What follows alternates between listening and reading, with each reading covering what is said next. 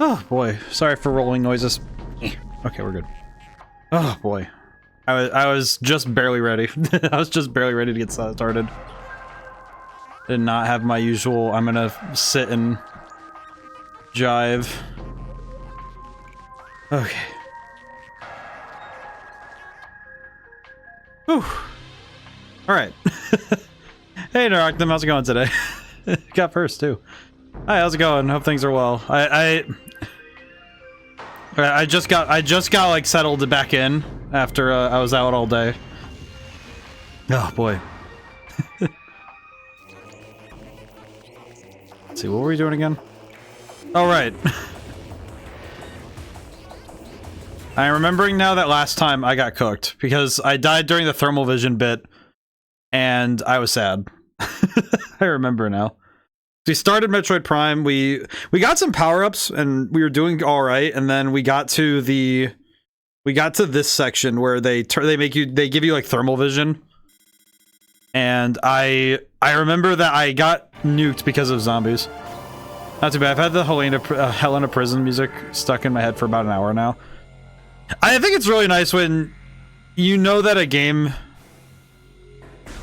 You know a game's soundtrack is really in your head when you start thinking about it. Just like instinctually. Hey, Crooked, how's it going today? Let's see, I need to remember my controls for this game.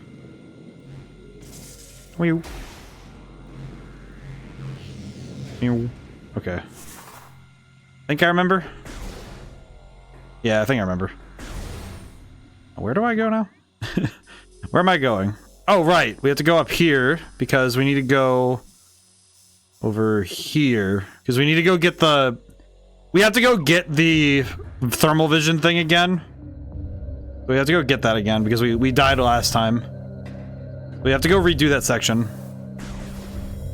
Let's see, how do I do this one? Nope, wrong button. Oh, balls, I have to remember all my commands. Wrong button. X? Yeah, X, okay.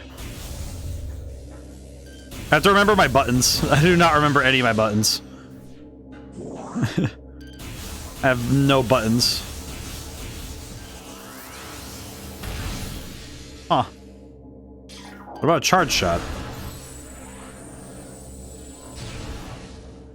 Okay. Ow. Okay. Oh, man.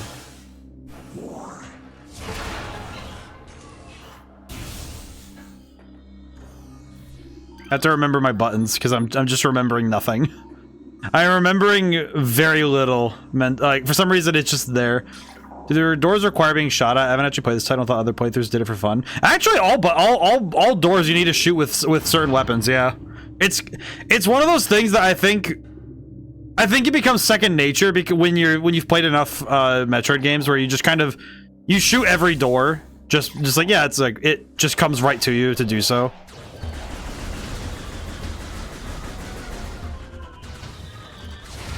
And I think it's like it's kind of funny because oh god, I know there's one behind me, but yeah, where'd he go? Yeah, there was one behind me, just kind of shooting me in the backside. Thank goodness missiles lock on. Yeah, the door. It's funny because I don't think I think about missile doors or other weapon doors when in late game Metroid, but ow.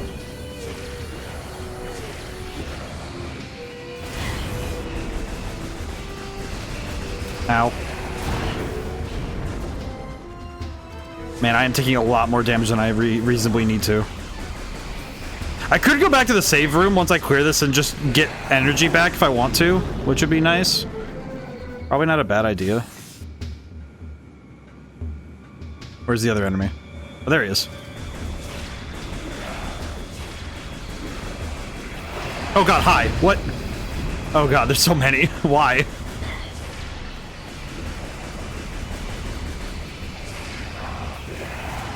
Definitely think my tactics are a lot worse at this point.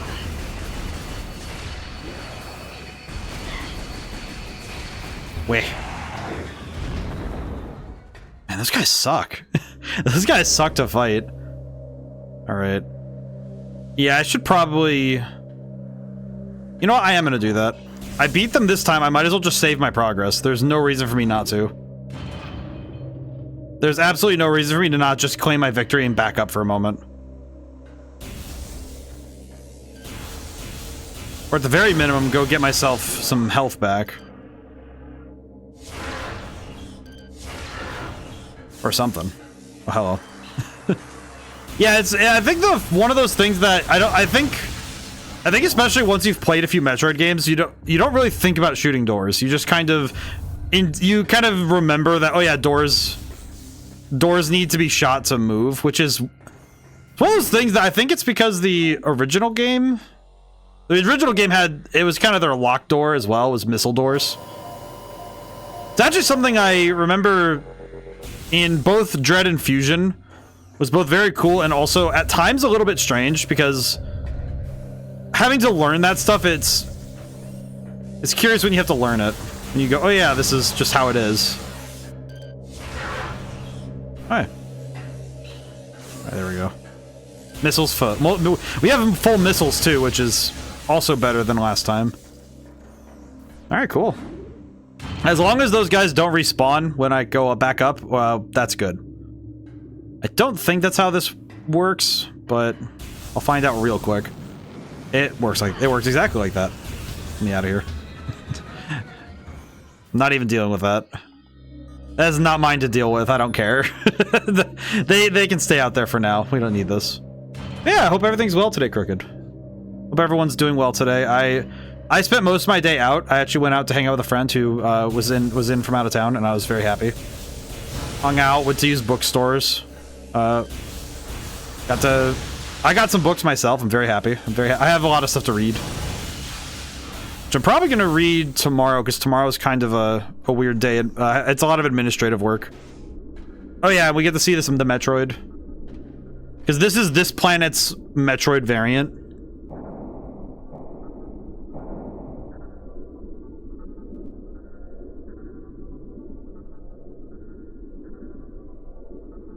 Basically, this planet has its own subspecies of Metroid, as I recall. Yeah. Oh, what? Effects of Phazon have turned these Metroids, a species of alpha predator native to SR-388, into a unique subspecies found only on Talon 4. Talon Metroid will drain onto its prey and drain energy, growing larger as it does. Yeah, and you have to turn into a morph ball to... Oh, hi.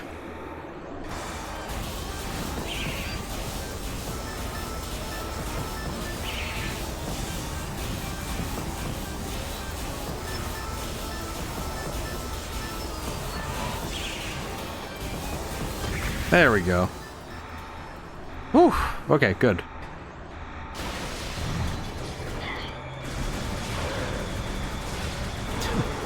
Like that some of these enemies like feel like horror movie villains when they just jump scare like that. Just jump right through the building. Let's see. New pirate data. Initial transfer of them were completed. 3 were terminated at incident at the landing site. Others are pacified and transported safely. They're injecting Phazon into Metroids. That's a bad idea. Let's see. Reconstruction of Geoform 187, codename Ridley, was recently completed. After its defeat on Zeb's command ordered a number of metagenetic improvements. I see. Though aggressive, we were able to implement these changes in a cycle. The metamorphosis was painful, but quite successful in the end. Cybernetic modules and armor plating have been added as well. We believe our creation, now called Meta Ridley, will become the mainstay of our security force. A job you'll certainly relish. Cool. Why did they think it was a good idea to make Meta Ridley in general? But whatever, I guess. Kind of feels like Halo 3 when you send the aliens up like that. Kind of feels like I'm fighting elites.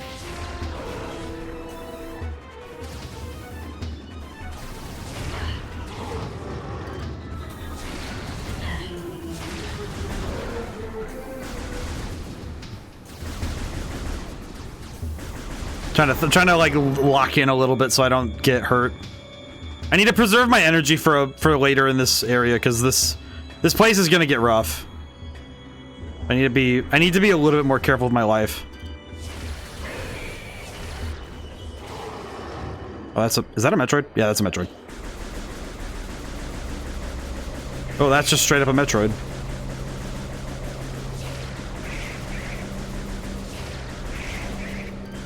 This thing needs to die faster.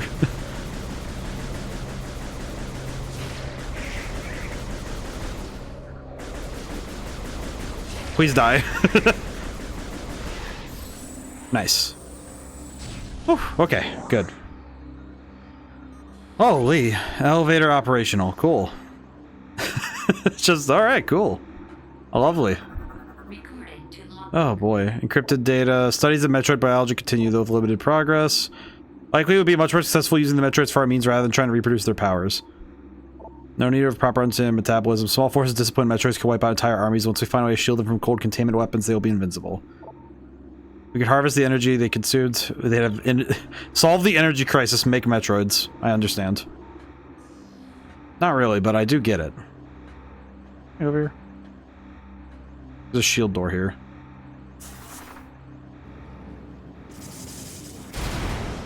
I don't know why I felt compelled to do that, but interesting.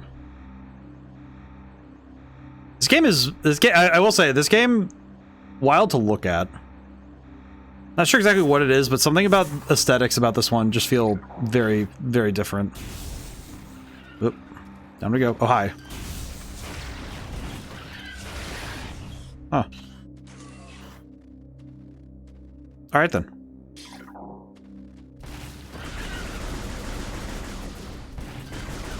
One thing I haven't quite understood yet about this place is... why is everything aggro? Seems like everything in it, everything is just crazy aggro about everything.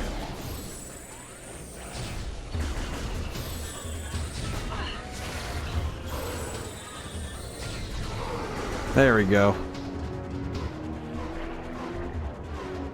Can I have to clear this place floor at one floor at a time because this place has a lot of enemies.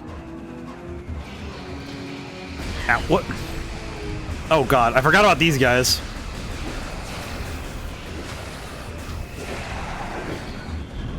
I feel like the enemy layout in this area in particular is very... oh god. Ow.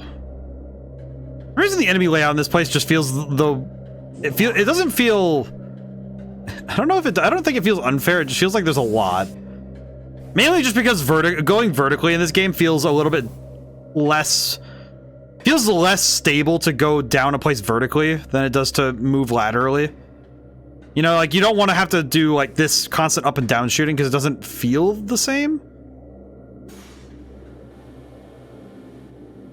Certainly doesn't feel quite as solid a ground as it does in 2D Metroid, you know? Might have to rely on the charge shot for a time. So I definitely don't have enough ammo for this place.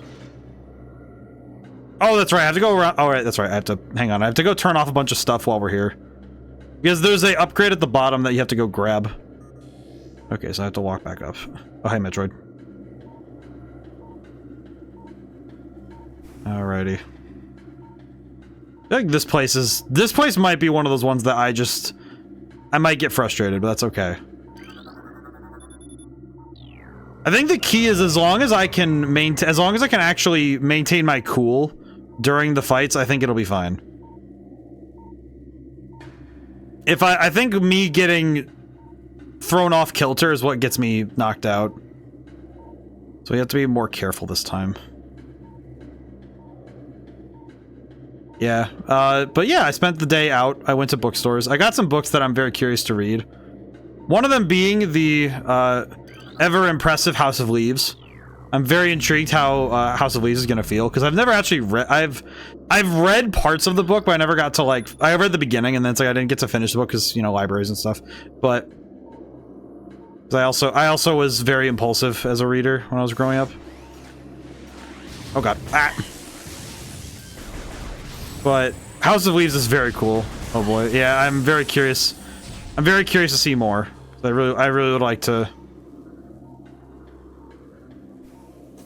Yeah. Give me that. There we go. But I got House of Leaves, and I got an etiquette book because I'm working on some stuff with etiquette stuff. So I bought a proper etiquette book from what's the author again? Emily Post? Yeah, yeah, Post. It's like like this author is like an authority on etiquette stuff.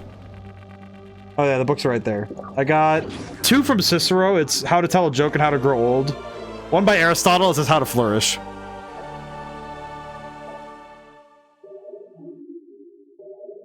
So yeah, I'm very curious to read all of that. Might be tomorrow I do like research. I might do a reading day. That's kind of, to me, it's always kind of fun to do reading days. All right, where are they? Oh, hi.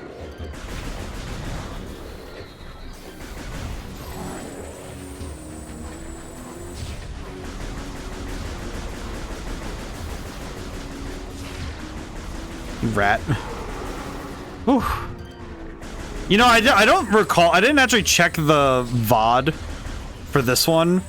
I wonder how this encoded to YouTube, because I know that sometimes stuff where it gets really blurry can look a little strange on the YouTube side. So I'm curious how this actually looks for you guys. I think stream in general, this must look a little wild.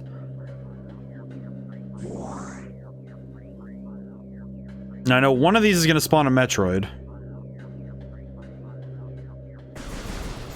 I'm charging Buster. I'm not letting up. Metroid.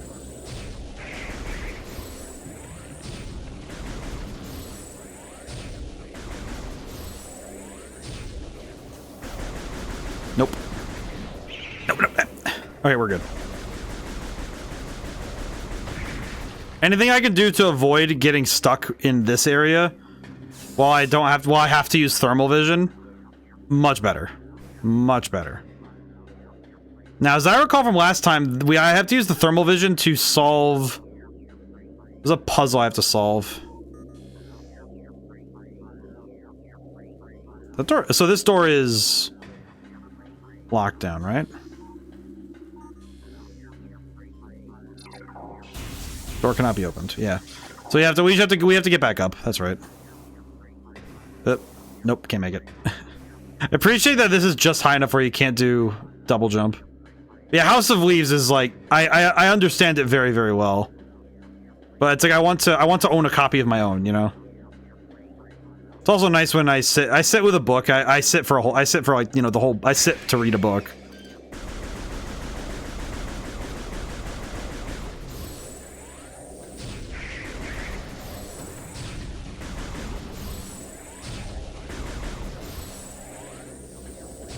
Oh, there we go. Whew. Nice. This is going a lot better than last time, I'll say that much. Now, as I recall, there was a space pirate that jumped me last time here that I need to be careful of. Also that Metroid.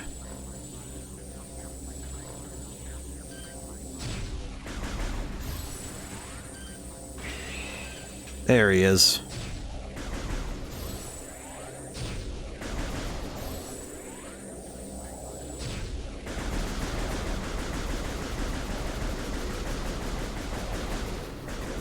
It's chasing me down the stairs. Why? Perish. Ooh, okay, good. My goodness, why? I will say this thermal vision makes me a little bit. I think it just kind of messes with my head a little bit, but I think it's mostly because these colors feel very strange. What is this? Ah, I see. How do I use this? Like this? Ah.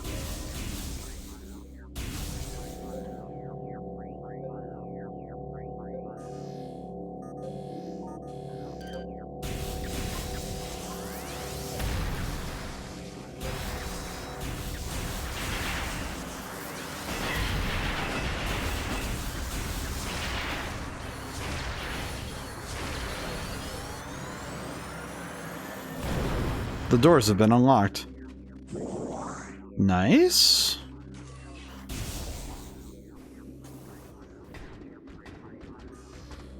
Oh god, hi. Ooh. I don't like that. Yeah, this feels awful because I know that without the thermal vision, this is pitch black. Oh god, ow. It's like playing it's like fighting sword elites in freaking Halo. Well, that was not enough to kill the. Oh, this is where I died. Stop that.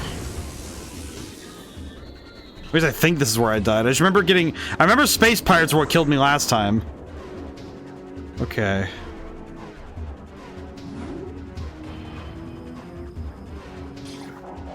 Oh god. This really does feel like playing Halo 3, where it's like the sword elites and stuff.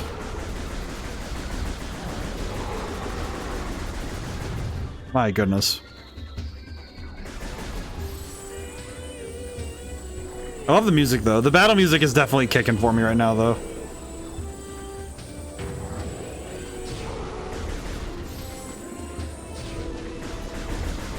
God dang, dude. These guys are...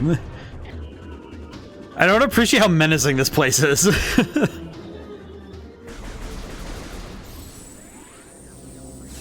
place feels very... It feels quite hostile just to take away light. Oh, turret.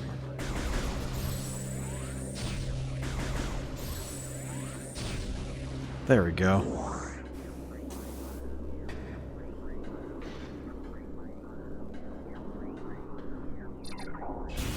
Can't even tell which door type it is, I just know that I don't want to be here. All I know is that this place kind of sucks. Yep, alright. Yeesh. Oh, even this is dark, really? Did I miss any? I didn't miss anything. No, I didn't. Okay. Alright, it's just that next area. Yeah, because now that I have the thermal vision, I should be able to see the thing I need to charge with the plasma. If I recall, if I'm right. Basically, what I recall is that there's the trick is that the thermal vision shows me how to open that door.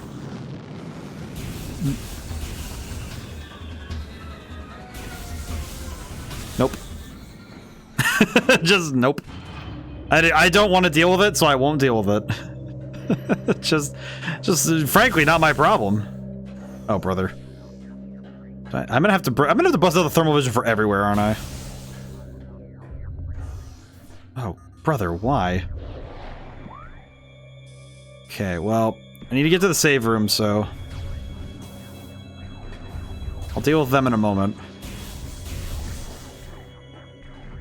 Oh, these are still lit. Okay, cool. Oh, thank goodness. At least the save rooms aren't turned off. That's good.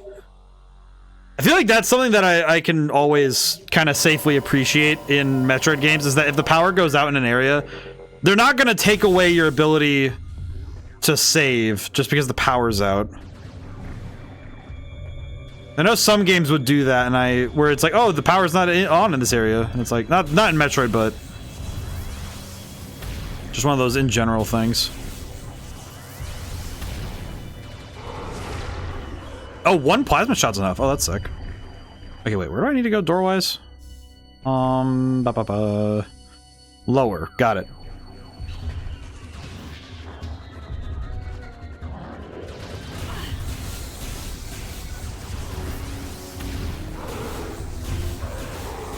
Okay. Nice.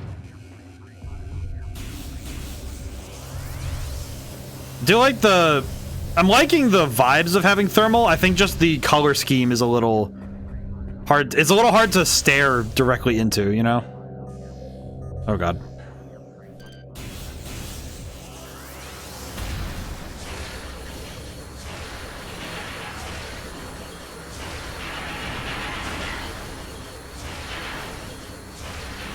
One thing this game does that's a little weird is you can't really rapid fire missiles.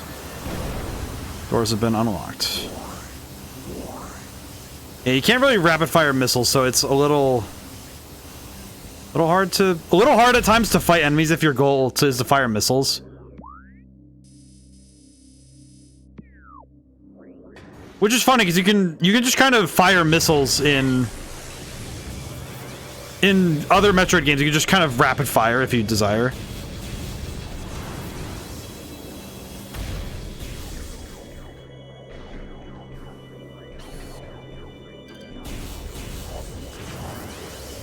Yeah, this I will say the need to use the thermal vision is getting to me a little bit. What else? Oh, there's another space pirate. Oh god! Do not touch me. You know, it's almost worse than the elites, because at least the elites have the good sense to stay on the ground. Oh my goodness. I don't know why Halo is my big comparison for this game, but I think it's just because it feels the most... I think this Metroid game feels the most like a Halo game. In terms of the vibes and the mechanical hoists of it. Which is kind of I think isn't the best comparison, but it's my most immediate one for this game, because this is definitely... It's kicking up all the alarms in my brain that Halo usually does. Stop backflipping.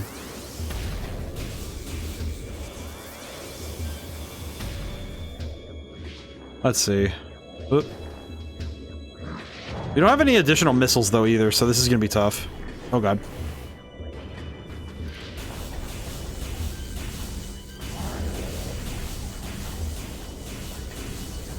Have to be kind of aware of multiple threats at the same time. Oh god. Whew. Oh god. Wah. I have to claw control so often though, because I have to hold the A button. Can I use the right... Wait, can I use the right trigger instead to shoot? I can. Okay, good. Okay. If I can use the right trigger, I think that'll be better for me, because then I don't have to claw to... Just to attack the enemy. Yeah, I should probably be playing this... like a first-person shooter more. Because the right trigger... left and right trigger for aiming is a lot better on my hands. Oh, hello. Why is your friend on the ceiling? Ow. What is that? Okay, hit that. Ugh. Oh, brother. This is a lot more enemies than I was anticipating. This is a lot... this is a lot more egregious a threat than I anticipated. Thankfully, the plasma shot has the added bonus of stunning enemies that it hits. Which definitely helps out in dealing with these guys, because these guys are way too nimble. Hello, sir. Oh god. And I have no awareness of my surroundings. It is very hard to see with the thermal vision. This is very difficult to understand very well. Whew. Okay. Yeah, that is a lot more to take in at a time. Where am I going? This door. Oh, good. Oh, cool. I ended up at the right door. Never a dull moment here, but sheesh. Still dark? Oh. Okay, we're good. Okay, we're good. Yeah, we don't need thermal anymore, thank goodness. We are going to need it to activate this door, however, because we need... Yep.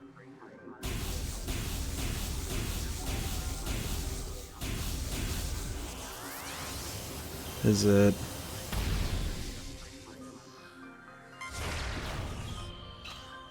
Huh? Yeah, see the thermal thing? It's right there.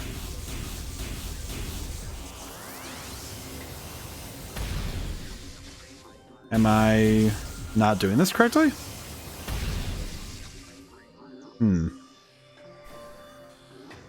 Ah!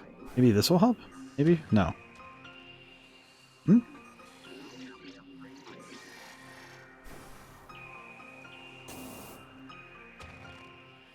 Huh.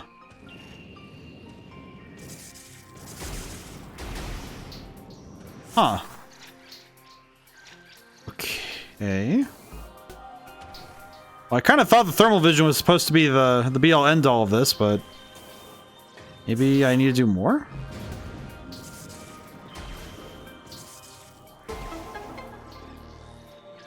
Maybe I need more? I don't know. I don't really know what I'm missing here, but...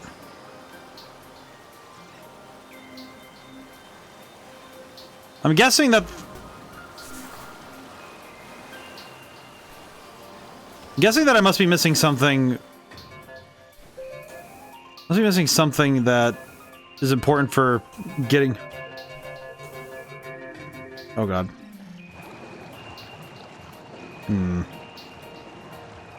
I'm definitely missing something. Okay, what didn't I learn from this?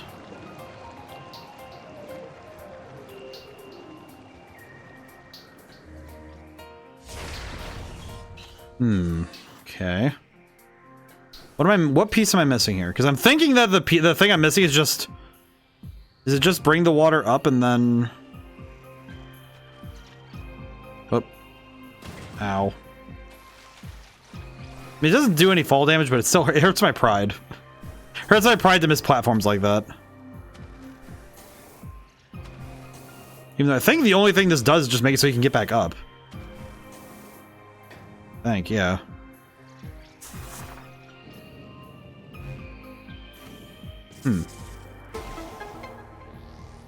Maybe I'm misinterpreting something? I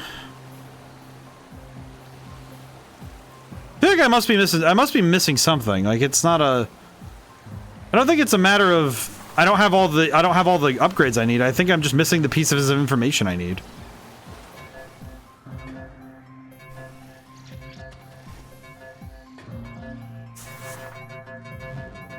Because I don't need a bee in here, right? No.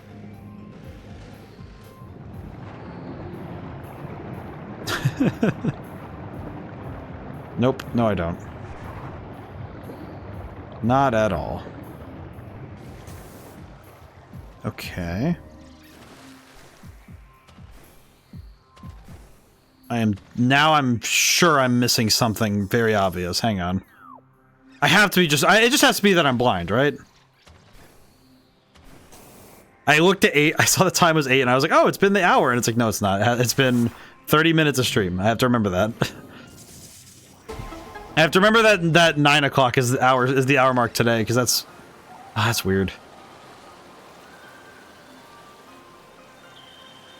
Hope everyone's doing well, though. I think this weekend was a very lovely one to be able to get out and do stuff. I was very grateful to have some really good weather today.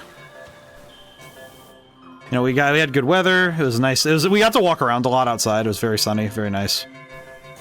I appreciated.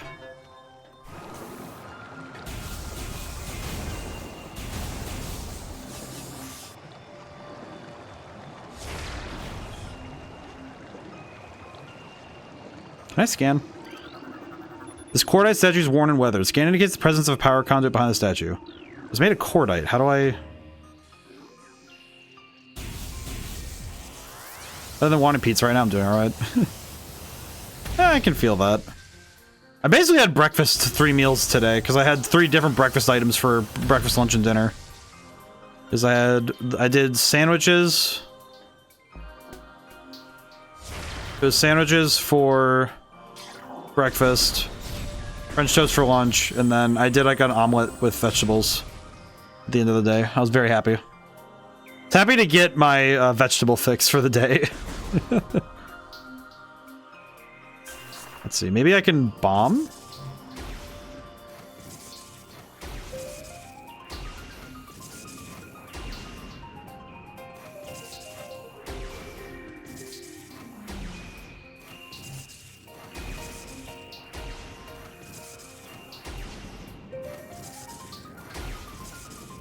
That's not it. I fired missiles at this thing like crazy and it doesn't do anything. I've tried charge shot. I've tried the plasma shot. It doesn't seem like he cares about that either. Maybe it's a particular angle?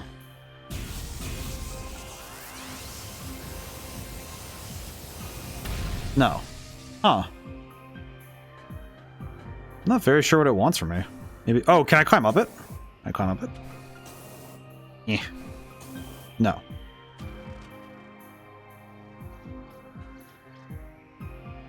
I'm kind of just a bit. Okay. Tried missiles. Okay, let me look at my upgrades. Maybe there's an upgrade I'm missing. I'm not remembering, maybe? Maybe that's what the problem is. Let's see. Arm cannon, wave beam, morph ball, boost ball, morph ball bomb. Energy tanks, combat visor. Beam combo. Charge combo allows you to fire the missile launcher and arm cannon together. Combined attack when arm cannon is charged, press R. Okay, maybe that's the problem. Maybe that's what I haven't done. Let me try that. Oh, I need to use the regular arm cannon. Oops, hang on. Okay, charged. There we go. Had to use the charge cannon. That's what it was. There we go. I just had to use the charge one. I forgot about that attack. Am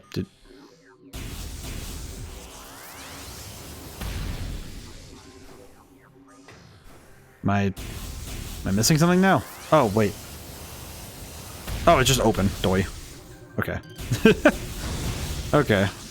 So that one was just me not understanding what it wanted me to do. Because I feel like one thing that does happen every once in a while, I noticed it in Dread a little bit more, was that some power-ups feel a little bit too specific. That's just something that the Legend of Zelda series does in spades, is kind of just give you upgrades and abilities that feel like, here's your like 1 to 3 usages, and then once they're done, they're done. I definitely feel like Twilight Princess had that a little bit too much. They did a great job of making them useful later, but sometimes it was, okay, yeah, this is a very specific weapon. Still cool, though. Can't say it's not cool. Rocks.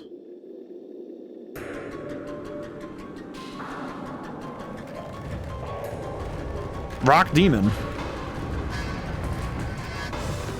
You know, he looks like the guy that I saw in SMT. He's the big rock guy.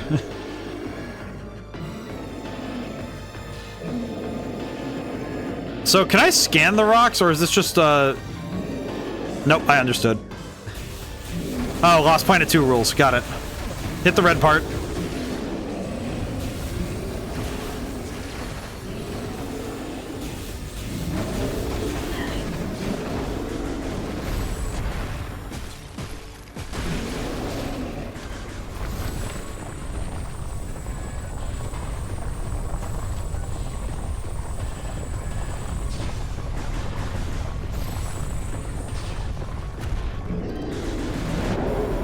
Oh my god. God, if I lose here, this is gonna suck, because I haven't saved in a bit.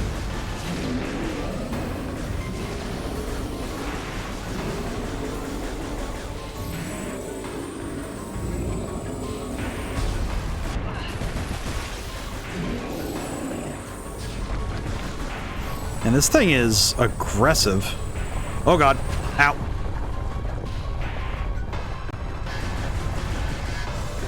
I'll just get up another charge shot.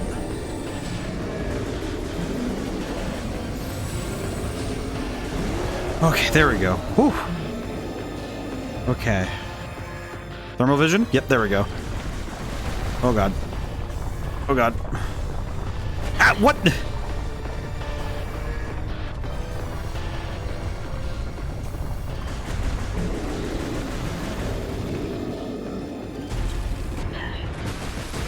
Okay, wait, can I scan? Okay, I can. Whew, okay. Phase on radiation given off by Thardus negates auto-targeting systems, preventing lock-on. It may be possible to acquire alternate targets with a different visor. I see. So basically, it told us what we figured out from the game giving us the thermal visor. That is one thing Metroid does pretty well. It's similar to Zelda in the sense that when they give you an upgrade, you're probably going to need to use it for the next fight. Ow.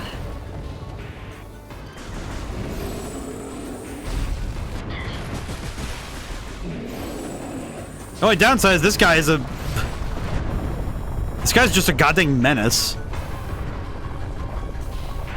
I'm not a fan of what this thing is doing.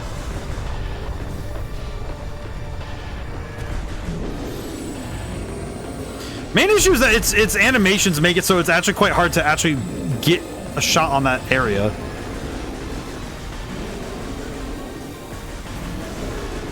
Ow. Man. Not to mention that charge shots just suck. Oh god.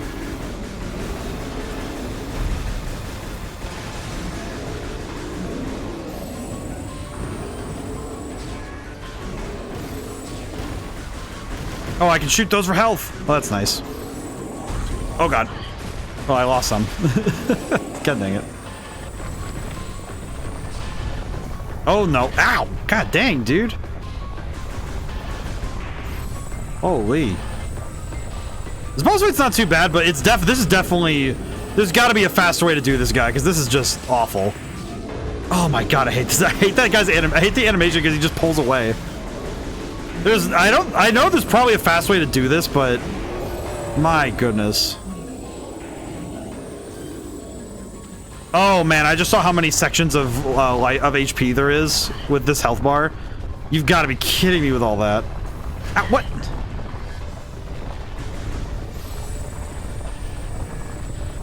Yeah, with that much HP, this is gonna be pain. Hey, Claudia, how's it going today?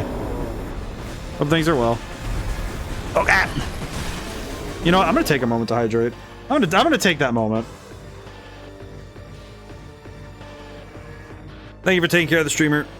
Hope things are well today, Cloudy. Oh man. The only downside is that where I had to go to meet my friend today, where we were hanging out was a few hours drive. Not too bad, but round trip about 6 hours in the car is, oh Jesus, fair bit. Ugh. Neck and shoulders are gonna feel it later. I know this. That's okay. It was worth it. It's always worth it. Yeah.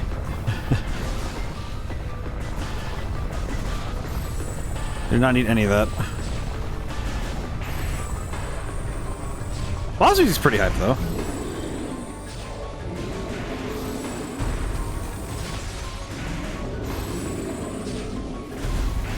Yeah.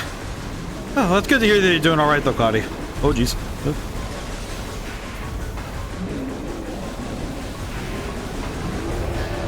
Okay.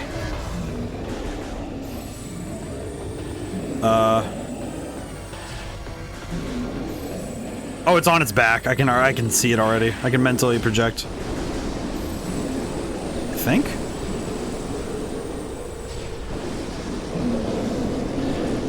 Oh wait, no, I see it now.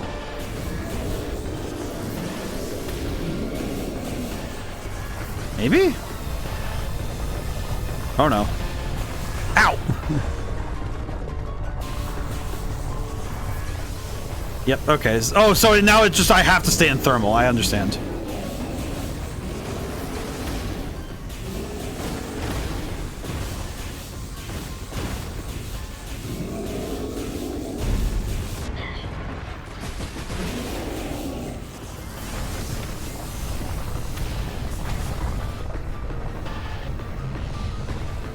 Use the boost ball to get out of the... Why is it giving me that tutorial pop-up now? Only after I turn into boost ball it says, oh yeah, use the boost ball to get away. Probably should have thought of that myself though, because that feels like the kind of thing I should have been able to figure out. Hey, Neo. We're gonna have you up. Hope things are well today, Neo. Oh my... Ugh.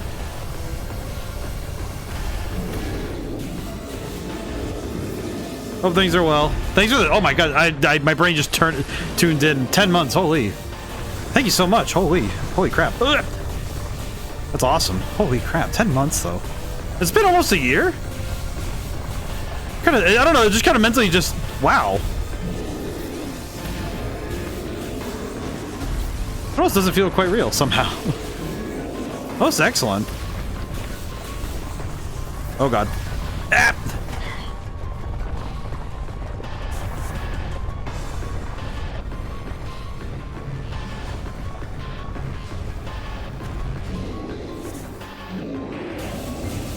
Okay, thermal is just messed up.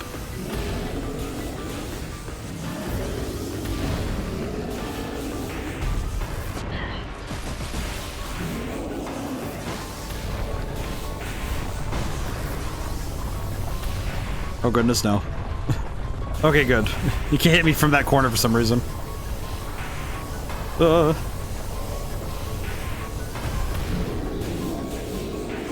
I straight up have no idea how good I'm doing at this point.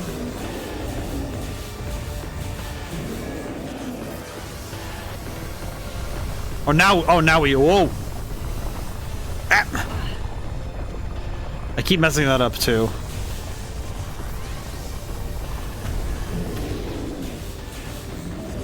For most of that section, I just had no idea what I was fighting. Very cool. Big appreciate. Oh god.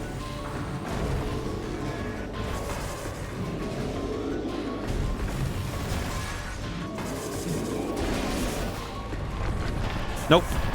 Ow.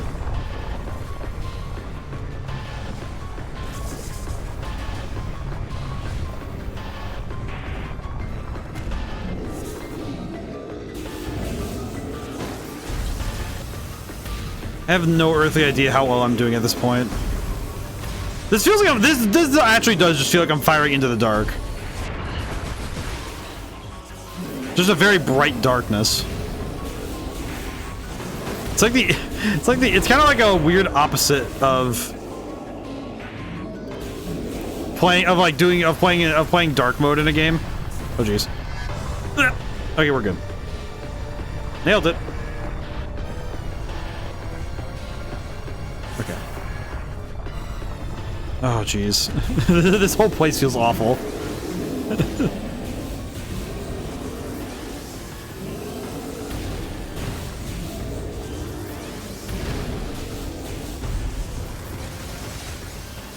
I definitely needed the health and missiles.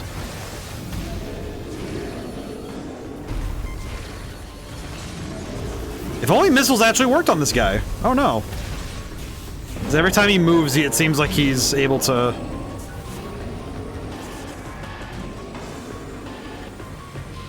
Ow. Ow, ow, ow. Oh goodness. Yeah, this definitely feels a little less... This definitely makes the boss fight feel weird because it's like, oh, you need to use the visor. So the sections where you're not using the visor at all feel the most confusing. Oh no. Ow.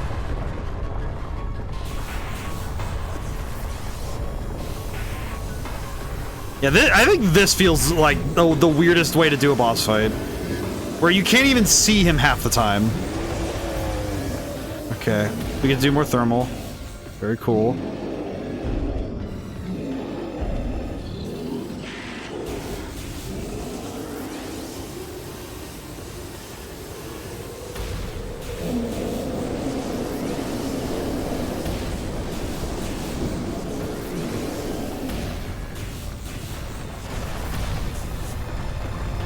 Alright, we can actually just view him now. Holy. Up.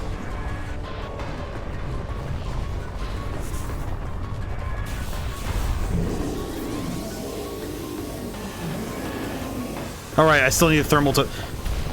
What? Did he just do the same thing twice just so he can get an extra hit in? I'll be honest, of all the boss fights we've had so far, I think this one might be my... I think this one might be one of those ones where I go, no. Just not my deal. Oh no. Ow, ow, ow. Okay, but at least we got some health out of it, so we'll take that. I think I'm gonna pop these for the health right now because we might as well, honestly.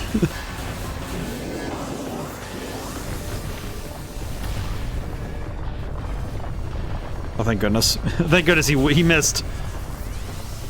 Whew. Okay.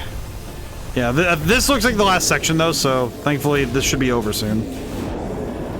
Hopefully.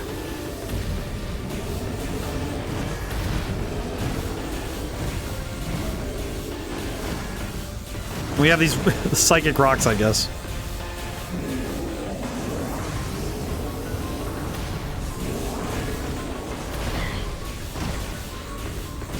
Ow.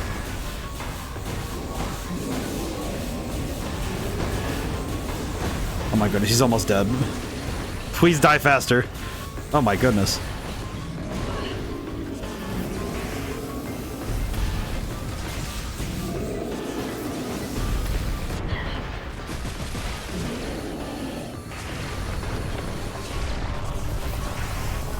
Whew. Yeah, it is wild how the passage of time has gone, huh? I don't know, I think about the fact that it's been a long time since some stuff I've started began, you know?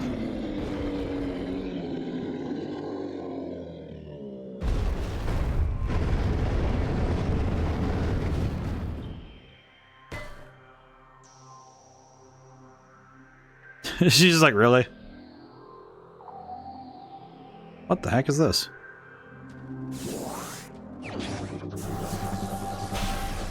I've become a Bakugan, it seems.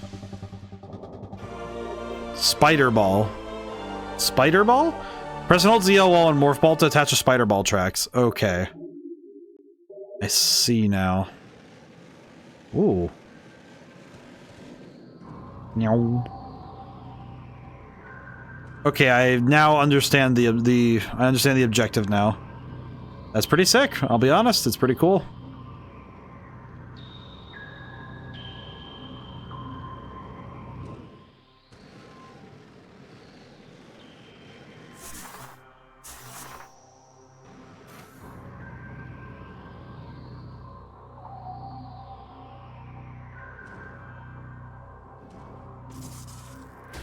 Ooh, okay, I see. I can practice this now. Interesting. Interesting. Very interesting. Okay. Wait, there's a side... There is a side room. That one. Yeah, they're up there. Might as well check what it is. Hopefully it's if it's a missile pod or a energy tank, that'd be huge. Or just a door. Either one. Oh wait, that door goes somewhere we haven't been to yet. Ah, I need to go there. I do need to go there. Okay. It's probably an artifact. No sense in missing that right now. Oop. Bing bong. Top of morning. Whew.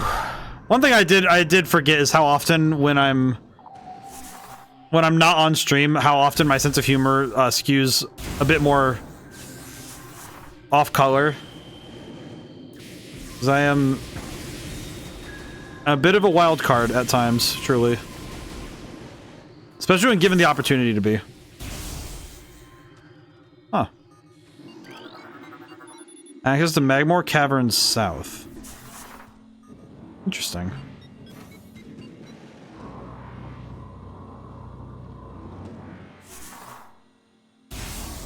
What?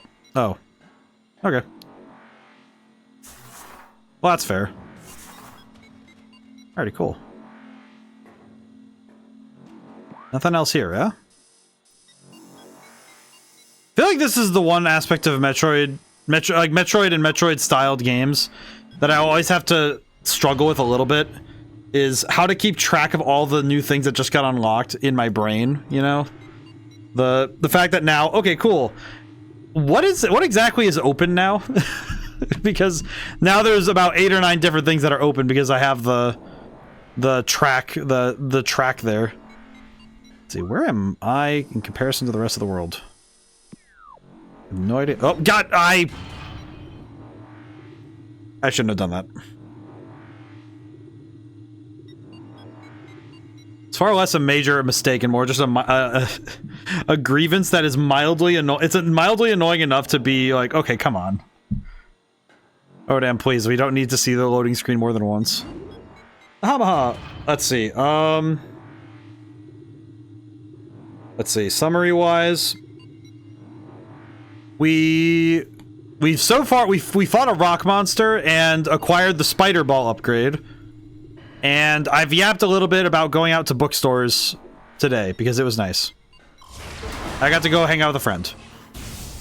That's basically what happened. I don't think I missed anything.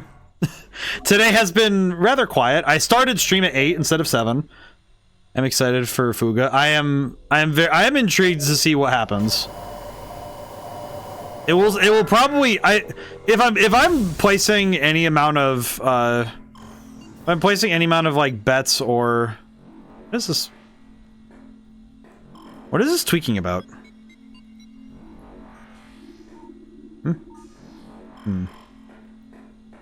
What's up with that? But I think that I think Shin Megami Tensei 5 might be the one that ends first. Ow. But I have no idea. I only can make I can only raise conjecture at this point.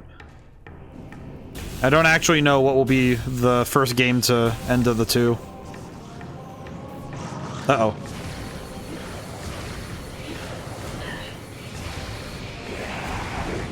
Oh, jeez. I would not be on the floor, I'll be honest.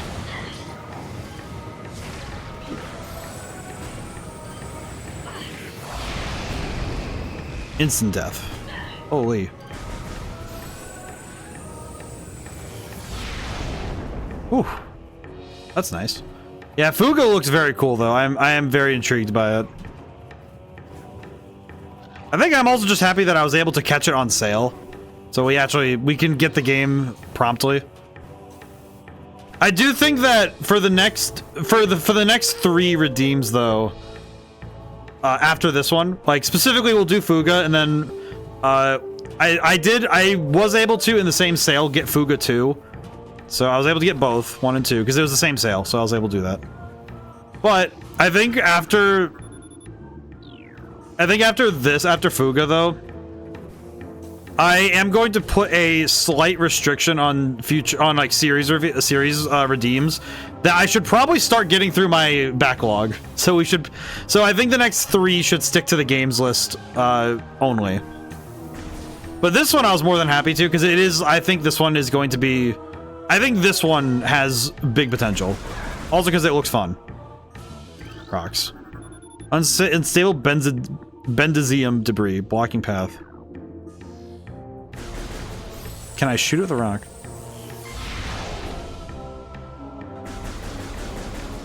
Whoa, there.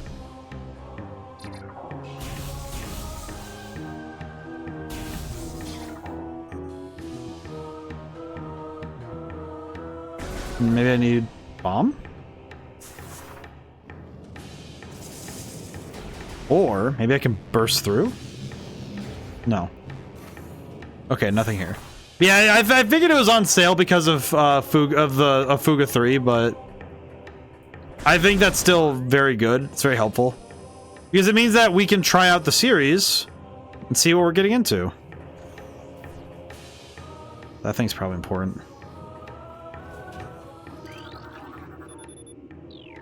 Functional but not receiving power.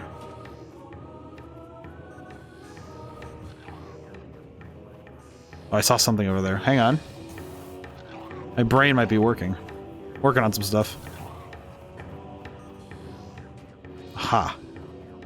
That's the ticket. Ooh. Intriguing.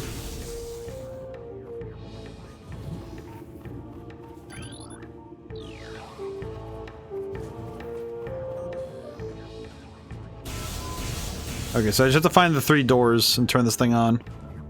Yeah, so I'm looking forward to seeing it. I want to know this game's intrigue. Okay, so now these doors should be open. Yes. Very cool. Oh, okay. Oh, and the music changes to fit our new access. Very good.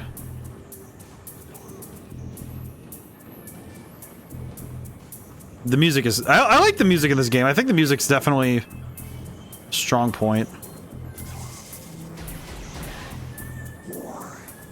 This way. We go. Oh, what's this? Access to East Channel granted. Oh, very good. Yeah, but with Fuga, I think that... Because I looked at my backlog, and between all of the other games that that I haven't gotten around to, I realized that there are so many games I still need to get around to. Okay, that is a timer. We need to go. This way. I also just realized we haven't saved in a hot minute, and I'm very scared now. Because now I'm thinking about how much I've done that could be lost if I'm not careful. So I need to be very careful. Yep, okay, out we go. Come on. Come on, Samus. We gotta go. Which way is north? Okay, this way? All this for an energy tank? Really? Huh. Okay. You know what? We take those. That's good. That was worth it. And an energy... Given my health pool, an energy tank is worth it. I can't even be mad. I think it just felt a bit underwhelming given that, you know, everything that's happened. I feel like just an energy tank feels a bit weird. Oh, hello. What are you? New creatures. What do you do? Puddle Spore. Sentient floating lava mollusk protected by impenetrable shell. Puddle Spore opens when approached, attempting to intimidate with its size. When opened, direct fire to the mantle causes the flip into defensive position. Okay. Oh. Okay. Thanks. I'll take that. Oh yes. I remember this one.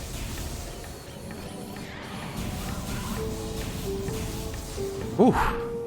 Okay, good. Huh. Where am I now?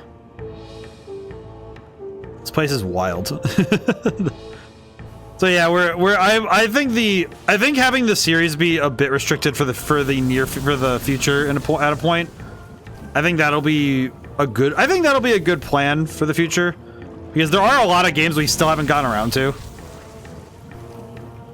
But I think Fuga's gonna be fun. I've been trying to keep as blind as I can, because I recognize that it's one of those games that if I can come into it as blind as possible, I will be very pleased with myself.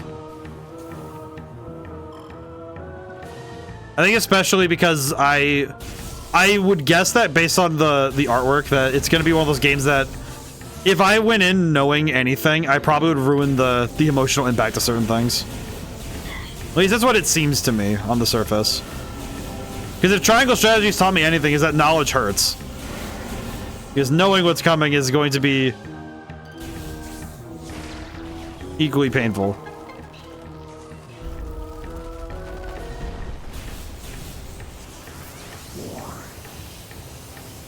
Especially because I know that some stories just know how to twist the knife.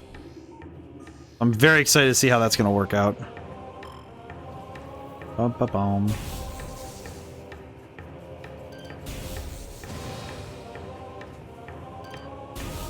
Well, this looks like another place I can't go in because I don't have the grapple. Oh, wait, no, we have that.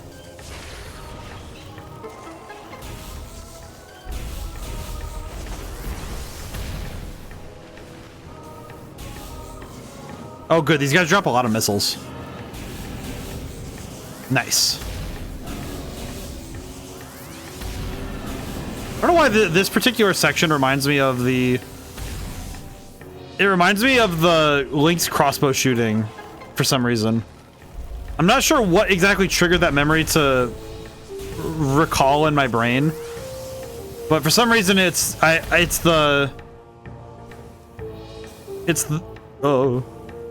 specifically the way that shot felt, you know, the way that the enemy hanged for a moment before it tried to go again. Oh, doy. Morph ball. Hello, dragon. I think Legend of Dragoon has also changed my perception of how dragons can be categorized.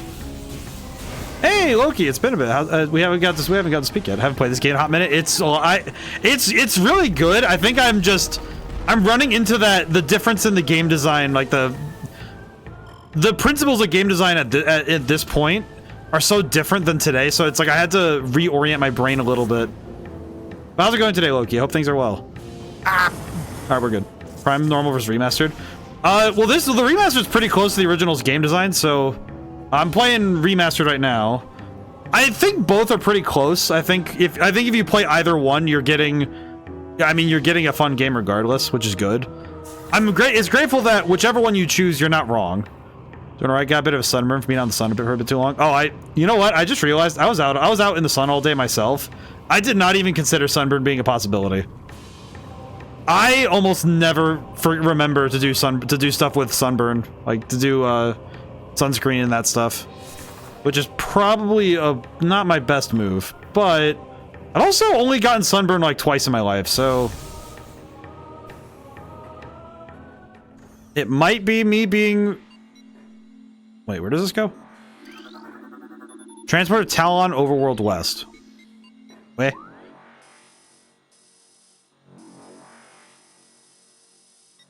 I thought it was gonna be out of the sun faster than I was, but a lot of small things came up that slowed us down. So I'm using aloe vera. Yeah, wise decision. Oh, you know what? I should go up here to go get... I should go save. I should go save while I have a chance. Just realized I should probably save. Yeah, I think... It's especially when you're in direct sunlight for a long period of time. I remember one of the weirdest fun facts I learned, it's also a good piece of caution, is that you can get sunburned in the winter. 30-60 minutes in the sun, I usually burn, unfortunately. Ah, that sucks, Naragdom. I think it's like everybody has different limits and different... it's especially true with climate, where, you know, different climates also afford different protections to the sun. So it's like some places you can get burned easier because you have a lot more direct light. Whereas others, especially if you're in the if you're in the U.S., the north, it's just, yeah, sunburn is less important. That's definitely me. Direct sunlight, white reflective surface beneath me. Yeah, and a large body of water not too far from me either. The one that I actually remember learning, you mentioned the white reflective surface. It's actually very possible on a sunny winter day to get sunburn, and it's something that a lot of people don't prep for because that was almost up. I don't want to take after. Ah, I see. Owie. Let's just get back up here. Yeah, I am my brain just turned off. I'm half Hispanic, so it's like, I guess I got some help from on the sun on that. Because I think that the sun is intense enough to burn them silly people. Well, actually, it's actually a bit different because the winter stuff, because what happens is you got natural protection. Yeah, some, but not a lot. But the key is that in winter, it's because the sun reflects off of the ground. It's a large white reflective surface. That's how you end up with sunburn during the winter. It's actually something that snowboarders get a ton, because snowboarders, like, for some reason, it's like a snowboarders thing. I learned it when I was snowboarding often, because I was told, yeah, during the sunnier days, you should probably make sure be careful about skin. Good thing I stay inside more often than during the winter. I guess it's true. Like, you know, if you stay inside more often than not, it's okay either way. Let's see. I need to go back. I swear I get lost in this place more often than anywhere else. All right, back the way I came. Brain, work with me here. Come on. It's right there. It's right there, brain. We can do this. Too much people outside during any time of the year. Spoken like a true introvert. It's funny because today, like, it's weird. I'm probably the most social, antisocial person ever. Because I love being outside and being near people, but I also don't like the idea of being accosted. And I'm not really sure where it comes from, because I don't really ever have problems when I go out to, like, in public. In fact, most of the time when I go hang out in public, it's usually a very pleasant time. Introvert, extrovert. Basically, it's a weird thing. I don't know.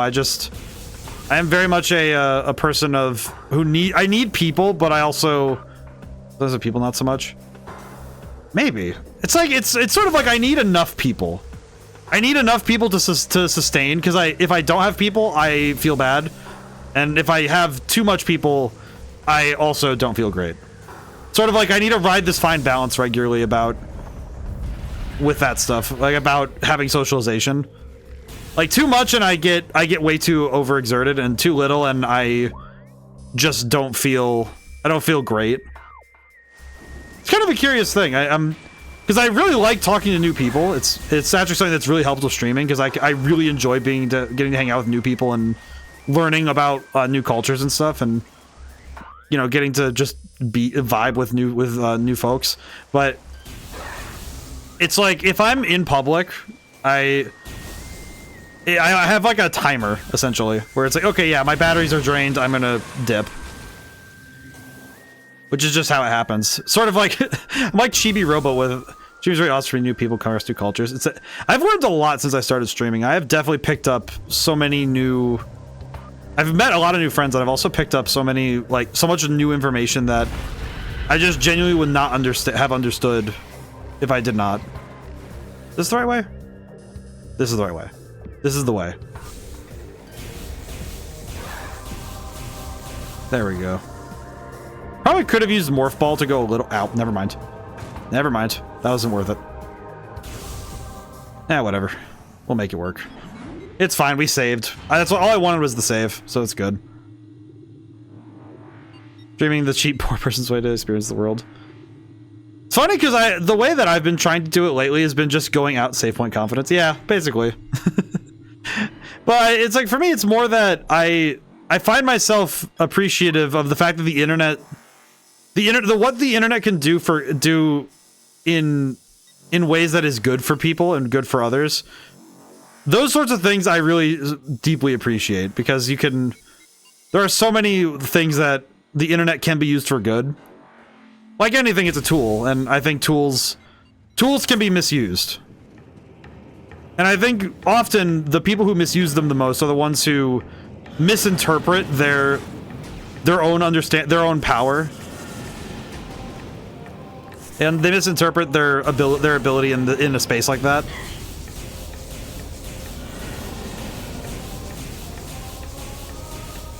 I think it's also I was thinking about this weekend I was thinking of a quote that I always wondered why my high school like history teacher, essentially, like the last 2 years of high school, he always impressed in the Euro class, he impressed like constantly, you know, absolute power corrupts absolutely. And I always wondered why he was so fixated on it, like relative to other aspects of history that we talked about. And then it's like, I think this weekend kind of highlighted to me what the almost sure, yeah, but it kind of highlighted to me what happens when somebody's irresponsible with power. Like, it doesn't really matter too much if somebody's, you know, it's like they're a good person up until they acquire it, and then you can see it. They flip. You know, there's something wrong. And it's interesting because you can tell that not everybody's really has the stomach for wielding it well. And power isn't just like literal power. Like, you can tell somebody, you know, you can get someone hurt or something. Like, oh god, no. Ugh. Freaking rat.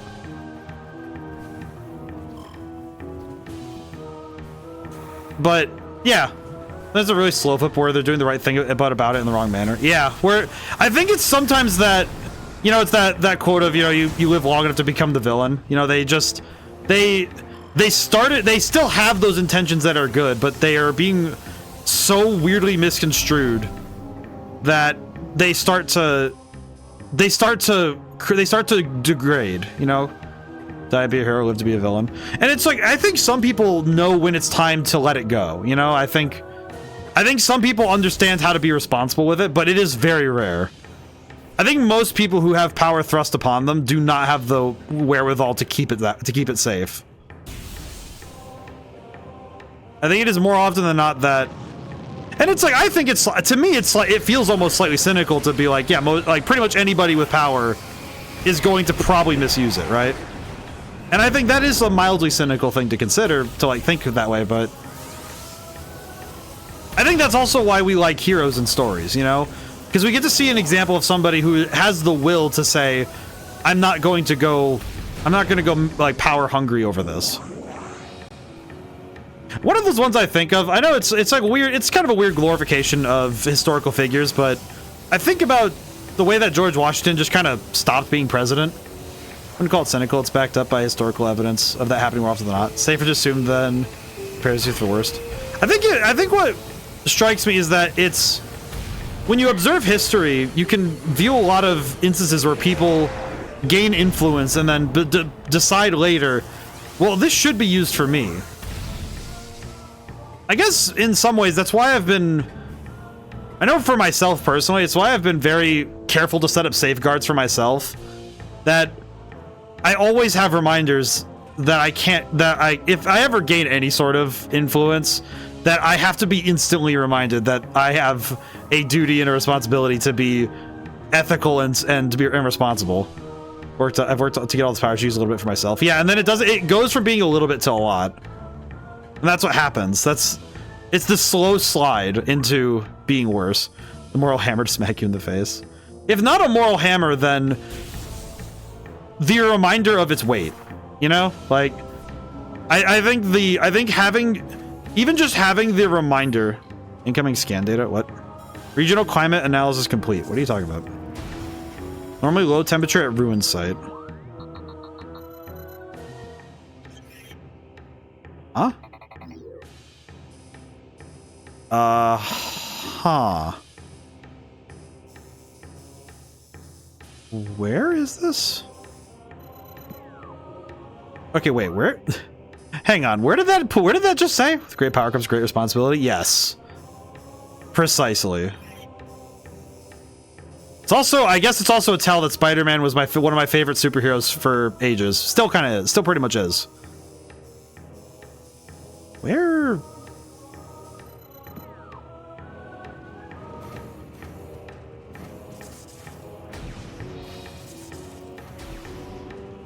Anything up here? But yeah, I think that I thought about that this weekend a lot. Just because of, you know, there's been some current events that have given me reason for thought, but I think too it's also a good time for everybody to reflect. Oh god. Not just on individuals, but on the self. I guess so many lessons to teach through Spider-Man itself, but JJ, not just Spider-Man itself, but JJ Jameson. Yeah. I think every character in Spider-Man works for that. Especially JJ, given his character development. Yeah. I think it's also that, like, you get to see how villains do it too, right? Because the bad guys, Spider-Man's bad guys all have great power and they never use it wisely. I think the only one who gets summoned in that regard is when Superior Spider-Man happens, but even that's, I think, dubious. And that's also a specific run, so I don't know if that's a fair comparison. Chozo Ruins North. Oh, I could just go this way to get there. Right? I could just go back that way to get to Chozo Ruins North. That would be, I think that'd work, right?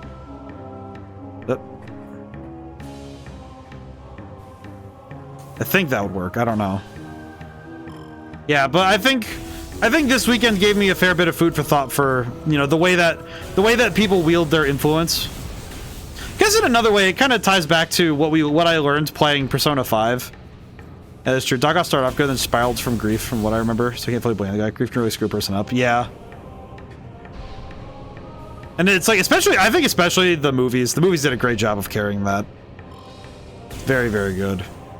But I do sincerely think that this is it's a fantastic opportunity for reflection and learning, you know? And I think that it's funny because I talk philosophy a lot on in my streams, and I sometimes wonder, how does this relate to game design sometimes? But it actually is really easy to relate all of it, because I think if you're going to make something and you're going to, you know, like whether it's, you know, making a game or making, you know, like a character of yourself, I do think that it's almost paramount that you understand the ethics of it. From what I remember through, I liked it. Great research to a person going through burnout and how they recover from it. I think that's a great analysis of it. Because it is very much a story about how somebody has to deal with, like, okay, how do I handle, you know, it's like, how do you handle that? Well, with Frama from Dragoon lore. Also true. I think Persona 5 is my touch point for how power corrupts, because I remember playing that one and just seeing how much, like, all those different, you know, those different characters got twisted by their authority. What, Melbu Frama from Dragoon? I believe Melbu Frama is a similar case where power just kind of, like, as I'm recalling the lore from my brain, if I remember correctly. If my lore is correct, which I think it is. I could be wrong, though. Oh, this is not a wall. Or wait, it is. Am I crazy? Wait a minute. Am I going the right way?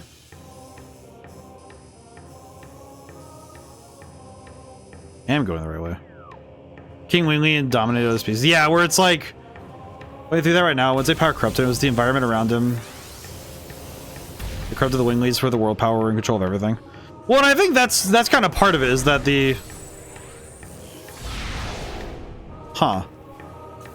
Power certainly didn't help. Yeah, I think that... And it's interesting because it's like the core point of... I cannot go that way. Really? Oh, maybe, you know what? Maybe Boost Ball? Yeah. No. Ah, there we go. Excellent. I tried different materials, I suppose. I think it's a great example of how a bad situation can be made worse by somebody who gets too power mad.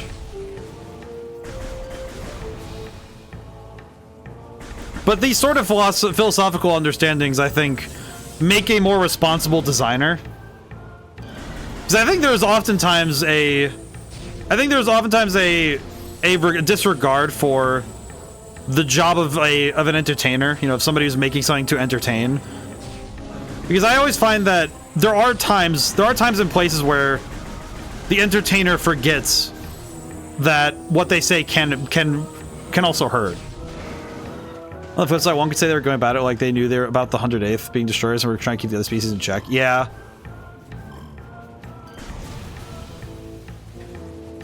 I am sinking. Ooh. There we go. Very cool. That's the moon items.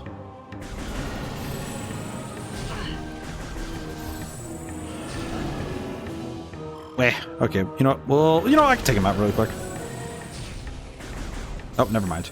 Then don't sink. But yeah, I think that to me the role of entertainment, and by example, and by, you know, extension, the entertainer, is to understand the weight of their words.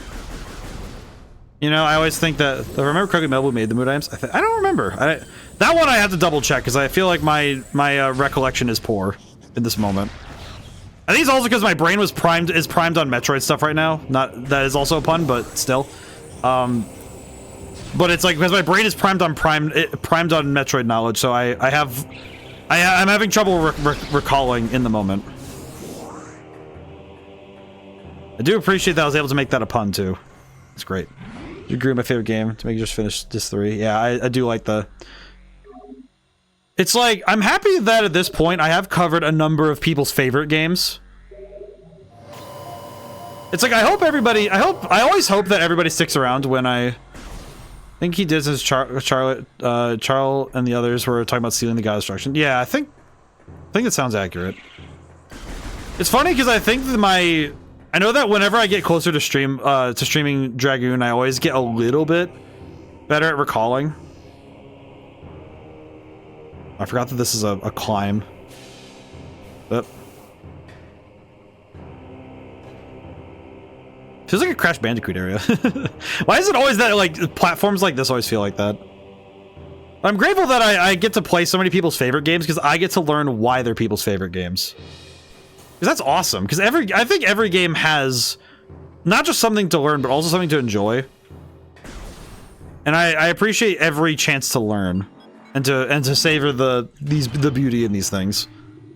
Imagine somebody in the future is just thinking, you know, I'm happy he's playing Metroid Prime. And mine is Final Fantasy 9 and Star Ocean: The Second Story. Oh, those are great picks.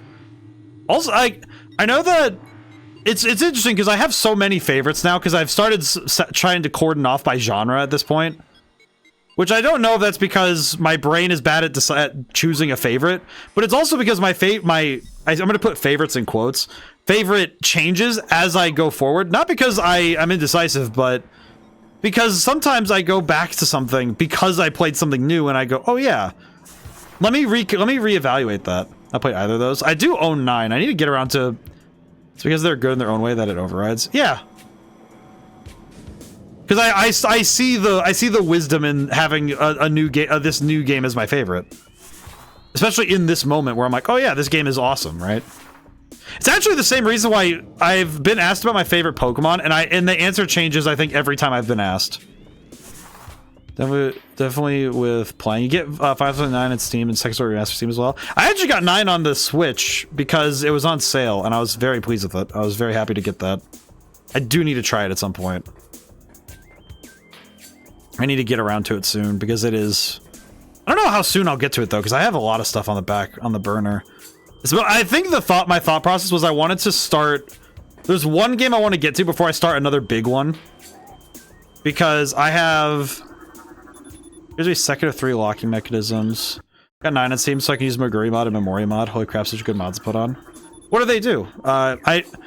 Memoria sounds like something that would be based on logs or memory, but...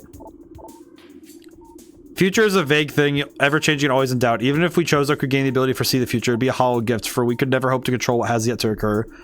Fountain is an example of this. One day may come when its water dries up and there's nothing we can do to stop a tragedy. But we do know this, unlike this uncertain flow of water, the power of our will is strong and enduring. The will of the chosen will never run dry.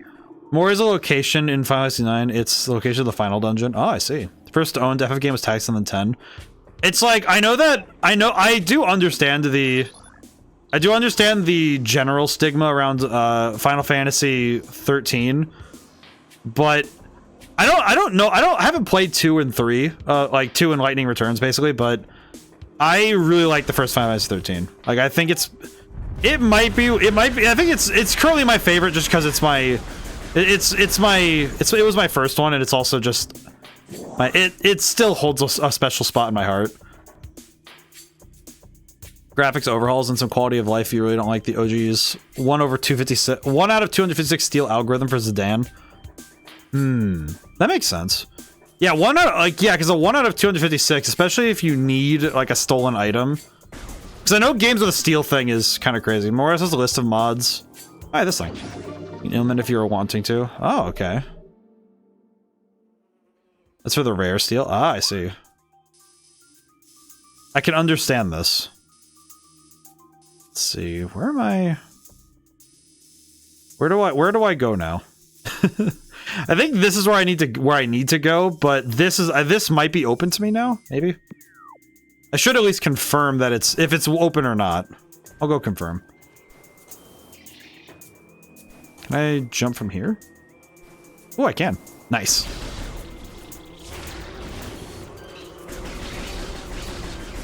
There we go. Yeah, I think the nice thing about Final Fantasy is you're never wrong for choosing a favorite, you know? I don't think there's any game in the series where you're wrong, you're like inherently like, oh, this is, you know, why is that your favorite? You know, it's like, it never feels like that. It's like, oh no, that's cool, that's your favorite, right? Because it's like every game has a special reason for being someone's favorite. It is funny how often the answer really does come down to, it was my first game and I love it, and it's like, yeah, that's fair. Like, that one makes total sense to me as a reasoning. Especially for a series as massive. Oh, can I reach that from here? Oh, wait, no, it's the other room. Does it help that Zidane's final best abilities based off his successful steal speed, then divide by 2 for damage? Oh, that's a weird algorithm. That's a weird one. 3D remake of 4 is my favorite. Ooh. I like this. I like this. Tyson has a cloud cameo in it. Ooh. I have been told that I would very much like Tactics, which I feel bad that I haven't been able to. Yeah, you get dinged if you fail steal attempt. Oh, I see. Sounds a bit like the... I forget what it... There's like a game... There's a nicer version of that with... I think his name is... Brain with me. Eric from Dragon Quest XI. He has a similar steal mechanic. His is way nicer though, because he doesn't get anything better out of it, but he doesn't get hit if he fails it. But that's actually a game I haven't finished yet. I just realized I haven't finished Dragon Quest XI. Maybe one day I'll use that as an excuse to stream it. I know my friend Emeraldo finished it on stream, and it was quite impressive. Woo. Oh man, if you steal these once per fight until disc 3 or 4, you'll be swinging for max damage for like 8 or something MP. Wow. That's some cost-effective stuff though, huh? Cost-effective method, truly.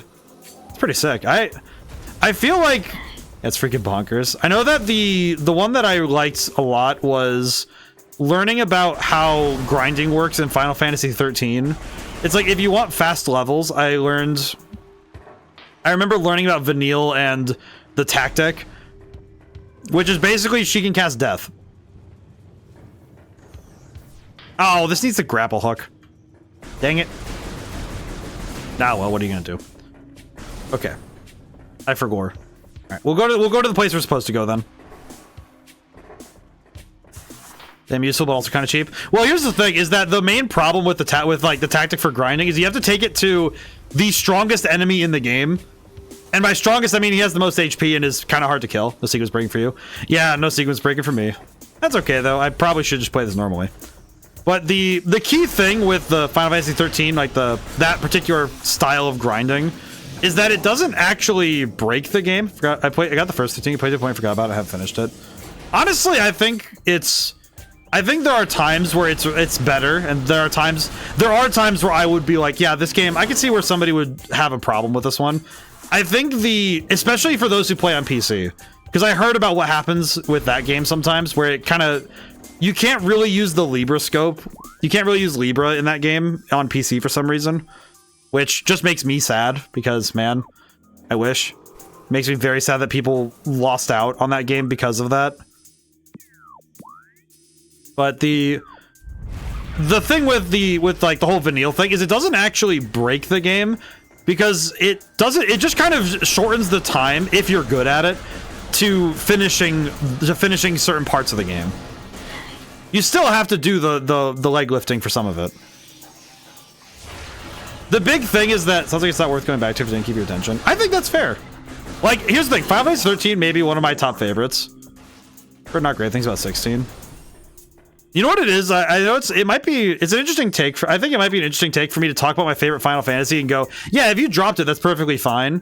But to me, it's like, yeah, if you're playing a game and you find that you're just not enjoying it, I'm not gonna, it's like, even if it's my favorite, I'm not gonna be like, oh, you need to give it another chance. Like, no, it's like, if you played it and assessed it that like, hey, this isn't really doing it for me, it's like, oh yeah, that makes sense, that's fine. Like, sometimes you play a game and you go, oh yeah, this isn't doing it for me, and it's like, okay. Good that you're able to analyze the game to such a point that you understand when you do and don't like it, you know? You gotta count for personal taste. Yeah, because sometimes you do just load up a game and it's like, yeah, this isn't it for me, Chief. It's like, yeah, of course. Oh, I see what I have to do. Ah, I understand. Time to play Skate 3. Might also, I forgot about it, but also maybe because my OG X360 got stolen with the save. Oh, that sucks. I feel that. That sucks. Dude, man. Why do people steal consoles? Really enjoyed Monster Hunter Rise, but I can't do Monster Hunter World. Honestly, I can see that. No, going back to it. I feel like going back to World after Rise, I think that's going to be nigh impossible for me. I think, because I played the crap out of World. Hey, I got 25% of the collectibles. Hey, heck yeah. Because I played the crap out of World, and yeah, I think between World and Rise, I think going back to World is just, I don't think it's possible anymore. Whee! There we go. Meow. I do love rolling around like this because it's very cool. Magnet. I just got broken into right when I was about to move from it. Oh, that sucks. Dude. And World was my first Monster Hunter game that someone introduced me to, helped me a little bit, and dropped the face of the net and left me to my own devices. Yeah, that just super sucks. Holy. That shit luck. Oh, man. Man. Where am I?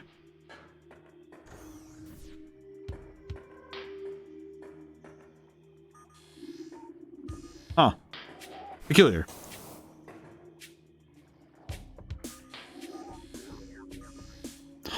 Huh. Oh. Yes, I can see. Well, that was the only thing they took from you. I sincerely hope so, too. It didn't take my PC, though, but my console and TV. Definitely... What am I looking at here? Ah, I see.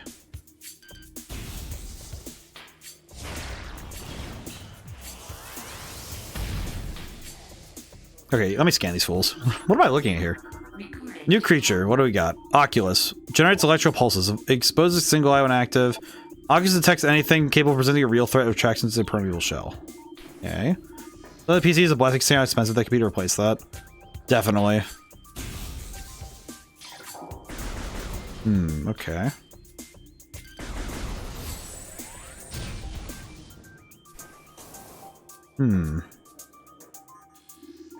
Okay, this area, for some reason, this is making my brain hurt because of how the verticality. I'm not sure why, but something about this just does not jive with my senses of direction. Can I...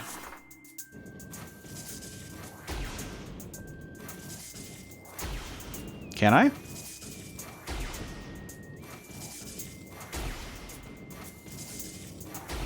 No. Okay, good to know. Okay. Better I check now before I keep doing something stupid. Okay. So those are a no-go. How? How? Oh, because it's a... ODaM, please learn how to read. Well, it's strange they bolted the front door, so I couldn't go in through there, but I could use a side door. Well, that's weird. He's pretty freaking stupid, then. So it seems like this thief does not understand what they were doing. Much confusion. What? Now! Wait a minute. Wait a minute. Oh no, no, no, no, no, no, no, no, no, no, no, no, no, no, no, no, no, no. Where? Oh, there's a ramp. Oh, thank goodness. Probably a crime of opportunity. Hate that. Wait. What in the goddamn? What am I looking at here, Chief?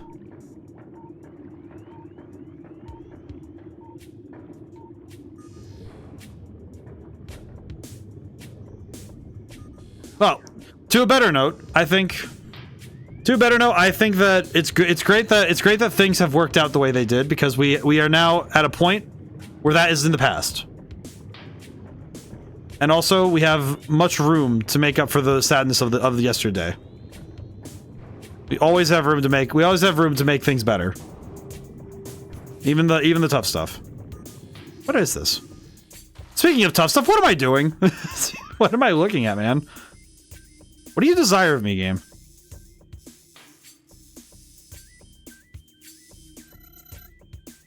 Okay, game, what is desired of me?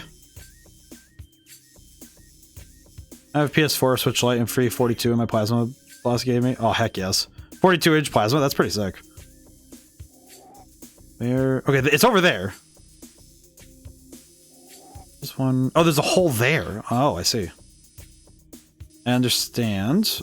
Okay, so I'm basically in the exact wrong spot that I should be. Okay, understood. I understand the objective. I need to go back. Okay. You got a freaking awesome boss. Your boss is pretty sick. Oh, but yeah, I think there is, graciously, we have a lot of room in life to try and raise our spirits. And also, I think it's good that things work out. The way I always see it is that karma works itself out. You know, I think not just when good things happen, but when bad things happen undeservedly, I think that also works itself out, you know? It may not be obvious, and it may not be today, but sometimes we are blessed with the ability to have things that go wrong be righted once at some point.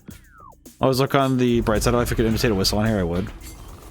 Yeah, I think it's like the thing I always see. I always think is look on the bright side, but don't forget that there's a darkness there. Don't forget the shadows there. This is a good song from such a silly show. Yeah. Also, help me clean mall office and they're getting rid of the plastic team. My boss thought of me. That's just lovely of them. But it's like the way I see it is don't forget that the darkest is there, because you know when you see a bright side, there is always a dark side. But it's good to appreciate both when you can. The truth is that appreciating both gives life color.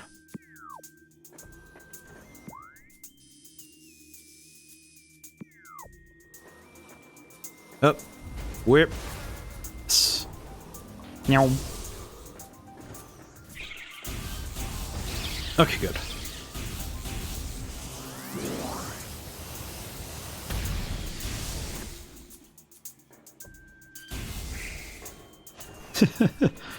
Freaking tentacle arms. Gotta have the bads to appreciate the goods, and the goods to understand how much the bads can suck. Yeah. I think it's also that...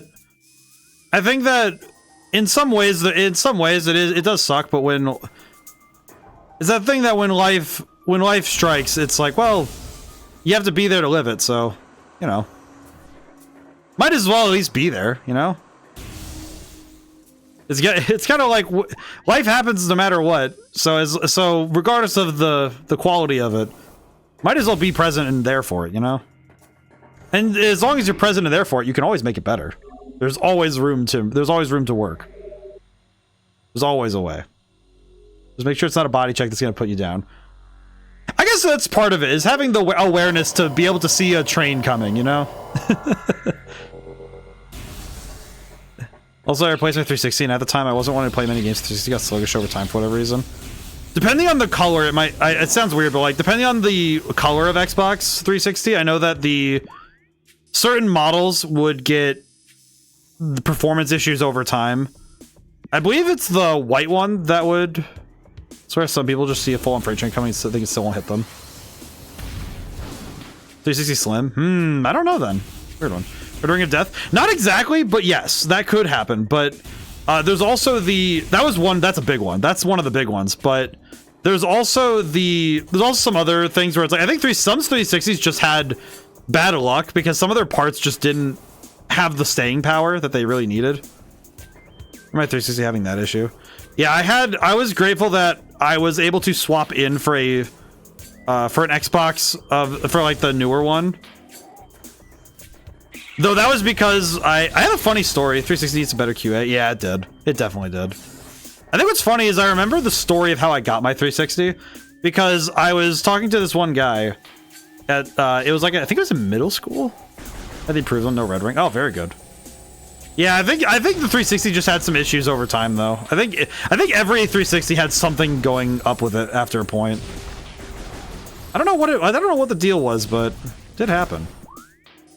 But yeah, I remember getting the 360 because I was sitting there and this guy on it was I forget why, but we were on the bus together and he was like, hey, do you want an Xbox? And I'm like, yeah, sure. And he's like, okay, I'll bring it in tomorrow. And I'm like, okay. Like, I didn't really think he was actually gonna bring it. And he's like, oh yeah, can I have the backpack back? And I'm like, oh, but like the next day he does bring it in. It's a 360 with everything. And I was like, oh.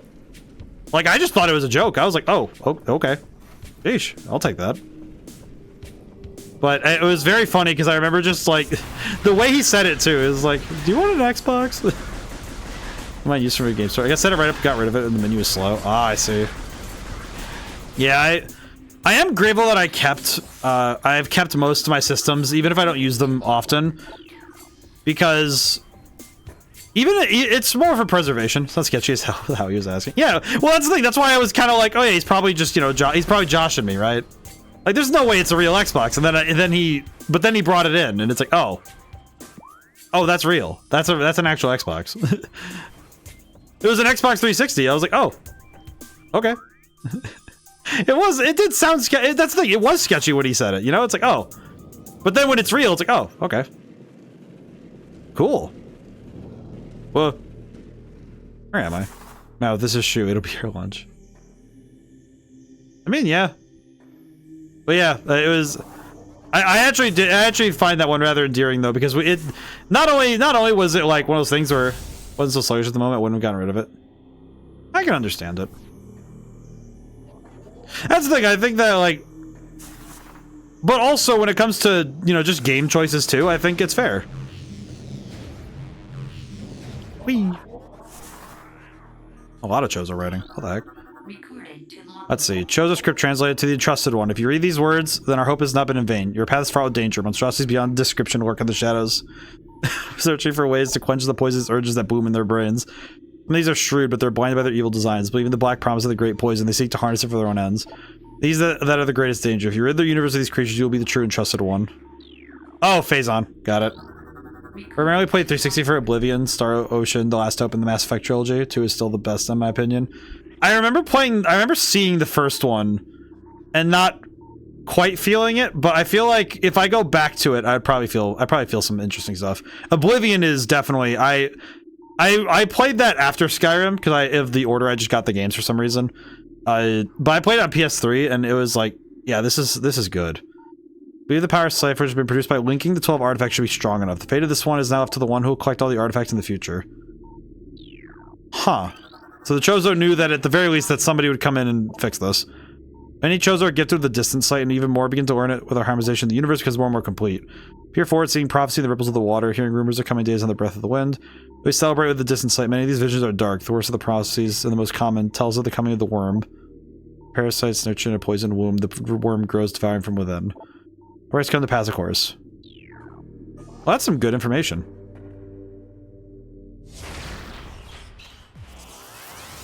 Wait, oops. Did 2 Argonians for the win. One is a bit rough, but you can tell that it's got some good posture if he gets a second one. If he gets a second one, and did 2 is such a good game as 3. Poor 3. Yeah. I feel bad for Mass Effect 3. I think Mass Effect 3 was kind of like that one did hit different. In terms of like, oh man, poor guys. What is this thing? Something behind the wall seems to have been activated. Oh, cool. Sorry with Breton after Whirlwind. Ah, I see, I see. Ooh. PA stepped in and just pooped all over it. Oh. It's weird how EA is so inconsistent about it sometimes. Because sometimes they're just awful about keeping their hands to themselves when it comes to work, but other times they do some genuinely interesting stuff, so it's kind of frustrating sometimes, you know, where you just go, well, decide. Argonian pretty much all my plays because I love their bonuses. That's fair. I usually play Breton for the magic resistance in Skyrim, but I like both. Like Kevin sports games. You know what's one I do recall that was kind of cool was the Harry Potter games back in the day. There's the Harry Potter and the Sorcerer's Stone video game. That one was kind of cool. So I remember seeing the advert for it on the front of... What is happening? Uh-oh. What are you? Chozo Ghost. Bioelectric field invulnerable to natural energies. Only to track them accurately with X-ray scanning. Partially phased nature makes them vulnerable to natural energy types. Their aggressive interact nature is most likely due to the corrupting effects of the phazon. Uh-oh.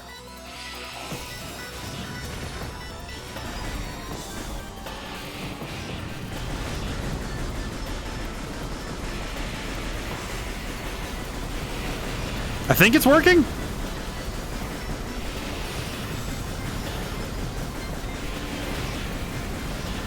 I don't know if I'm actually hitting him properly or if I'm just tricking myself.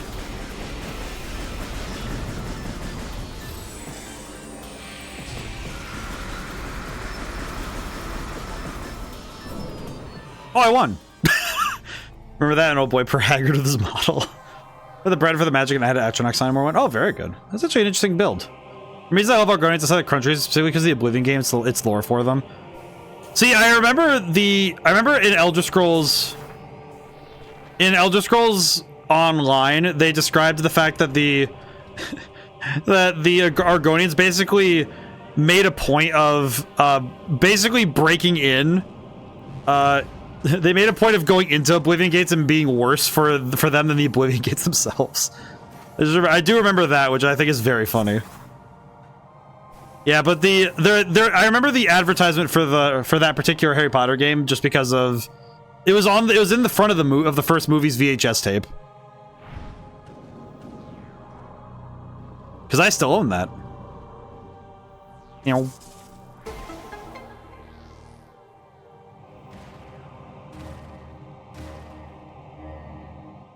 Okay. Yeah, don't mess with the history. They will cause a counter invasion so bad the demons will scream at the gate people to close the gate. I think it's actually just amazing that's how it happened, which I find hilarious.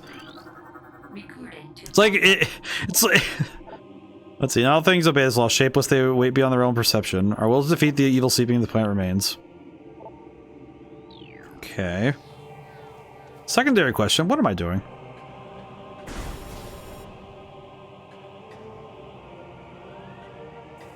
Oh, maybe I should sit again. Send me up. Yeah, it's basically like the Oblivion. Mehrunes Dagon's forces invaded. They invaded Florida and found out that it is indeed a bad idea. Oh, god dang it.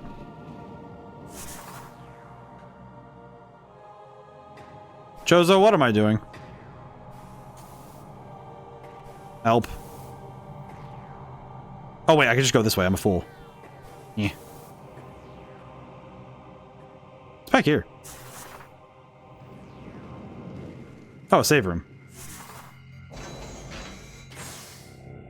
Or map data? Or both? Missiles fully replenished. Oh. Well, I'll take that. That's pretty good. Great analogy of how it was. It's like that gate meme, instead of opening it slightly, it's just closing faster and locking down as much as possible. Yeah. Chozo's down, you know. Chozo's Chozo, you know. ADHD moment. Yeah, I'm like... It's funny how much my brain is just like, yep. No. No. What?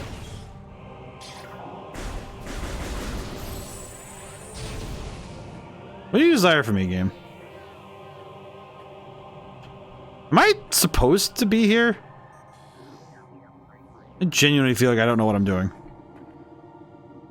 Oh, wait, I see. Hang on. So that's maybe. This one. I can trigger one of these, so that's good enough. Ooh, I see. Okay. Understood. New path has been opened. Thank you, game. Yeah. I don't know why I've been trying to get up here without using... Yes, there we go. They recognize the white one, but I don't want to say because backseating. That's fair. Thank you for the... I do appreciate. Meow. Ooh. Where am I? I think the... Because my brain says the white one is... I forget what weapon type that would even be, because... I don't think I even know. There's probably a weapon type I haven't seen before. Probably ice. If I had to guess, it's probably ice, just given that there's fire, ice, and electricity, but... it also could just be fire. I don't know. Meow. Hey, what's this? Yeah, you got it in one. Ice, ice, baby. Yeah, it's kind of... It's funny because I think the only reason my brain could interpolate to that is because they've mentioned all three. So my theory is that at least one...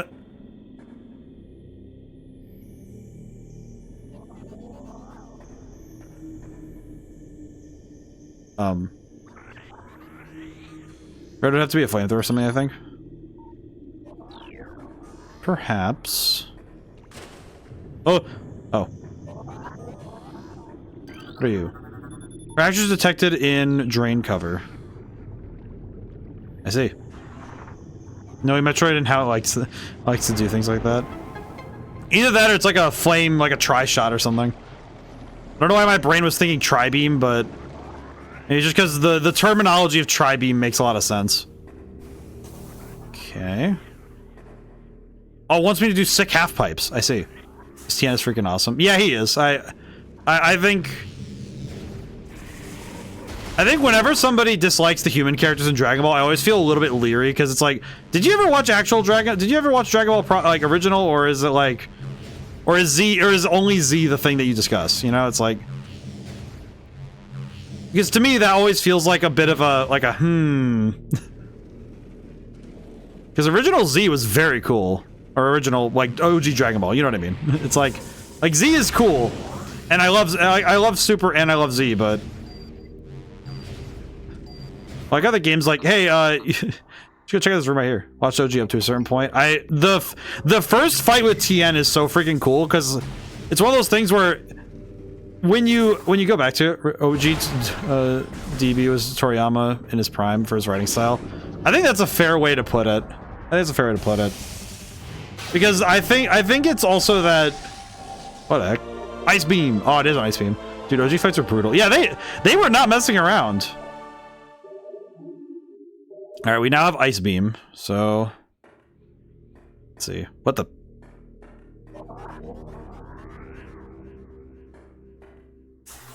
Why did I do that? I think the Yamcha versus Tien one is also one that makes me just go, ooh. That one also strikes very differently. Excuse me, lad. I messed up. I need to get up there. Also check out the other missile doors, so. Meow. I will say, I do really like these Well, I like this. I like the game so far. I'm having fun. The lakes have such a good Foley for it. Oh yeah, no, it's like, ooh. Look how dragon types are coming for you. We really got the ice beam on deck. I love it. Ice beam with 90 base damage though, it's pretty good. But yeah, Luke, I am quite liking this one. I think now that I've gotten my footing again, I feel very reinforced with this one. I was gonna see it when Funimation's still streaming service. Ah, such a good ice move. Yeah, I'm very excited. I feel like it's funny. I think I'm looking forward to another Pokemon game being a thing. Because I definitely need another Pokemon game to stream at some point. I could definitely subsist on playing Pokemon XD, but it's like I don't know. I wanna hold on that for a moment. Maybe. Meow. Okay, is this a way back to where we were, or is this a new way? Where does this go?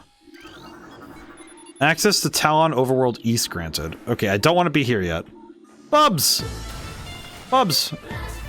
Okay, hang on. Let me pause. Welcome in, everybody! Holy crap, hi! Let me shout out Bubs. Bubs this. You shout out Bubs here. There we go. You're playing The Legend of Zelda. You were playing like OG Legend of Zelda? Oh. How are things going? I hope your stream was very good. I hope things were excellent. Not exactly. Please explain. I'm curious now. Now, I wish to know. I hope stream was very well. I've heard Legend of Doom. Oh, is it, if I had to guess by the name, a Doom, using the Doom engine, Legend of Zelda? Like, if I had to theorize? Zelda 1, but in Doom format. Oh, that's really sick. What? That sounds awesome. I like that. That's awesome. Is it closer to the Doom side, or is it closer to the, like, is it a hybrid between the two? Fully recreated overworld and dungeons in 3D. Holy, really? Hybrid. Wow. Okay, I'm gonna write this down. I'm gonna go look that up later because I need to check this out myself. That sounds awesome. Let's see. Legend. Oh, I need a new page. This is too crowded. Like, really good hybrid. I see. Legend of Doom. Okay, I'm gonna need to look that up later because that sounds like a lot of fun. I'm gonna need to look into that. Also, for those who don't know me, I'm ODaM. I am the one who makes many things. Like books. In the links on the Twitch, on this channel, I have books, the music, the game. And also the YouTube, for those who want to see VODs.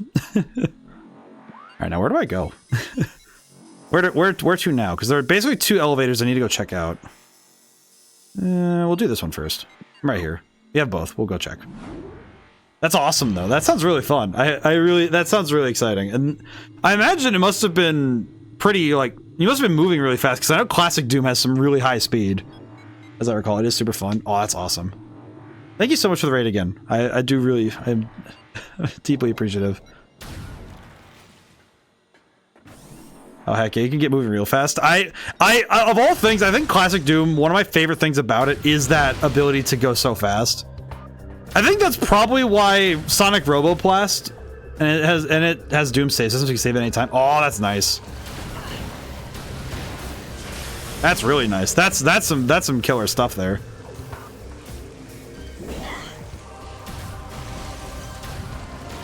Uh-oh. Ah. Okay, there we go. Whew.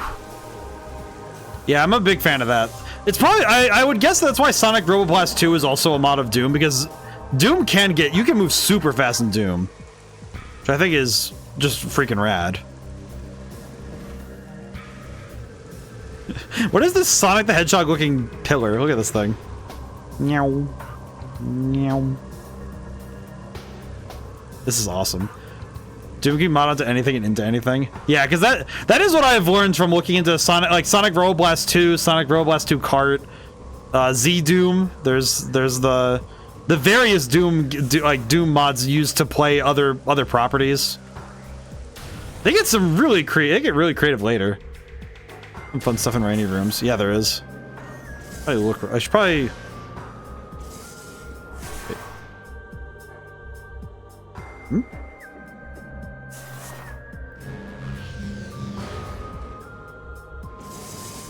Do I need a missile?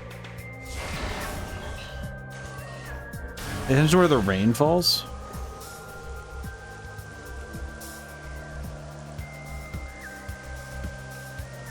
Kind of funny that it only falls in certain directions, though. Speaking of OG Zelda segueing, I watched a YouTube video on Mario 3 on NES and revision differences. That's actually an interesting one to consider, because there's a lot of... It's interesting how many different versions there are of certain games. And the implications of the slight changes to each one. Am I losing my brain?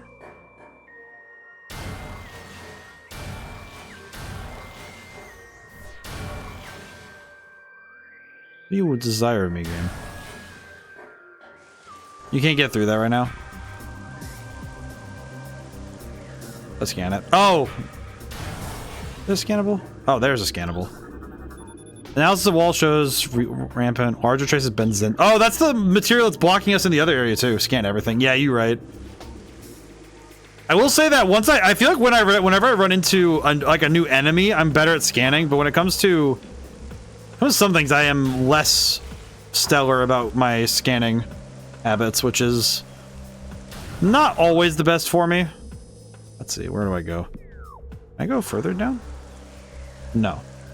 You play the gaming version, is an entirely new experience. Scan everything. Thank you. Thank you, Wig.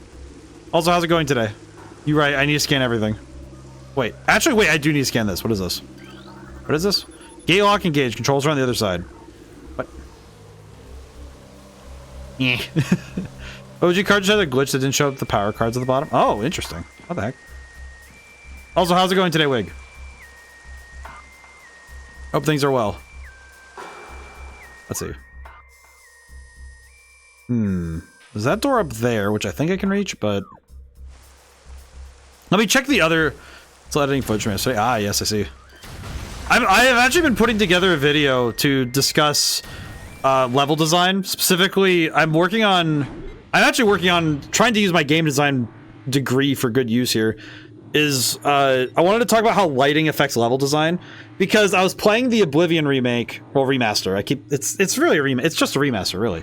But I've been playing that lately, and I've been having this thought just kind of burrowing in my head of the way that the lighting works fundamentally changes the level design. Joe, you just got started on a new file on this. How's it going? It's pretty good. My knowledge of this game is limited, but I'm really having fun with this. A lot of it's just because I played the original when I was a kid and never got further than basically doing the intro over and over, because I was not very good at it. It's a fun-ass game. I do love this game, though. There's a lot of games I never beat as a kid that I've basically been vindicated in beating the game as an adult, essentially. We can't wait for 4. I am really excited. I'm excited about 4 because it's been ages, and I'm interested to see how they're gonna do it. I want to see. I just also like this. I think I just like Metroid in general now. I think streaming actually did make me a Metroid fan. I don't think anything else has so strongly implanted the ideas of playing Metroid better than when I got to stream it and get to really teach myself how to understand. Metroid is the best Nintendo property, so you should be a fan. That's actually, I think that's a fascinating take. I can't say you're wrong, but I also think that that's a debate and a half, right? Like I think it's fascinating as a take, though. You know what I mean? Like, oh, thank you for following, Wig. Is it okay if I call you Wig? I think it's just because I feel like it would be. I think Wig, like my brain like shortens to Wig, but is that permissible? Where am I? Where is this? This looks. I like this area though. Ah! Get frozen. Oh. Yeah, that's cool. All right, cool. Zelda's the blessed in my opinion if you don't count Xenoblade. Okay, so I have a question of a particular hot take. Is it reasonable for me? Oh, it is. The only series I like more than Metroid is Spyro and Transformers Space to say it's called best Nintendo from my point of view. I think that's actually a very fascinating take, Golden Sun. Yeah, I think the nice thing is, like Final Fantasy, I don't think you're wrong for choosing your favorite, because everyone has a valid favorite. I don't think there's a Nintendo series that can be like said you can't call this the best series, because there's always some reason for it. But my take is that I don't think Pokemon can be considered part of that argument, which is a weird take, but I think it's because I don't think FF9 is my favorite game. I get it. Yeah. That is now, I believe that is now 2 people who have said Final Fantasy IX is their favorite, and I think that's awesome. I think that's fantastic. There might be more. I feel like Final Fantasy IX fans rise the moment you mention it, which is awesome. I feel like Final Fantasy IX, Zelda, Nintendo, Dragoon, FF for series, but Dragon for Dragoon for PlayStation. Yeah, I think I'm trying to consider, like, if I actually consolidate my favorites, I think, because the reason I say that Pokemon doesn't quite count the same way, it's because I feel like Game Freak is separate enough in weird ways that I think it's reasonable to say, like, that if you mention that Pokemon is like, it is a Nintendo property, of course, but it's like, it doesn't feel the same. At least to me. I don't know if that is that a weird take? Huh. Alright, I guess I might do enjoy this absolutely phenomenal rig. Well, hey, thank you so much for stopping in, Bubs, and thank you so much for trusting me with your community. I deeply appreciate the raid. And of course, I appreciate your company and counsel. I think, though, if I had to think Nintendo, I think... You know what? I kind of have to go with my OG. I kind of have to go with Custom Robo. I think Custom Robo might still be my favorite. Maybe drive my guy later. Oh. Nintendo brought controlling shares of Monolith, and they can proceed to make a Xenoblade. I always find it a bit funny for me, because I think Custom Robo... I think it's like, it's kind of goofy, because the only game I've really, like... The only game I've put extensive time into is the oh god. The game for the GameCube. That's the one I put in the most time. But even that game alone just kind of sold me on, yeah, this is why Custom Robo... Well, no, I played the DS game. I played Arena. I think I always forget that Arena was the DS game that I poured too many hours in. I played that one a lot. Okay, what am I missing here? Door has no power. Oh, thermal. Yes, I remembered.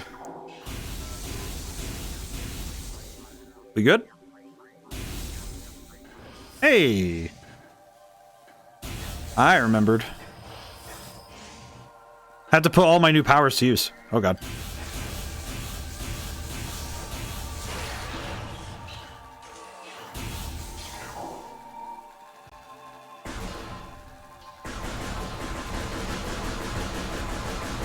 Yeah, good enough. We're good.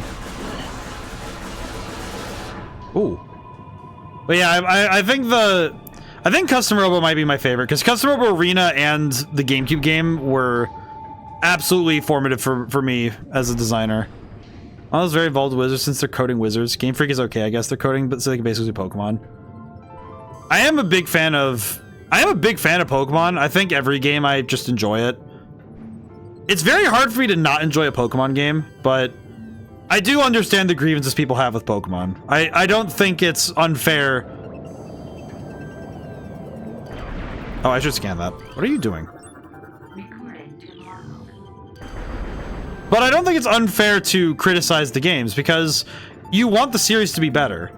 And when you want something to be better, you make honest critiques of it. You don't need to bash it, you know? You don't need to, like, throw it like really hard under the bus.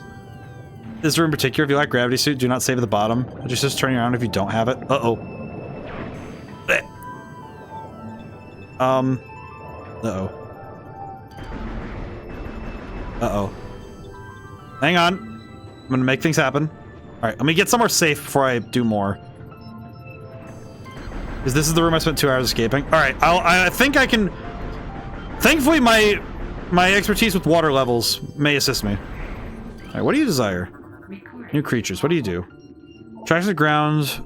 Tangleweeds do more... Can the lack of strength do anything more than hinder? Oh, okay, never mind. Okay. What am I looking for here? What is in this room? Okay, I see. There's a door over there. Okay.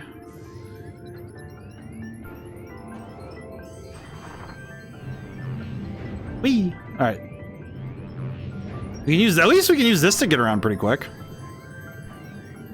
Come on. Up we go. Let's see. Ah, there we are.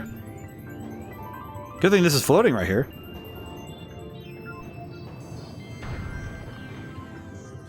What's up with this? In this room is a fox. Door has no power. Ah, there we are. Was this enough to power it?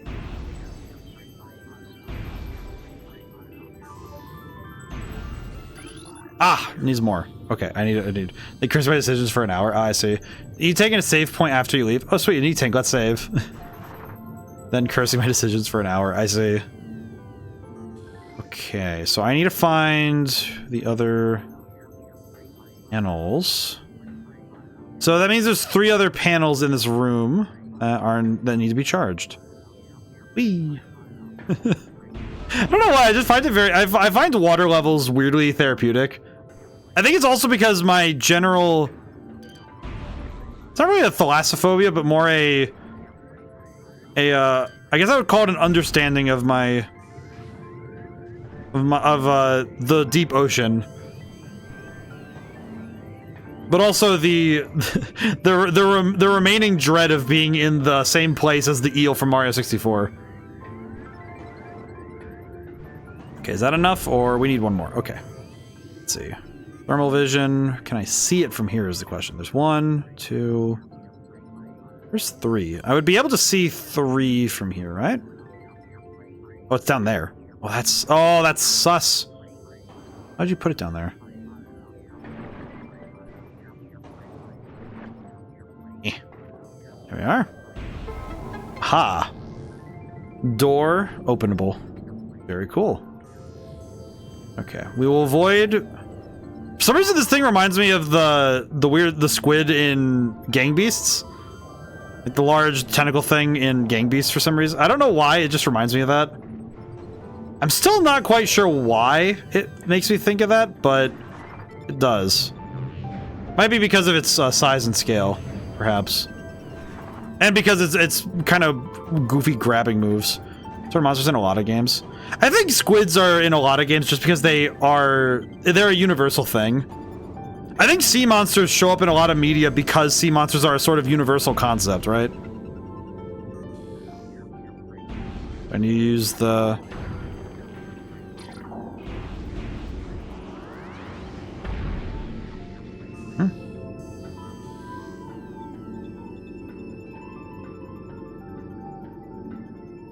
what do I do now? Well, let me scan the door anymore. I'll walk up to it. Oh, I see. It's open. Oh, it's one of those walk-up doors. Oh, that's weird. Oh, that's weird.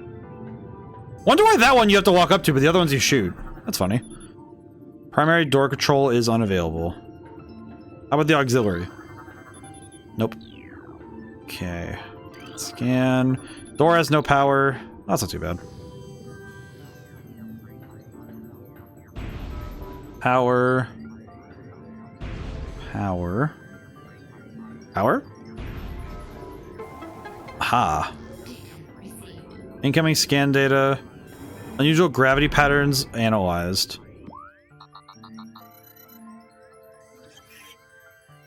Okay. Gravity chamber. Well, that's fantastic, lady, but also I'm in the middle of scanning the room. Here's the gravity suit. Yeah. Hey.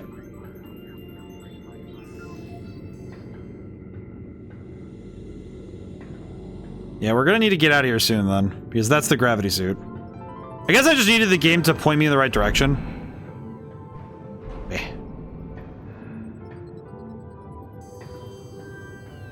Save point is that as the bane of my existence.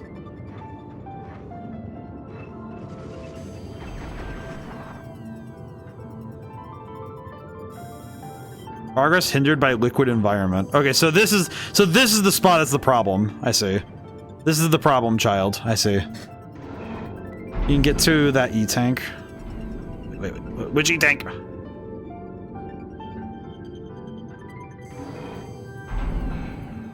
Why did I did not even internalize I saw an E-tank. Where is the E-tank? Oh, right, the doy. Save room. Save room.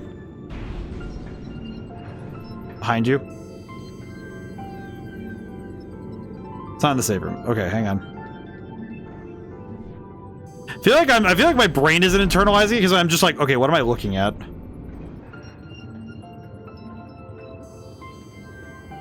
In the cage at the bottom. Cage at the bottom. I can see it. Hang on. Brain, work with me here. Hang on. Wait. Can I see? Wait, can I see it? Oh, there it is. Oh, this thing. Come here. How do I reach you?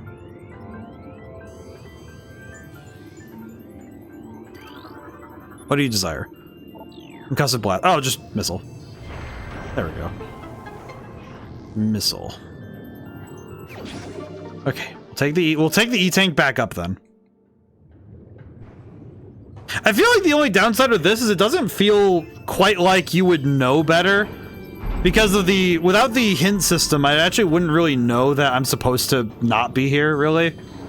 Because the game points you in this direction, so it feels kind of like the game wants you to go this way. Because they point you in either this direction or the other direction, and this is one of the few places you can actually go into. But it's on Wii U first. Yeah, excuse me, creature of the creature of the water, please leave me be. Uh-oh. Stop that. Yeah, because I feel like the inability, and this is why I complained. I feel that. Yeah, this isn't too bad. I feel like with the ball, those jumps are very, very tight. I feel like ball mode is going to be very helpful in getting us out of here. Because if I mess up, then I will need time to get back out. Okay. Yeah, this definitely feels like, at least at the very minimum, it feels like they at least made the jumps well enough that you can get out, but stop that. At least they didn't make the jumps, you know, nigh impossible without the gravity suit, so that's good. Because that would have sucked. If it actually is like a genuine soft lock kind of thing, that would just suck. Wholesale. Yep. Okay, let's get out of here. Let's get ourselves back to the surface. We can get out of here. We will... Sorry, have better visibility in this version of the game. It does feel like it.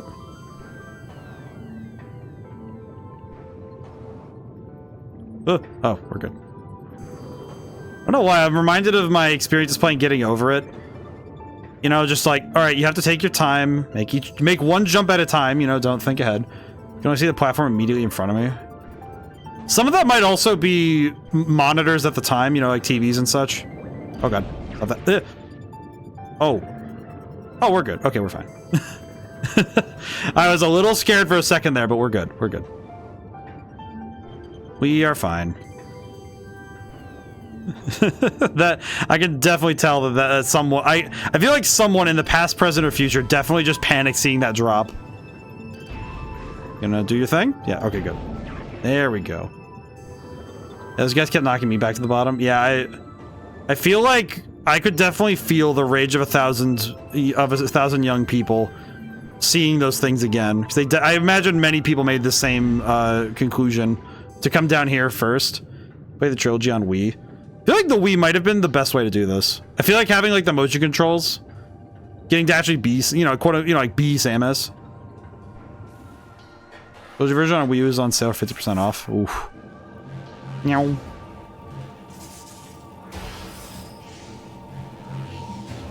We use ball mode because it's very fast.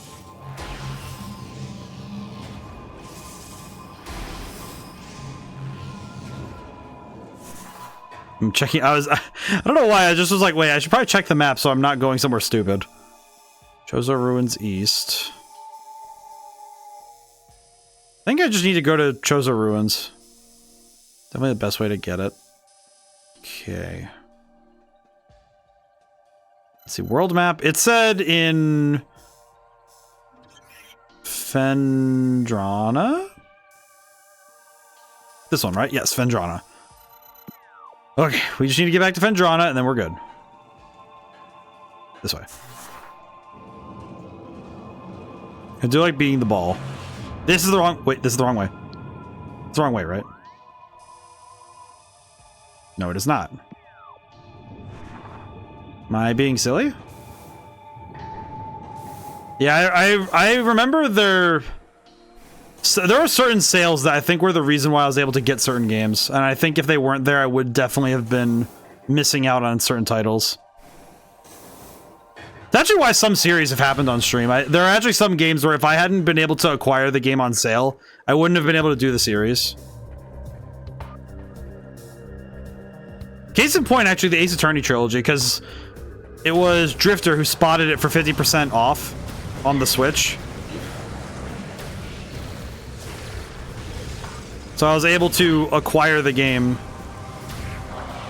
and we were able to play the trilogy. Because we played the Ace Attorney trilogy, it was very fun. There are days I kind of wish I could play through a series for the first time again. But I also think, you know, if I did have that as a you know, an option, I don't know if it would make the game better just to play through it again without knowing, you know? Like, on the one hand, it would be super cool, but on the other, would it actually help? Oh, wait, I can run across this way, right? Because I don't think I can't get back up to that door, can I? Can I? I don't think I can. Well, a lot of water stuff here. Let me see. I just want to confirm my suspicions that I'm not allowed to go back up that way. No. Okay, not at all. Okay, cool. We'll go this way then. Erp. We'll just go back. It's okay. We can go back this way, because that does still get us closer to Phendrana than the other way. It's a little bit slow. I think this is going to be a little bit slower, but graciously, I am not here to speedrun. I feel like I would be driving myself nuts if I was speedrunning this. Can't even begin to imagine speedrunning a game like this. I think it's mainly because the Metroidvanias, I feel like, are like Metroidvania and like Metroids in general. There is so much you have to. It's specifically the sequencing that I feel like memorization would fail me.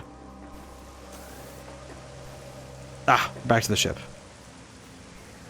Yes. Okay, we can save here. We're good. Yay. Okay, cool. Nice. Well, that's really cool.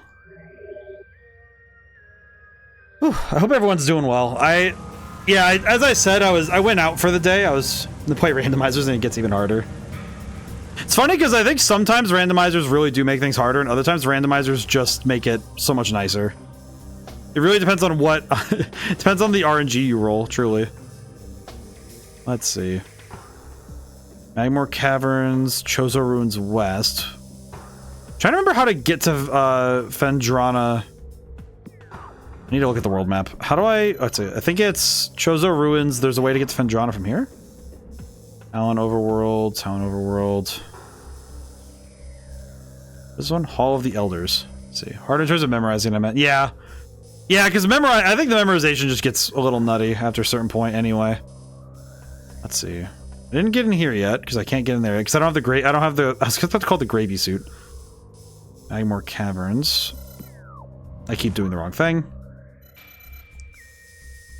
Oh wait, you know what? It's probably Magmore Caverns, right? Because Magmore Caverns has the elevator that goes to Phendrana Drifts. So I need to go to... How do I get there? What's the least egregious way to get there? I think it's this way. Yeah, it's probably this way. Okay, so I need to go... Elevator... Talon Overworld West. So it'd be this one. So, okay. Should be able to remember that much. And I think some of it's also that I haven't really habituated to the environment in Metroid Prime. I'm not really sure why. I don't feel like this overworld is much more difficult, I would say. You know, like I don't think it's that much more difficult to memorize because it's about the same scale, just spread out in 3D. Yeah, it's the one. It's the one behind me. That one. Wah. So I don't know exactly why. I think it's because 3D is a little harder to memorize with this sort of stuff. Then again, I still have trouble with Hollow Knight and memorizing that that game, so might just well be that some games are harder to memorize. Prime 2 is best Prime. I feel like I will need to one day be the judge. Because I need to at some point. I really wish to understand. Oh, there we go. I do like that the ice gun is very fast. That's very efficient. That's some efficient shooting. You're using the Hamaha. So like I guess I need to ask for scientific sake. Is 3 not good, or is it just like same as 1? I'm curious. What are the opinions?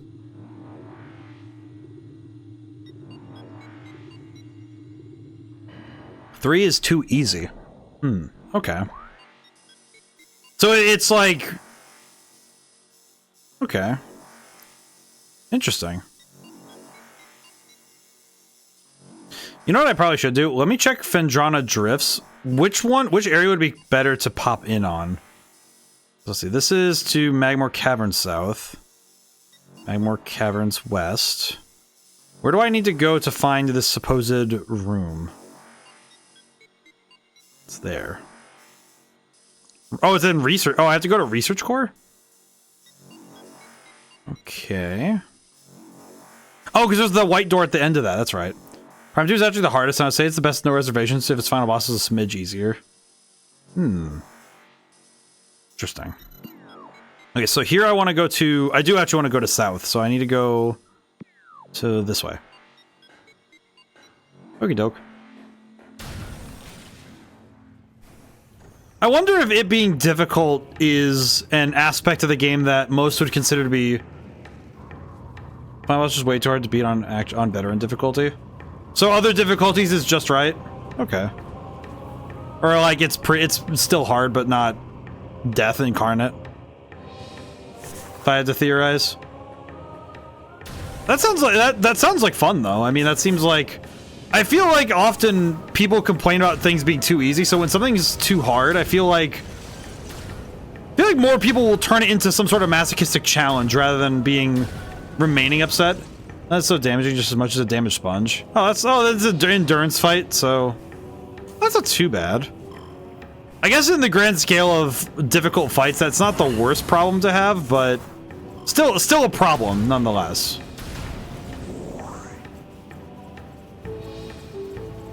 Let's see.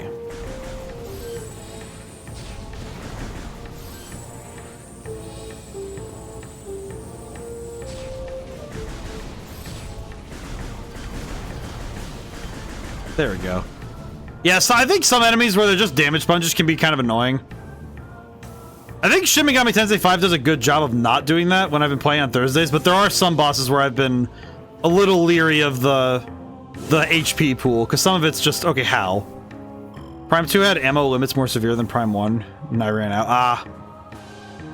I reckon that it must be one of those games where you have to really meter yourself. It's more like survival horror in the ways you have to meter your ammunition usage rather than...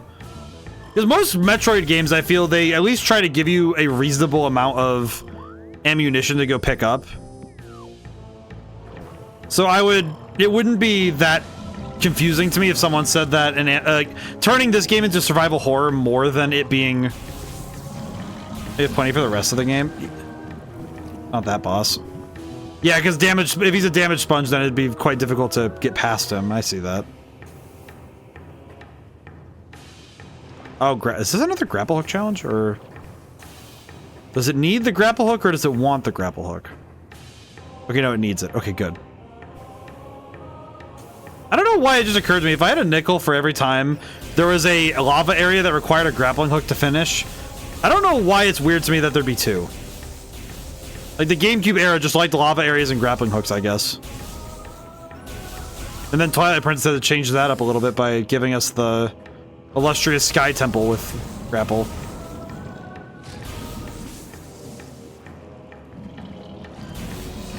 are. Okay, we're almost there. Yeah, I do understand the frustration though of running into a boss fight that you just don't have the ammo for.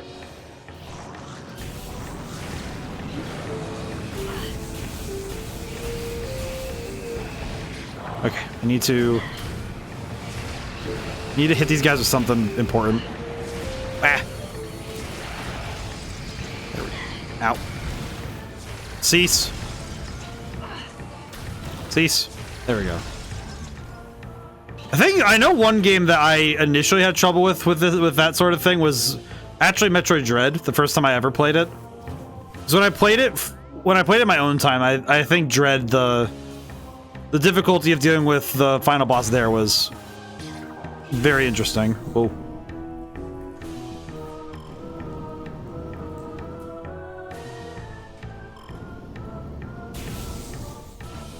There we go. I will save up here really quick so we also get the energy refill because we might as well.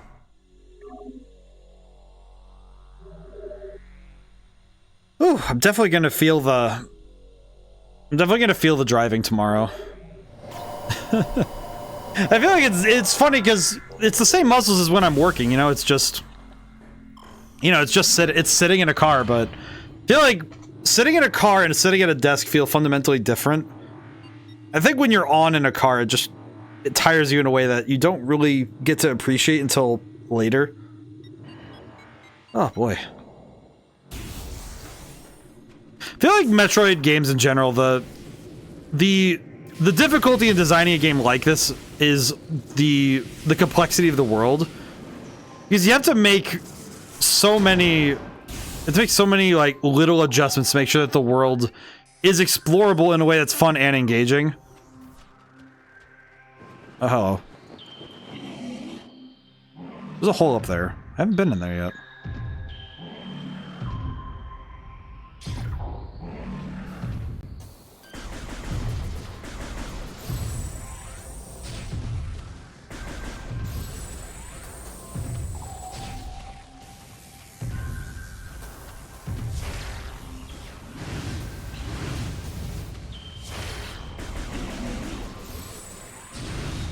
Ow.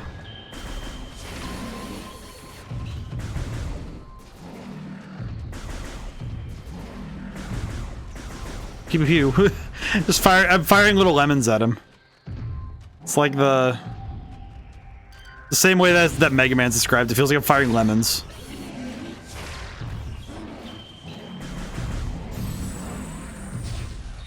Alright, I just want him to not shoot at me while I'm trying to do my thing.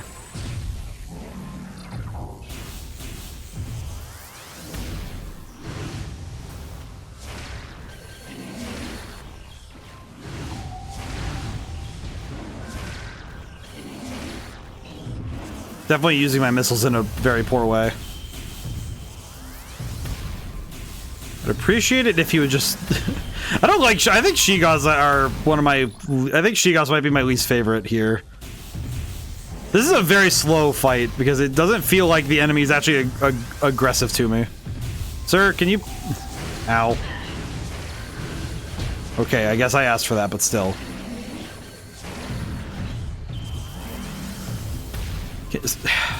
I don't like how slow it is to deal with this thing because I know that I want him out of the way before I continue, but at least I don't like him to be. Sir, you are fully charged. Can you please fight me? I wish you could just overcharge them, you know, just give them too much energy to handle. You good? Feels like I have to step in front of him just to get him to pay attention. Oh my goodness. Sir, I am right here. Please fight. Can we fight now? Thank you. Feels like I have to, like, beg him to fight. You good? You okay? I feel like this is not proper behavior. How many missiles does this take, by the way? I don't know why, but I'm just thinking of that King Julian bit from Madagascar. How long is this going to take? Sir, fight me. I sound like Goku over here, just like, fight. Hey, it's me, Goku. All right. Well, that was not worth it. That wasn't worth it at all. Really. Exceptionally, a grand waste of time for that was. Where's this? How do I, wait, how does one reach the hole? Grappling hook. I do not appreciate this grappling hook. Oh well, what are you gonna do? Alright, let's get out of here. No sense in dawdling here anymore. I was kind of hoping that would be- wait, where am I going? Okay, I'm going the right way. Okay, good. I was kind of scared for a second there. Ow. Ow. How did I get hit by both of those? I feel like I'm entering the stream downhill slide, but early because it's 11 o'clock and I'm usually done at 11. But I actually have an hour to go. Did I ever? Oh, I didn't scan these things. That's right. Ow.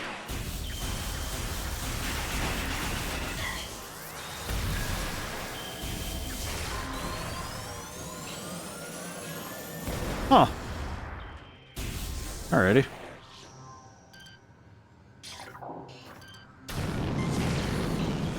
Come back. Oh, and pizza is acquired. Time to relax. Oh, very nice. Yeah, I tried out there was a Japanese fusion place. That's what I had for lunch today. They were trying a brunch menu, and I was intrigued, but I don't really. It's funny that their brunch menu basically was, "Hey, do you want breakfast food?" And I'm like, I mean, I always do, always. If asked which meal, if I had to eat a meal 3 times a day, it would definitely be breakfast, because breakfast food covers the most things. I am definitely of the mind that good breakfast food can make up much of a person's diet. Rip. I think it's funny because I know that the different meal I like how the different meals are going to be differentiated, but I feel like it's funny when I consider the they have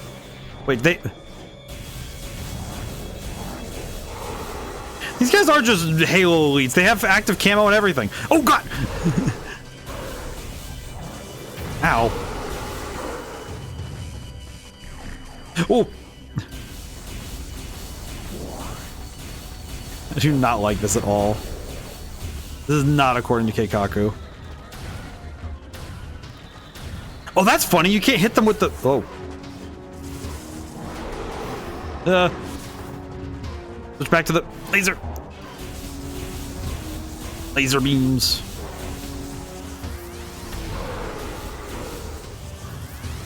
These guys run like Halo 3 elites and it scares me.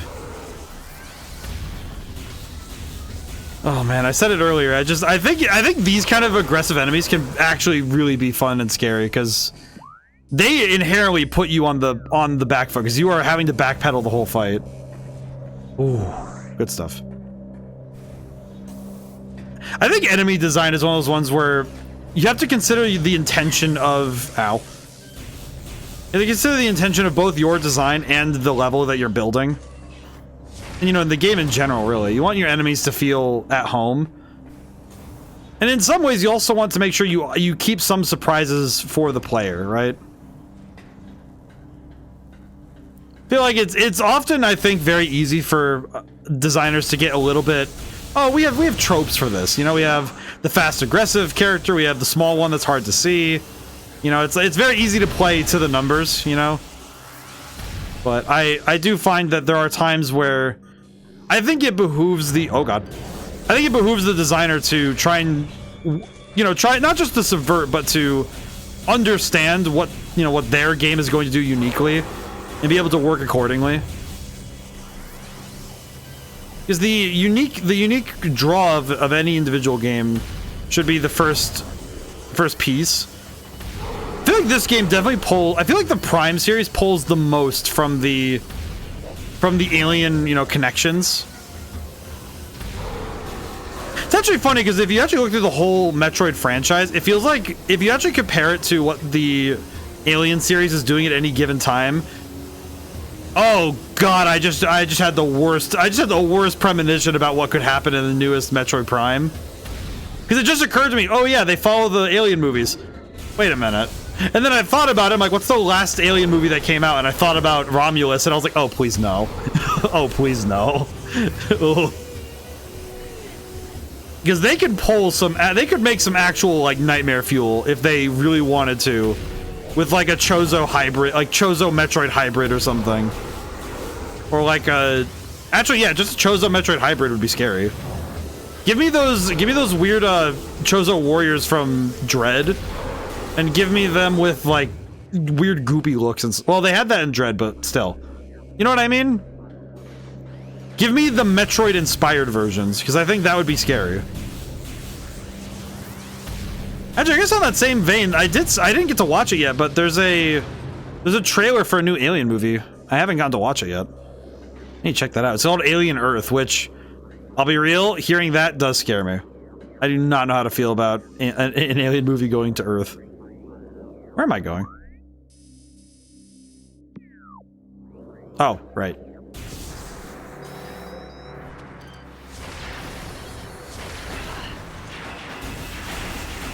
Sir, please stop shredding my armor.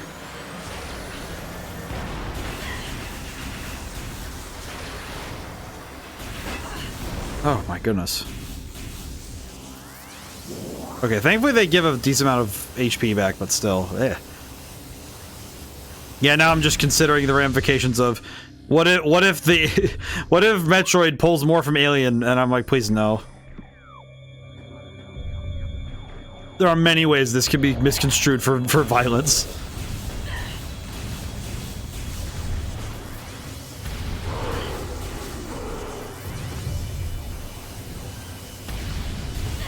I think especially because Romulus is super scary, so... Or at least I thought it was really fun. It was really scary. It was rightfully scary, but... I don't know if super scary would be the way I should describe it. It's definitely more intense than some movies. Let's see. This room is not... Oh, that looks sick, though. Oh, that looks cool. Happy I got to look at that. Okay, which way... To go up. I require, as they say, uppies. I don't know why I like saying "as they say" now. I think Igus just infected me with that. I feel like some turns of phrase end up infecting us by, you know, like it's like a disease or something, but just more like, you know, you end up becoming taken over by a weird turn of phrase or a tick that you just pick up and you never let go. Like I've actually started doing that to my friends, where there's this noise I make when I'm just kind of minding my business for some reason. I don't know what it is, but for some reason I started doing this weird noise where I just go bring, just randomly. I don't know why I do it. It just happens. I don't know why I do it. It just. But sometimes I think character traits just come up like that. It's really, I think it's weird. It feels weird sometimes when a writer just does it naturally, you know, where they write it in. So we all kind of go, oh, why did they do that? But sometimes people are just like that. They just develop tics for no reason. They just have weird little habits and little... They're quirked up a little bit, and that's nice. Who shot me?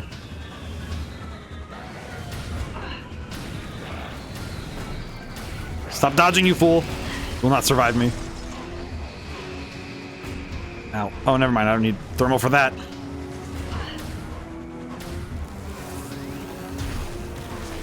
Got him. Oh god, there's more.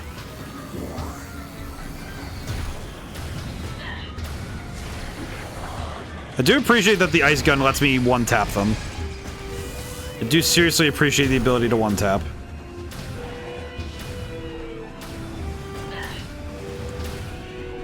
However, this guy is starting to get on my nerves. Ow. Okay, there we go. Holy. Whew, okay. Okay, so now we go down here, we go down there, and we go back to the main hall. And then we can go to the room with the ice door.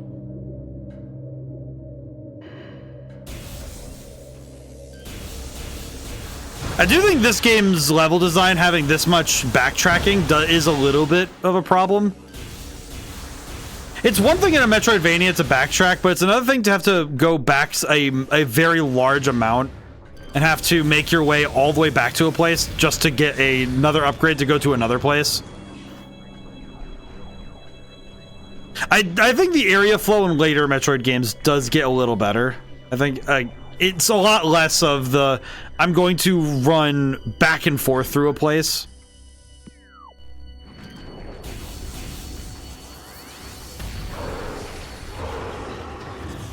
You know what? It's made all better by the fact that we have ragdolls in this game. Sometimes I just forget we have ragdolls.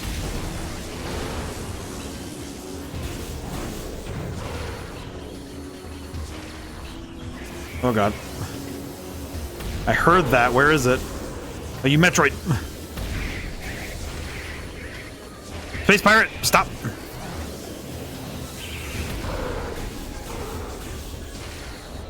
Okay, where's the Metroid? All right, ice. Did it just absorb the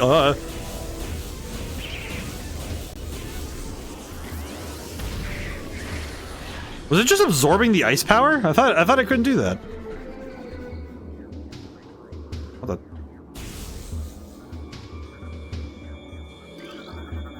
Yeah, that's an E-tank. How do I acquire you?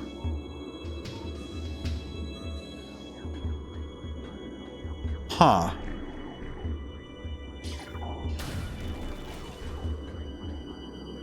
How do I get to the C-tank?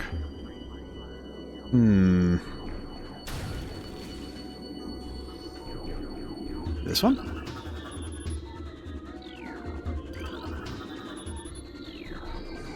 I guess super missile or something.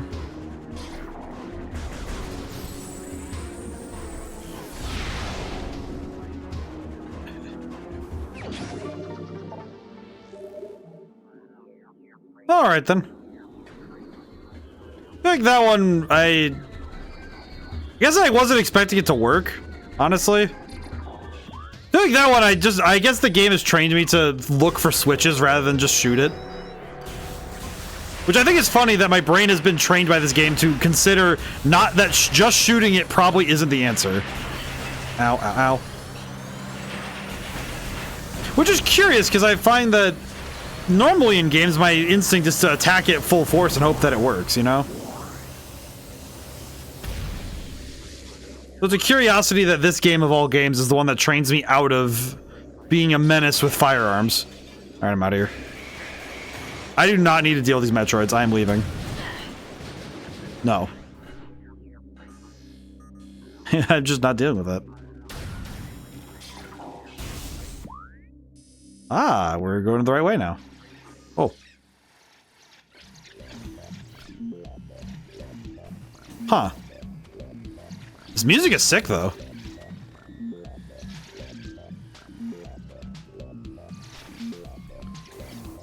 Uh-oh. Maybe we go down? Let's try to look around. I'm gonna look around first, because I want to know more about this place. Let's see. There's one that... Oh, that goes back to the elevator. Okay, so once we get the suit, we can go that way. Is it down here? Oh, hello. Yes, this seems to be correct. Sort of. Okay. I can make this work. Like the, I'm really liking the music of this era, too. I think it's specifically GameCube era music, I think, that also just has a special place in my heart. Gravity pulses with it. Yes, I know where the Fendrana game, I know. I'm going on my way. How dare the game patronize me when I'm on my way there. I know that. Thank you, game. At least the game is trying its best to be helpful, though. I definitely think that I think hint systems can range from being kind of annoying to very helpful, to being just right. At least this one only shows you the room that you need to get to, not here's how to exactly get there. Because that would have been a step too far. That would have been annoying. So I definitely would have been frustrated by that.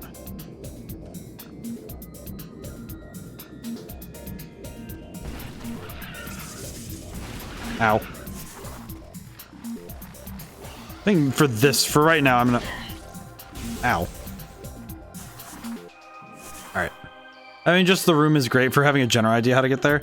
Well, because it poses the question, but not the answer. Which I think is key, right? Because I think a good hint system provides it provides you a piece. Gliders, a grapple beam technology. Okay, well, we don't have that, so that sucks. For me. Is that tentacle? Hunter Metroid, adolescent Metroid. Okay, so... Ow.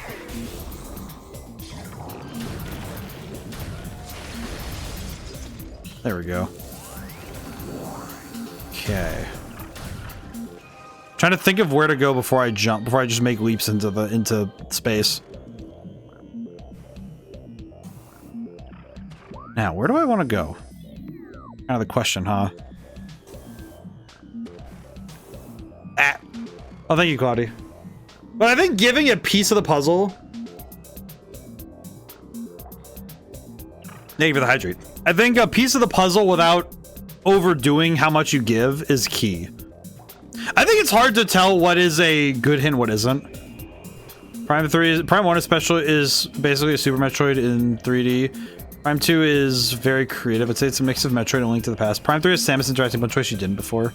I feel like each of them has their merits, right? Because I think Prime 3 definitely I feel it sounds like Prime 3 expanded the possibilities of Samus as a character.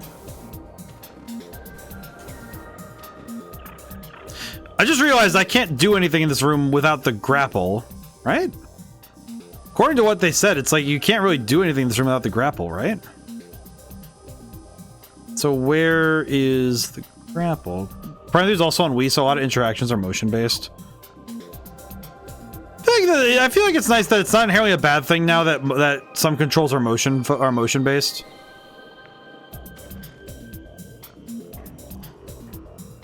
Missile down there.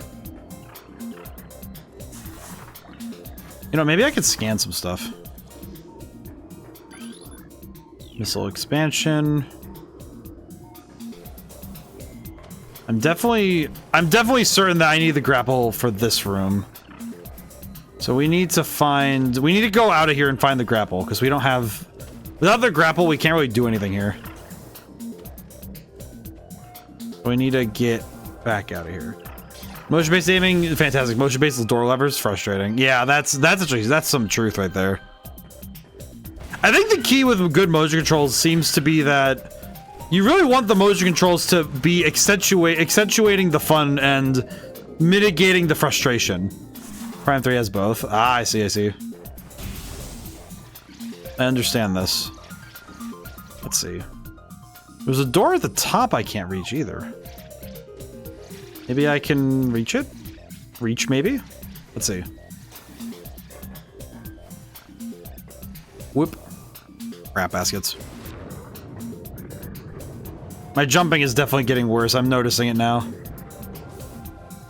I am also noticing that my ability to play is definitely going to be a bit hindered by my... I think my mental faculties being as they are right now will probably not do me any favors. But I think I can make it work. Whether it be stubborn pride or actual gumption, who knows? Let's continue. I just don't want to disturb the little dude.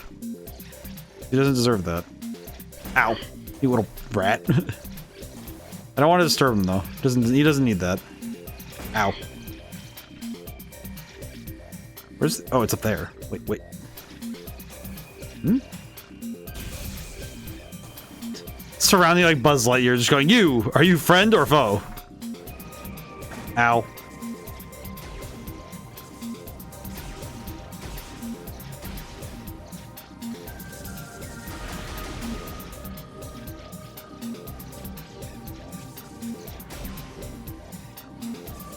I was really trying to figure that one out. Okay. Huh. Well, this looks promising. What the heck is that? I think it's an energy tank. E. It is E. Okay.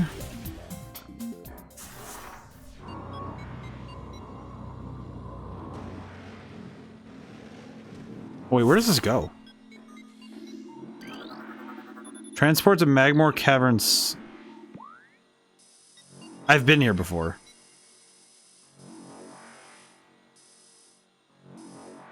Wait, what? Then how does one...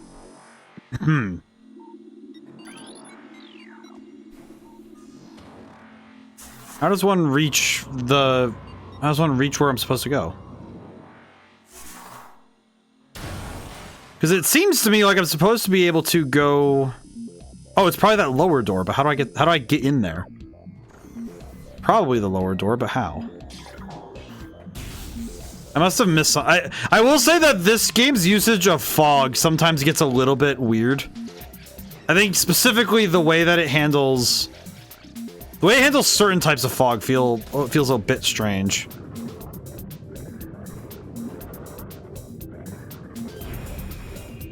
Yes, I know progress hindered by liquid environment.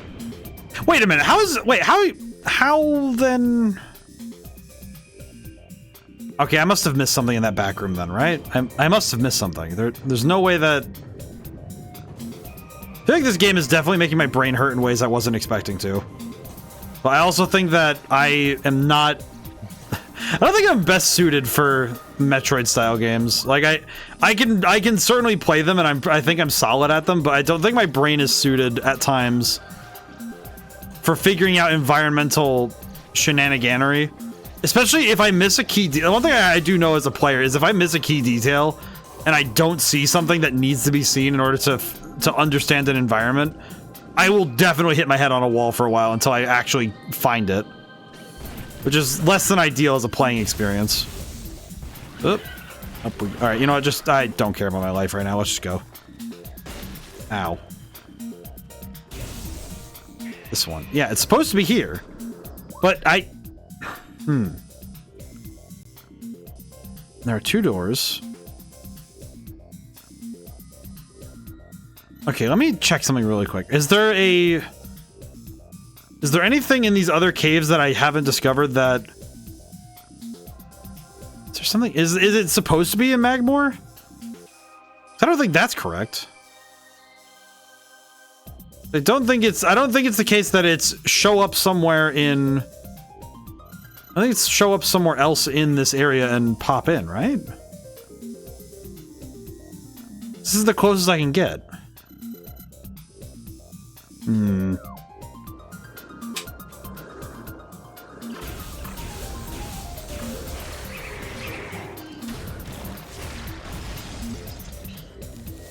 There it is. Oh, thank goodness I spotted it before I drove myself nuts. Okay, that one I kind of want to yell at a little because I feel like that one it's a bit close to the color of the ceiling, and I didn't really realize I did not realize that those were supposed to be interactables. That's my bad. Partially my bad, partially it's tough because you don't want you need to strike a balance between making it obvious enough that it's an interactable thing, but not so obvious that the player just 100% misses it. I think those ones are a bit too close. They're the same shape as the ones in Magmore Caverns, so if you went by shape alone, I think you'd be fine. But if you try to go by color, because the ones in Magmore Caverns have that like slightly darker color in the red lines, I think the light blue lines just don't pop enough. Seems to me like there's a bit of an issue trying to spot it because of the color. It's more the color scheme than the shaping like the way that it's that they wanted to do it, but it skews a bit too close to. We want it to be. we were gonna make it really close, and then... Oh no. Owie.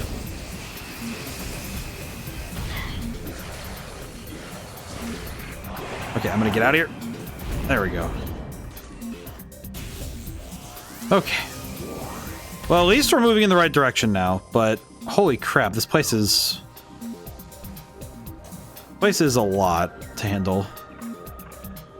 I guess we gotta... Wait. That... Ow. Okay. I'm going this way, I guess? Pain keeps me awake because sleep is at stake. Yeah, I feel that, Emeraldo. I feel that. I understand. Hope things are moving in a positive direction, though. Because I think positive thoughts will bring us. At Metroid Prime will always be good. Need MP2 Echoes Remastered. Needs to come out soon. Yeah, that would be pretty sick. I think. From what I've heard, MP2 seems to be very beloved by many. Let's see. How do I get over there? Ah, see, now these ones I think is easier to spot because it's a darker room. Why is it these ones are easier to spot than the other ones? Very strange. I don't know why these ones are much easier to spot, though. 2 is not just much like much OD, but I like the light and dark themes. From what I've heard in the chat is that the game is definitely the hardest of the bunch, which seems to be cause for it to be a fan favorite, but also there are points of contention. So that's pretty cool. I think that's nice. Certainly, I welcome that MP had a bobbing soundtrack, though.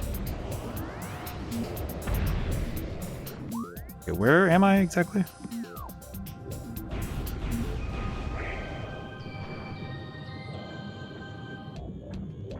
They expect me to jump down there?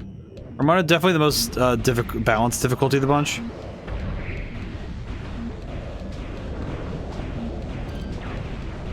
Oh no, this is hard to see. This is very hard to see in, actually. Weh. Yeah, this is very difficult for me to actually, like, look around in. Oh, geez. Yeah, this fog looks really hard to see in.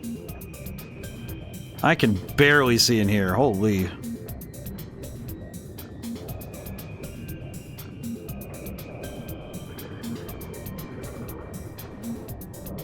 You know, I just realized I'm grateful that I'm probably in my well within my rights to believe that there is going to be some kind of underwater boss that's going to make me hate being underwater. Difficulty matters in games. There's a video about it if you ever get a chance. The water is impossible to see in. Yeah. I feel like difficulty also adjusts how people play games, because if someone understands before they ever come into a game that the game is hard, I feel like it changes their brain, you know, on how they wire up to the game. And sometimes it's a good thing and sometimes it's a bad thing. I think case in point for bad is when people think a game is super hard and then they believe that it's going to take a million tries, rather than trying to put their thoughts into, hey, you know, let me see how I can do it myself. Gravity suit acquired. Moving in liquid environments no longer hindered. So now I can jump around. Yeah, because now we can jump around. We just have ultra gravity. Whee. Now I can just run around. Gravity and Varia suits my beloved. Gravity suit does happen to be very excellent. Okay, now can you jump around but you can see better. Oh, I didn't even notice that. Oh, that's sick. It's actually really rad.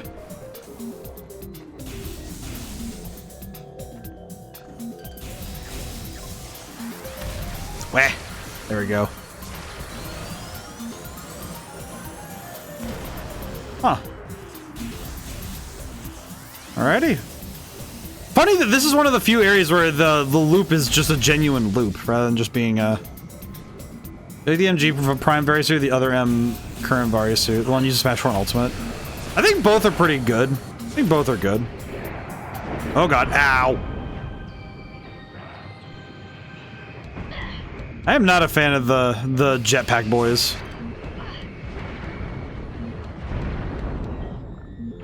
Alright, there we go, good enough. I don't know yet. I think I like this suit pretty well. I don't know if I like it more than that one. I think both look really good though. I think the key is that both look really good for different reasons. It's always how I feel about it. I need to grapple to get over there, so now we need to go back to... Oh god. Brain, work with me here. A bunch of places we need to go, but I'm trying to remember how to get to where I want to go next. Oh yeah, that is a lot better. Holy. I like bulky armor suits compared to slimmer, more form-fitting ones. I like the Iron Man suits from Iron Man 1 through the first Avengers game. I didn't like the one in Infinity War and Endgame. I think bulkier armor just also feels a little bit more protective. You know, it feels like there's a bit more going on defensively for the characters and stuff. It definitely sometimes feels like some armor suits get a little too... They get a little too focused on trying to slim down. It's kind of like, in a weird way, it kind of feels like when phone models get too thin.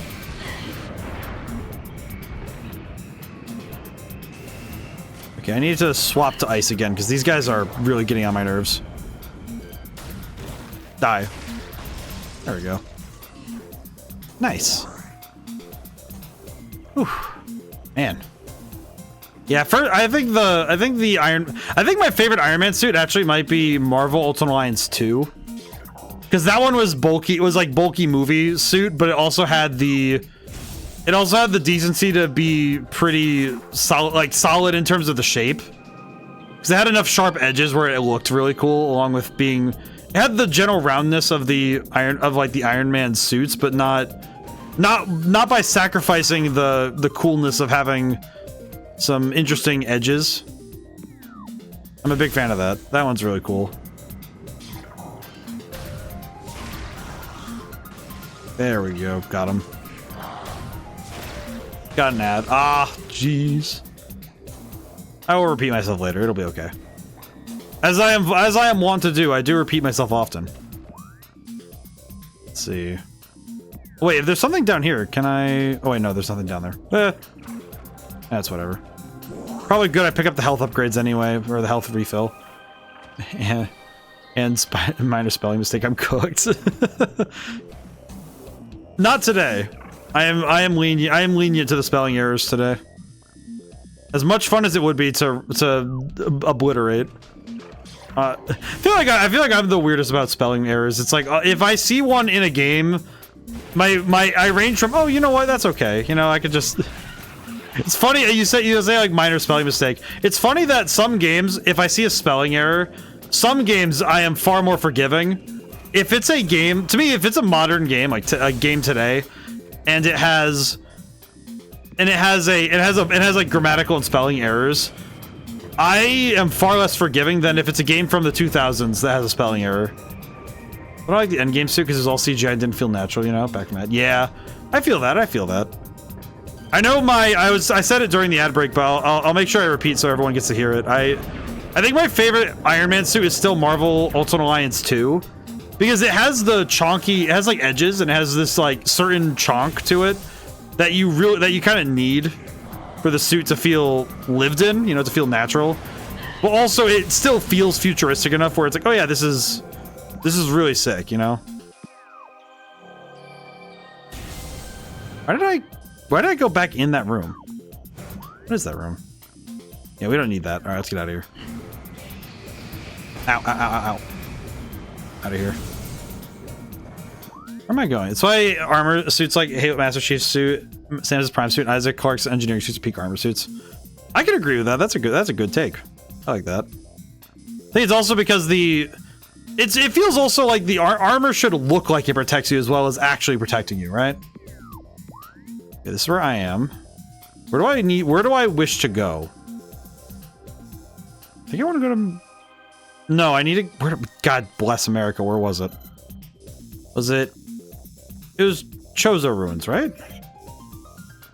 Or am I stupid? No, I'm not stupid. I just, my brain, I'm definitely noticing now that I have definitely been playing for a bit too long, because now my brain is frying.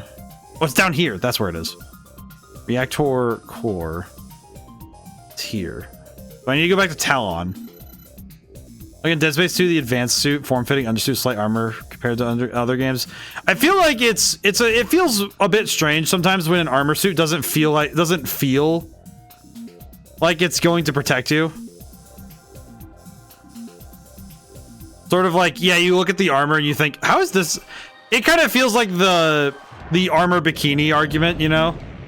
Security was also peaking in Dead Space 2. I feel like some armors feel like the armor kini, where it's just, okay, how is this going to protect anybody?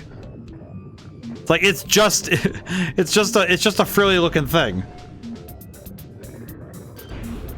I think it's also why sometimes I don't change aesthetics in games where I can change costumes, because it feels like I don't really like the idea of my characters being unprotected, even if it's just mentally. Which is actually why I never used the alternate costumes in Persona 3. Or in 5, actually. I don't think I used them in 5 much at all, actually. Now that I think about it. Or when it comes to Halo, I feel like Halo Reach had the best designs for chonky suit, for like big, bulky, but mobile suits.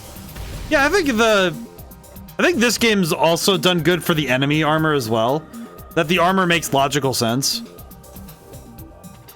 Like the Space Pirates have some really solid designs for their suits, right?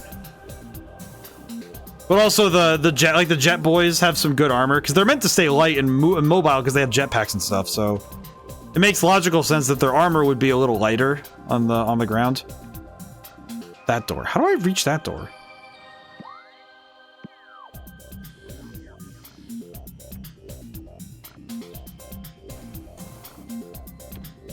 You go that way? Yeah, I want to go that way. Helldivers 2 is a bit iffy for me, the stick designs, but I also feel indifferent about them.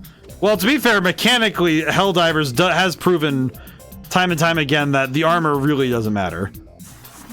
Oh, sorry, we can go up this way. That's right.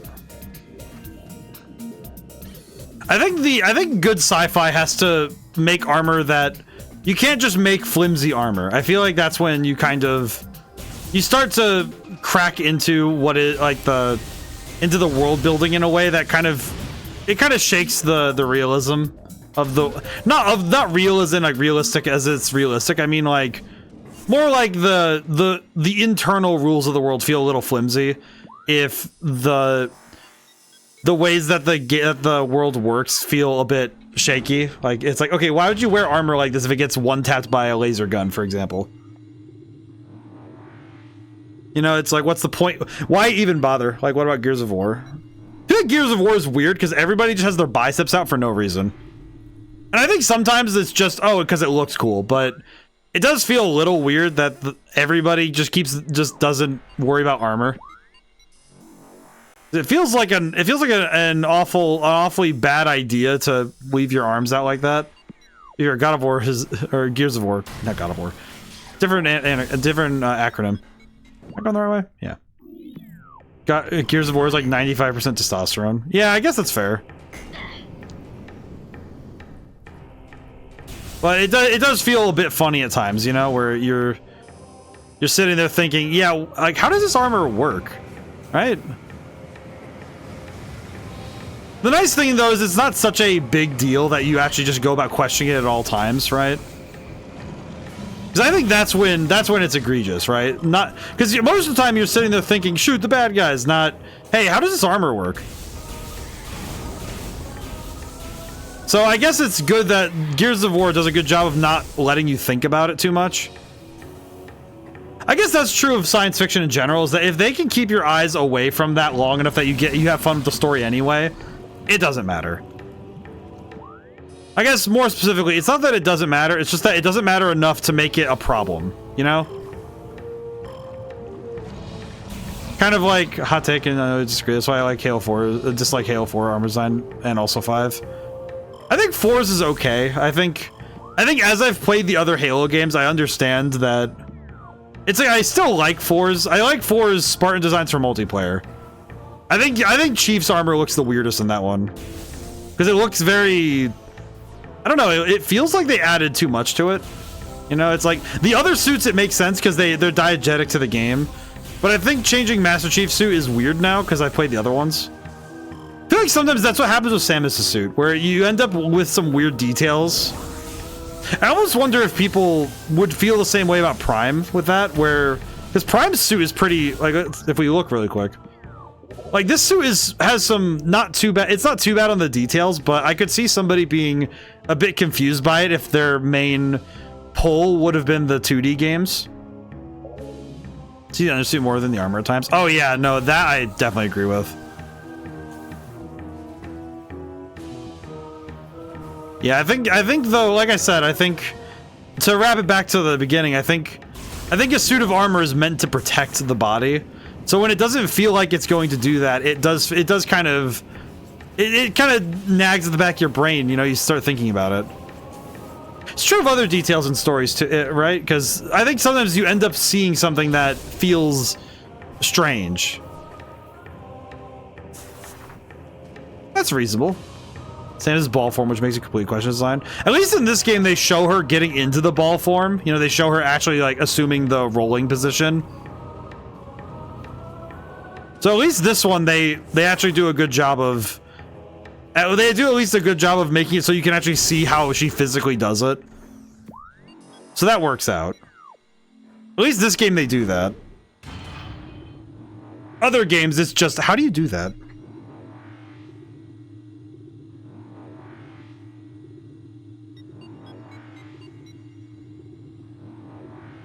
Yeah, need some more water. Oh boy. Getting the sneaking suspicion that tomorrow is going to be a bit of a long one. Okay, so I need to go back over there. Okay. I need to remember how to get there, and then I'll be fine. Think about it. Do you believe design aesthetically is as important as practicality? I think if you're trying to separate the two, then you're already in a losing battle. If you're going for design, if we're talking design of something that's meant to be used by people, I think that if your objective is to choose one or the other, you're going to do both half as good as it could be done. A moment to eat, watch something to know why drama was coming to my YouTube feed. It's all saying come back to Armor Talk. Yeah, no, trust me. I don't worry. I'm aware, and that's why I talked around it, and that's why I say no more. It is not mine to say. But nevertheless, but I think when it comes to any design, you know, a weapon, a tool, you know, like anything really, I find that the overarching philosophy should be that design for practicality first, and then from, like, you know, make sure you solve the big problems. You know, it's like a great example. Let's take the Samus's power suit as just like blanket. Let's use this as our example. Because the suit itself needs to fulfill the function of, okay, it protects Samus and has the gun, has the, you know, the arm cannon. So we need to fulfill those roles. Do we need to explain, and, you know, ask the question, do we need to explain how it has infinite supply of ammo? No, we don't. Because that would be something we don't really need. Like Berserk female knights and their armor. Here's the thing, I am a big fan of armor that makes sense. I think with armor, practicality should come first in terms of movement. I think movement is where you really need to get it down. I think, like, going back to the Iron Man example, actually, I like that Iron Man suits always show the articulation, where they show how the joints move, and where they can't move, too. And I think sometimes, especially with more CG-oriented armor suits, it is definitely way easier to spot the issues, you know, to spot where it feels really flimsy, that the armor suit could be considered realistic. You know, it feels like it plays by the rules. Again, like I said earlier, it doesn't need to be realistic per se. It's more about, okay, but does it feel like this would actually be able to work, given speculative science, right? I think the range of motion of an armor suit matters more than anything else. I think that's like king when it comes to making armor. It's actually something that this suit actually does rather well, is it feels like this suit, you can look at it and say, oh yeah, it makes sense that it looks really good. Like it's how his armor suit was all practical and every suit was CGI, but it felt natural. I think specifically it's that even though they were CG, they still understood the necessary science to making armor suits that both look good and work correctly, right?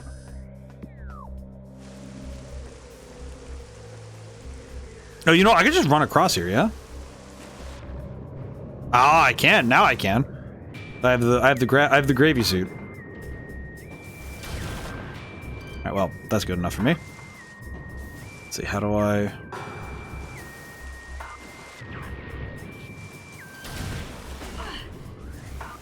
Ah!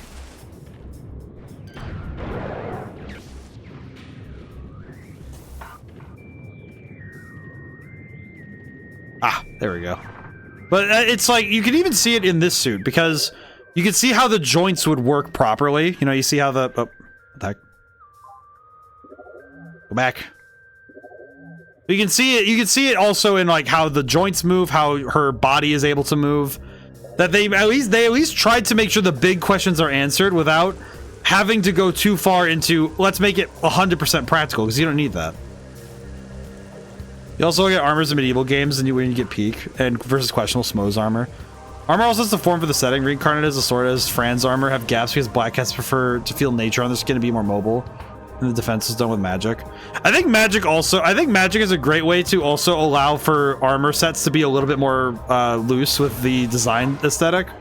Because you can go aesthetic as well if you have a in-universe ability that makes it a little easier to be able to wave off certain things. Even going back to the armor Genie, say that the armor set is like the armor set literally says, oh yeah, we made it so that the spaces between the scales are fully protected by a magic barrier. It's like, okay, yeah, fine, whatever, you know? It works. It's silly, but it works, right? But I think the big thing that you have to do is just be okay with answering. Yeah, you don't need to directly, you know, it's like obviously you don't need to state the actual answer. It's more like you, with your visuals and with what you've done in the game, just answer the questions visually, right? But I think medieval armor is the best way to, if you want to learn more about how armor is meant to be built, I think specifically looking to medieval armor first and foremost, getting knight's armor down is the best way to learn how to put together armor sets. Or even Master Chief's suit, Kanako weighs over a ton. There's a nerve link that lets him control the suit like another set of skin, almost like Samus. Yeah, so it's like, I think there are ways to make these suits that Timberline creates magical force field armor. Right, and I think there's there's real merit to, as long as you understand, right? Oh, you know what? I need to, hang on. I actually do need to save now because we have the gravity suit. We should save. But when it comes to making an armor set, like I think the ring kind of cheats. That one cheats a little too much, but I think specifically when it comes to armor, I think the key is that it doesn't feel like you could easily prove its impracticality, right? I guess on the same vein as armor is like suits and like super suits in general. I think superhero super suits are the funniest place to look at that sort of thing, right? Oh. I think the one I think of often is the ways in which Batman's many suits is one that I could just point at, but I think the most egregious one is the Flash. To me, because I think sometimes they do a great job of explaining how the Flash's, like, quote-unquote armor works. And then there are times where it's just, okay, dude, you're a guy in red spandex, what do you want? You know? Huh. That's neat. Someone's doing my job for me?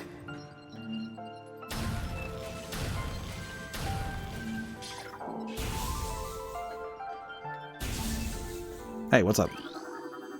Door has no power. What now? Do you need more power?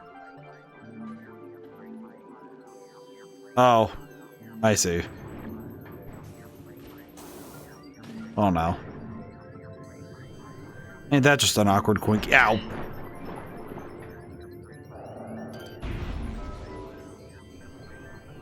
Okay, I'm beginning to understand now.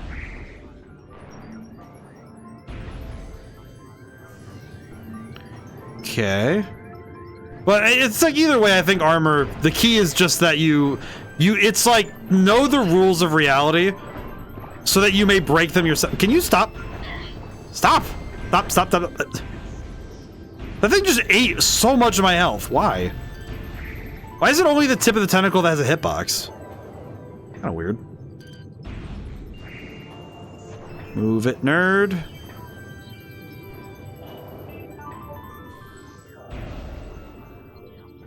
It was hungry. I guess it was. Don't know why it would try to eat from here though. Not exactly a practical way to do that. Yeah, I don't see anything else. Maybe that's enough. Hope it's enough. Oh god. Okay, we good? We are not. Why are we not good? Thought we were chill. What's up with this?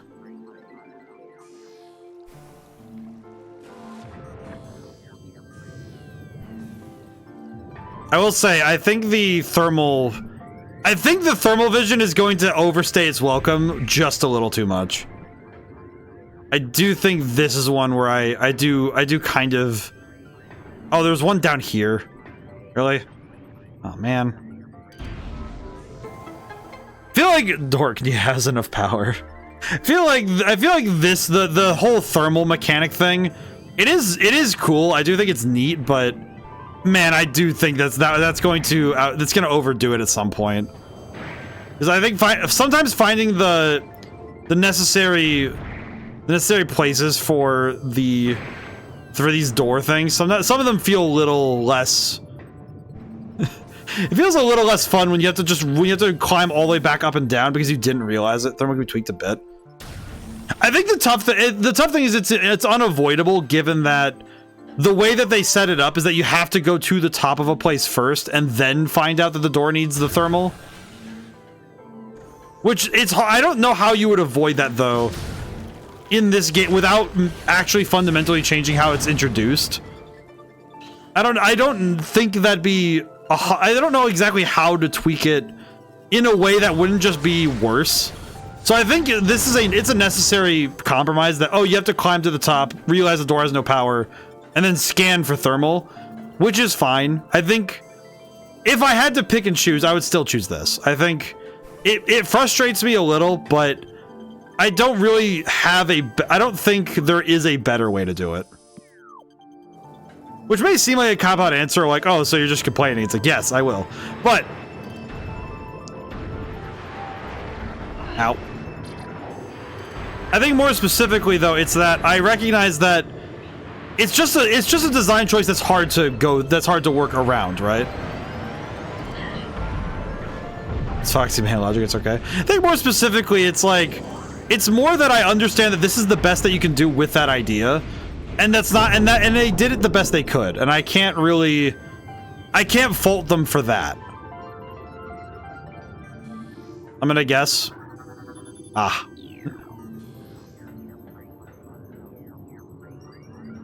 I think it wouldn't bother me so much if thermal vision wasn't so freaking blurry, you know? I think it's that thermal vision is so blurry, so trying to see those is really hard. You know, I think it's because thermal vision at distance is very blurry, so it feels less okay because you have to go diving around for it all.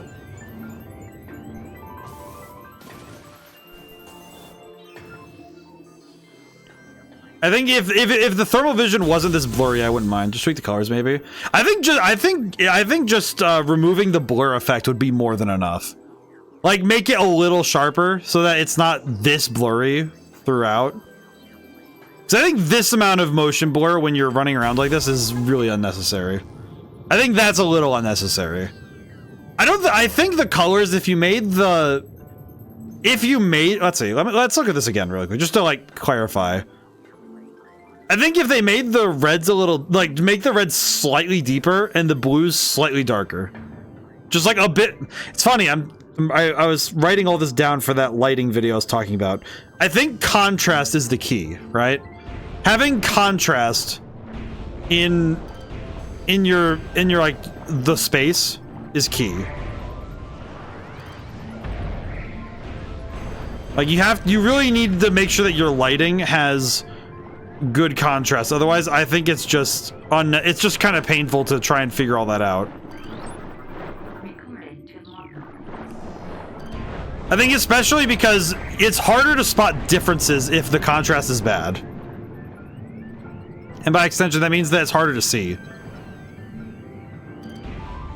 Okay, let's change to ice really quick. There we go. You know, of all things, I'm grateful that this still works underwater. Thankfully, the ice missile still freezes. Well, not ice missile, but like the ice weapon still freezes. Yeah, I definitely think without the gravity suit, I think trying to do an underwater level in general in these games would be pain. 100% pain. Maybe even 150% pain. Whew. Okay.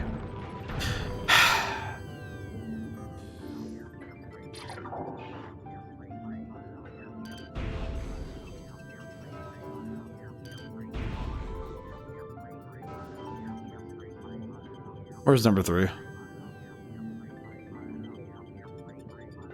I guess it's got to be somewhere below me, right? 1, 2, 3. Okay, guys, can I expect a beam weapon, to be honest?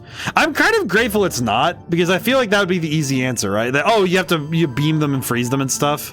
So I'm grateful that it's like an explosion. It's actually why I also like the version of it the version of an ice weapon you get in Batman Arkham City. So Arkham City does the same thing where they give you an ice grenade from Doc Freeze. I like that. Or Mr. Freeze, but still. I think was he a doctor? I think he had a doctorate. I don't know if I don't think he'd ever been to medical school, but good enough. Oh, I can already tell I'm gonna hate this. Whee. How far down have we gone? I feel like we've been going down for ages at this point. I try to feel like prepare the ice grenade just random. I feel like ice grenades are kind of sick though. Whee! Oh, no, not that way. It's like, gentlemen, prepare the ice grenade. We must bring the ice grenade. You recognize the ship.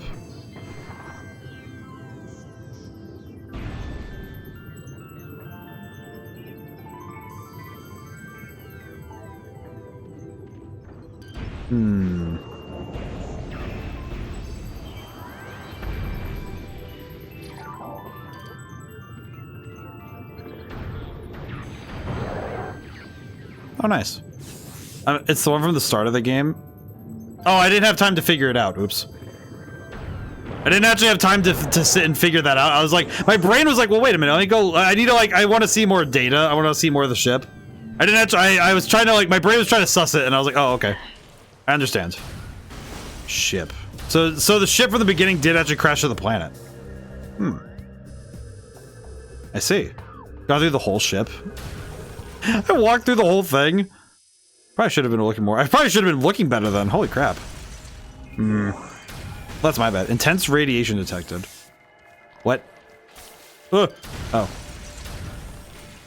what's this? Access to Phazon Mines East. Okay. To the mines I go. I didn't even realize it. I guess the ship feels weird because I think the ship kind of felt a little too. I think the context was stripped from it, so maybe I didn't realize it because I reached the hard part. You know, given how I've been playing this game, I feel like calling this the hard part feels like I don't know if it's goalpost moving or if it's just me gonna feel mildly sad about it. Yes, the Geiger counter is going off is a lovely sign. Why does this feel like a Halo level? This feels like a Halo level.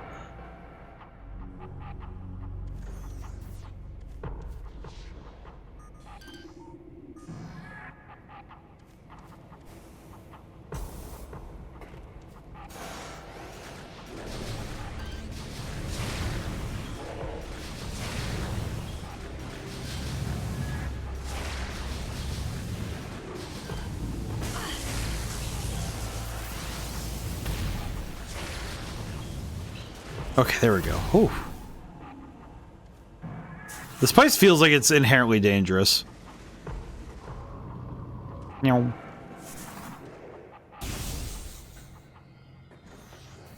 How was this? Save station access granted. Guess who built it?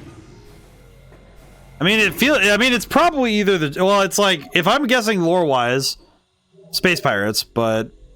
I would also secondarily guess Ridley. Well, not Ridley. Either that or the Chozo dug in here and were being goofy about it and like, oh, we'll be able to figure it out just fine, and then they didn't. Seems about right. Was it Mecha ODaM? Space ODaM? Mecha ODaM? Dual control force field. Deactivation controls are likely nearby. I wonder where that could be.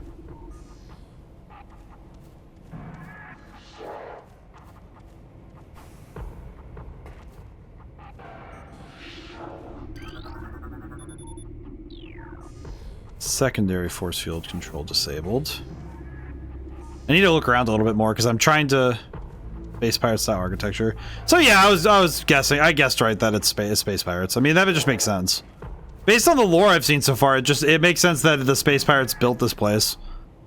They've already talked about how much they're messing with the Phazon, so it makes sense that they're mining it. Primary controls. Because that's the secondary one.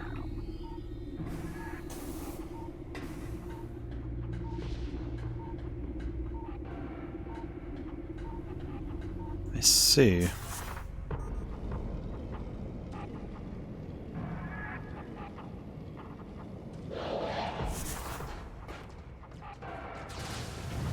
Ow. Oh geez, these guys are actually kind of tough. Uh-oh.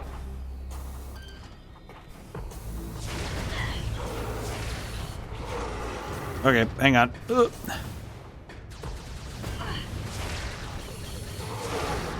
I do appreciate that these guys are taking out it. I think this feels a lot more like a first-person shooter than other games of like a similar style. I don't know. I feel like this one feels very rooted in some of the older like first-person vibes. Feels a lot like old. It feels a lot more like old school first-person games rather than something of its time. I really appreciate it. How's this? Crane unit indicates recent use. Device is currently inactive. Alright, cool. It's like Doom a little bit. I think it's that it specifically feels like...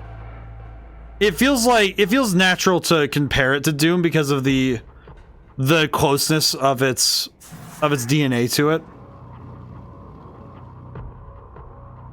Way more of an exploration game. You know what's the one I'm thinking of actually is it feels a little bit like Doom 3.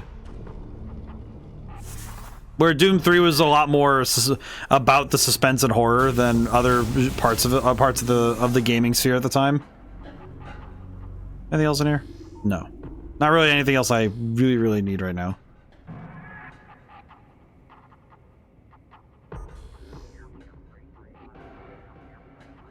Ah, power. Okay, so now we can operate the crane, which should allow us to move the crane to use the door, which should let us into that door up there. Ah, jeez. Yes. I think this game does a good job being 50-50 on combat to exploration personally. I think more of that is because of the way that it handles both. You know, it handles both really. Because I think it handles combat and exploration pretty well in terms of balancing it.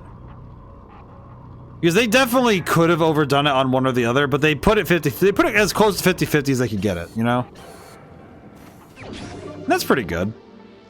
I think Metroid games are kind of like 55-45, where you spend more time, a little bit more time exploring, but not so much more that it's like an imbalance. Some of that comes from the roots of being on an NES, on the NES first, you know, just being part of that wave of characters that needed to have action going on all the time. But the exploration was still a key part of the game's identity and what it was doing, what it was trying to do.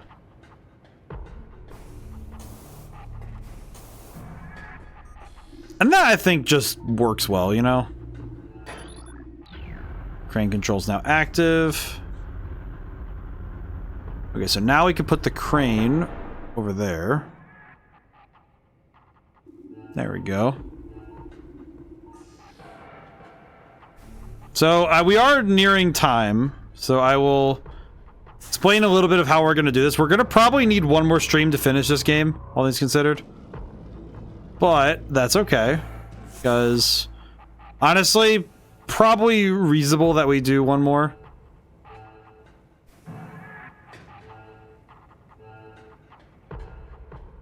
Just realized I still don't. I'm noticing that I am definitely flagging a little bit in terms of focus and energy. Ah, there it is. Here's the thing. I can scan that from here, right? I mean, yeah. That didn't work. Can I scan it? This Nintendo Enterprise is more acquainted with Zelda and Mario growing up. I'm happy that I had a number of different games to grow up with, because I had Mario Sunshine, I had a Zelda collection. That was the Zelda 1, Zelda 2, and the other lock is not that one.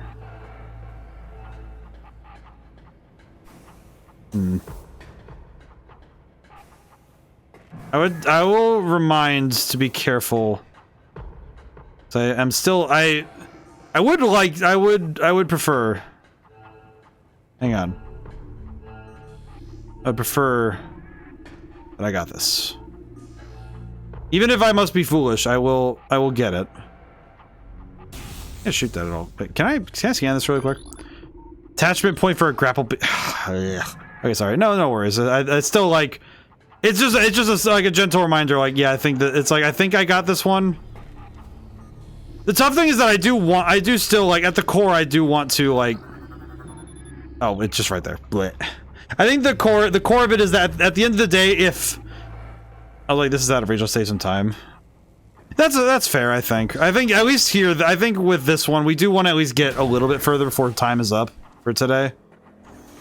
But yeah, I think usually error on the side of let's let him figure it out until he asks for direct assistance. That's usually my rule, is like, unless I ask for direct assistance, I'll usually just prefer to, like, even if I have to suffer, I'll figure it out. Even if it's suffering for me, I will. It's better that I eventually figure it out. Let's see. Where am I? Where is this really? Uh-oh.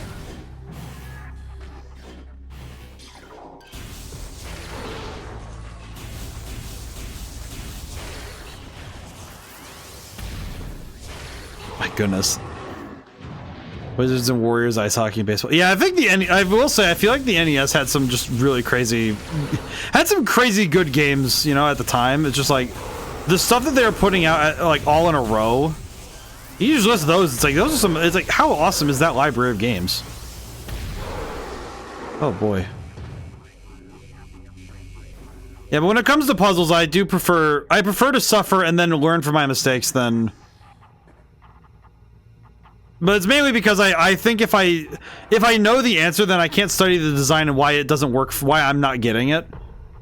Because then I can understand, okay, it's on me. On me, there's some things here, but on the game, I think by this point, it's funny that the game has trained me to look everywhere but the most obvious place. I think that's my takeaway, is that I think the game kind of goes... I think it's kind of like the game kind of goes back... This game kind of goes a little backwards in places, that it trains you first to look in the most inobvious places, and then starts putting stuff in obvious places. Which I think can in ways harm it because it trains you to be a little too smart with it. Oh god. Okay, I should scan these lads because I do need to learn what they do. Okay, what do you do? Wave beam technology. Reverse engineer several of your weapons, including the wave beam. A flaw in the design makes these pirates vulnerable to their own beam weapon system. Okay, so they're using beam weapons. Understood.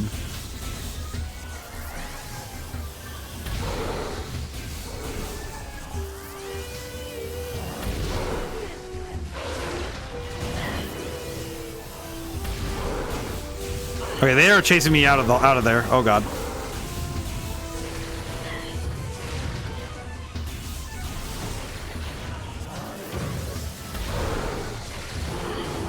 I do not like that missiles just bounce off like that. Oh my goodness. You know they only copy things you already have. Thankfully, right?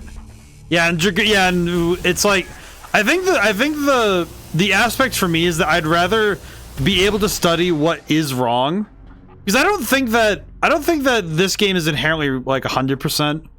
It has a concussion beam. Oh, like same damage type. Oh, that's funny. I didn't actually think about that. I didn't actually think about the way that that works.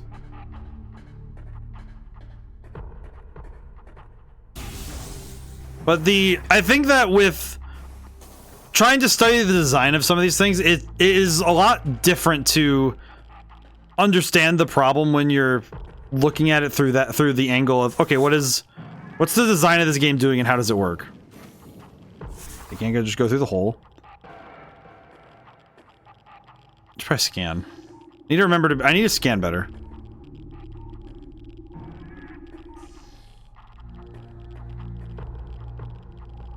Nope. Can't even scan that, really.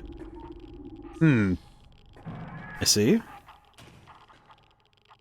Okay, so we popped up this door. There's not another door. Yeah, there's the red door down below, but not the other one. The white door over there. How does one...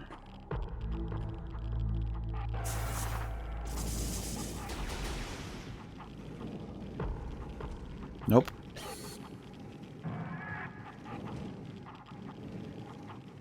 Brain is dead. I also am noticing that I'm losing my stamina's going again. Weh, oh well.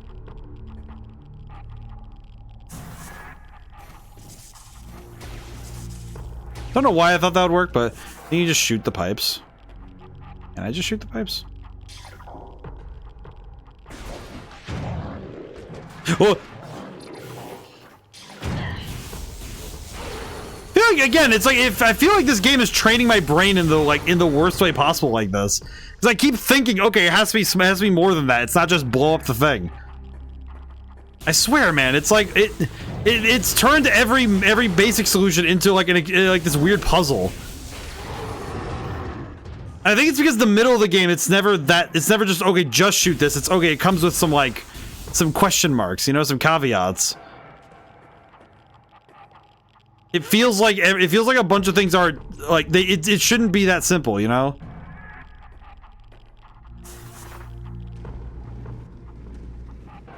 Like everything has to be a massive, like a master stroke of some kind, you know? And I think that mindset is definitely getting to me, because I'm noticing it more that, oh man, okay, how do I begin to untrain myself from that behavior?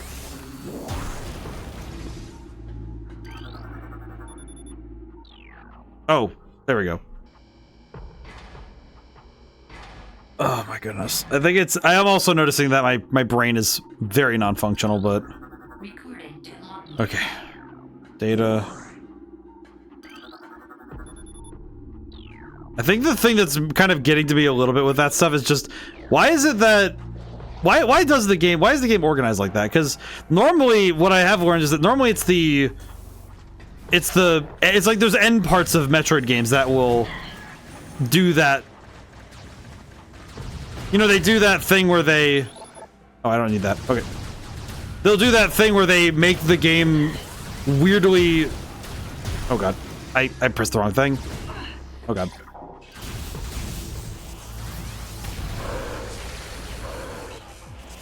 Gotta stop firing missiles at these guys in general. Just use charge beam.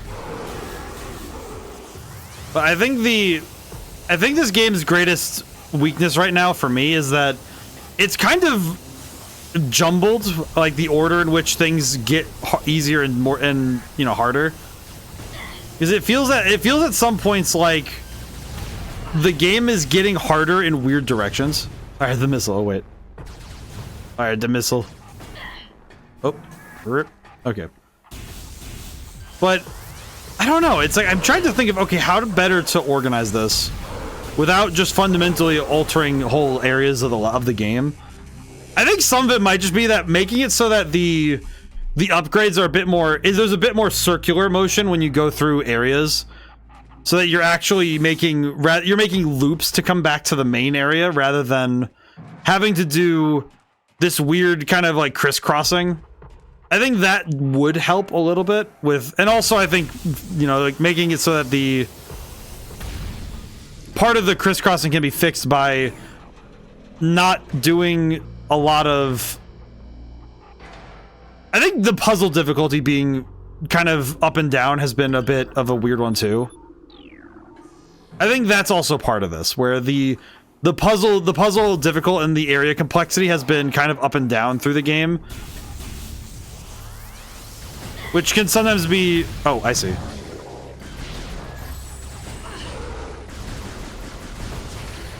Okay, missiles just fundamentally don't work on these guys. Okay. So missiles don't work on the armored guys, so we just don't use missiles here. Ever.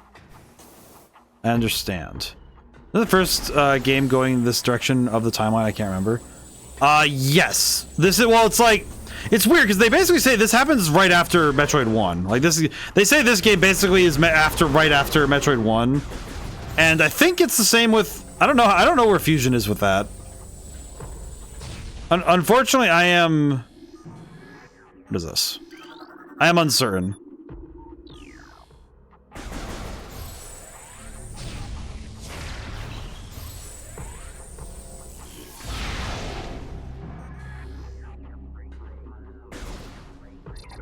Fusion is Metroid 4, it's after Super.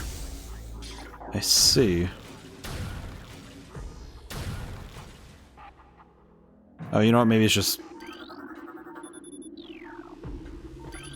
Ah, there we go.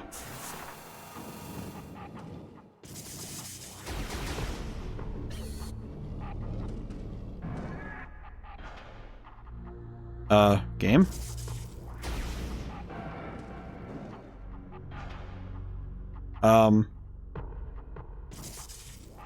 Game? This game's Fusion just has the ice beam for lore reasons. Boost.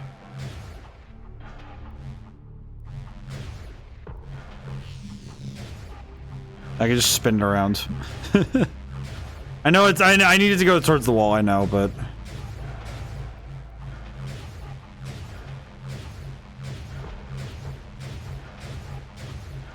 Oh well. I agree with Metroid. Makes it harder to understand. Yeah, I guess it's fair. I think that's a fair one.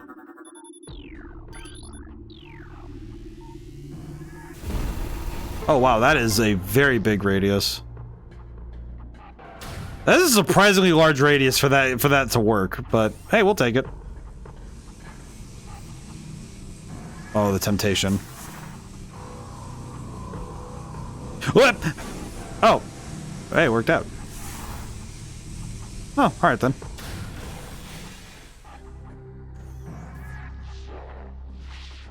I will say, given where we are, I probably should find a way out of here. Ow. I don't want to... Nope. Wanted to change weapons.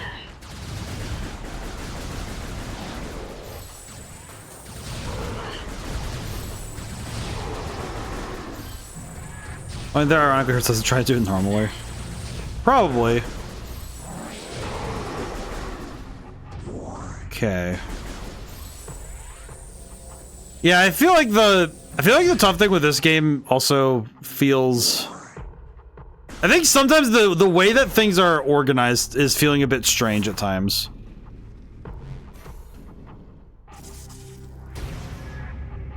Oh. Let's see. It's like a Pokemon gym. Ah, jeez. Yeah, I'm starting to feel the effects.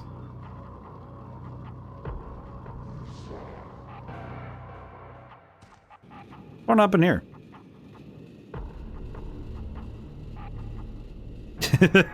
There's something very funny about just like kind of zooming around like that.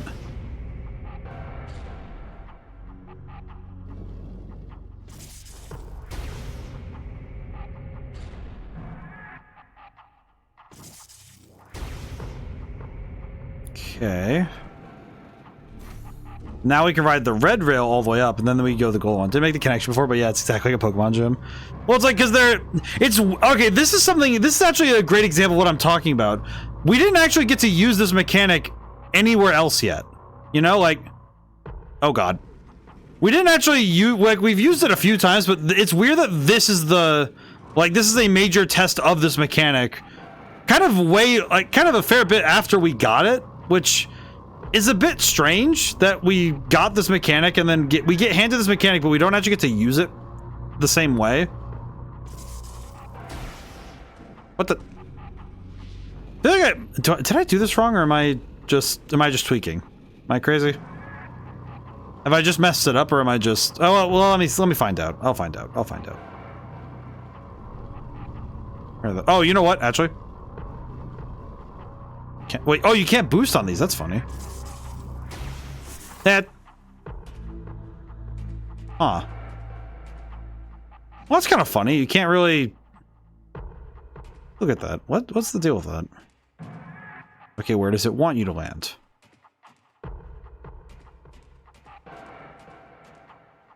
Kind of seems like that's where it wants you to land, though. Huh.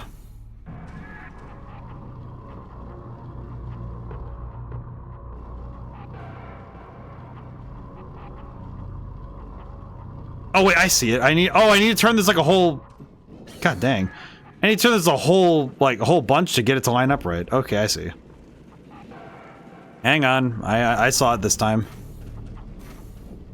Okay, so I need it to be... It needs to be 180 degrees, so we need to turn it twice. Really quick, like.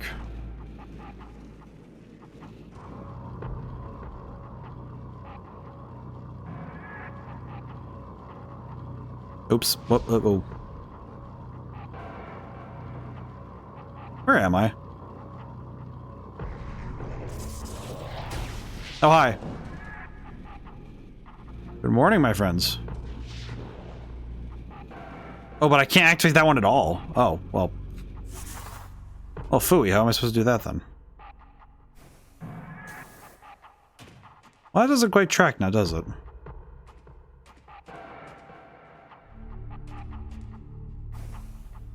Oh, well. Well, that works out, doesn't it? 1 and 2, right? Yep, there we go. Okay, cool. Now I should be able to take this red rail up to wherever this red rail goes. Or where it should go, right? Oh, it did not. Oh, I need to turn it one more time. Oh, dang it. Ugh. Okay, I'm a little tired of this. Okay, turn that one more time. There we go. Very good. I think it's more specifically this feels like a weird puzzle to put down way after getting this particular power up. That's what I mean. Is that it feels a bit odd to get this power up and not have a ton of like extensive puzzle work with it, and then later on in the game you get a puzzle that's directly like a test of this. I feel like if this was put a bit closer to the original place, like this puzzle in particular was put closer to where you get the actual tool, it would make more sense, right? Did I? Yeah, whatever. Let's just wait. Wasn't I already here? Or... No, I was not. Okay.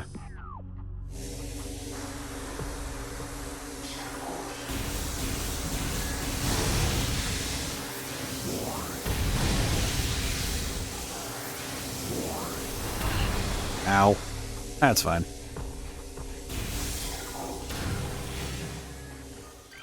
Where does this go? Phazon Mine's level 2. Is there a save point nearby, or no? Man. Oh boy. Well, we gotta go until we find a save point, so let's just find a save point and then we'll call it for today, because I think I am tiring out in a way that... Oh, hey, that's pretty. Oh, it's nice. I guess it's not pretty, but it's nice. Here we are.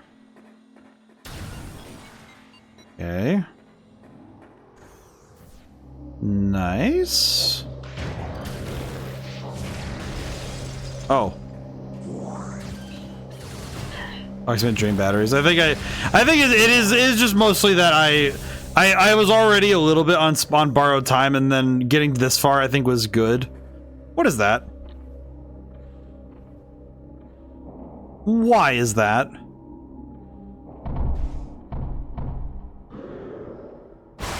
Oh my goodness.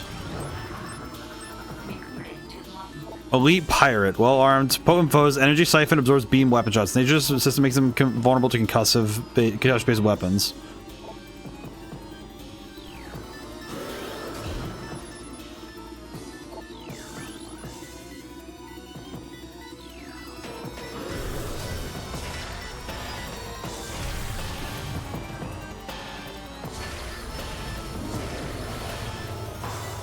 Thankfully I can just run around them.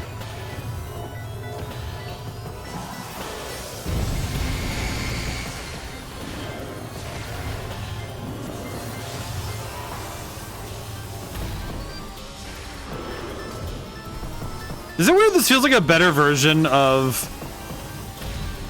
This feels like a better version of the Scorn boss fight. Because at the end of Scorn, there's like a boss fight, and it's a dude with a plasma grenade on his face, basically.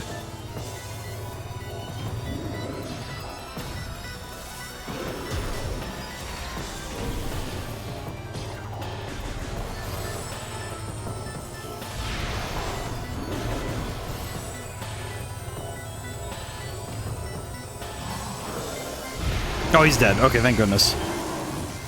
Is there a space pirate data you didn't read that tells you exactly how to beat this guy?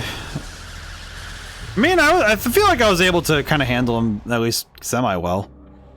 It worked out. Yeah, I feel like that's one thing this game also does that's a bit...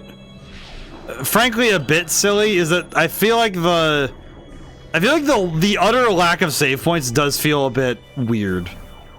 Because there are so few save points in this game. That one is Urple? Oh no, Ice. Ice Beam.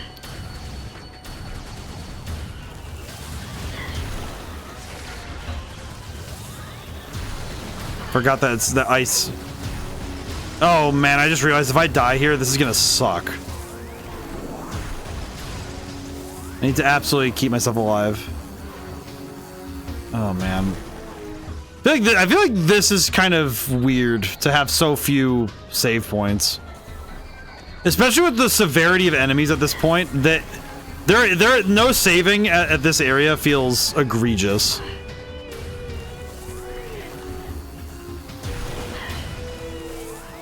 Yeah, this does feel weird. Okay, red one's a scan. Pirate data. Force field offline, access granted, hooray. It's like a rite of passage to have to do this section of the game twice. I refuse. I frankly refuse, because I feel like if I die at this point, that is too much progress lost. I will... I feel like that one would actually threaten the ability for me to finish the game, unironically. I feel like that one would be too much. That'd be a step too far, you know?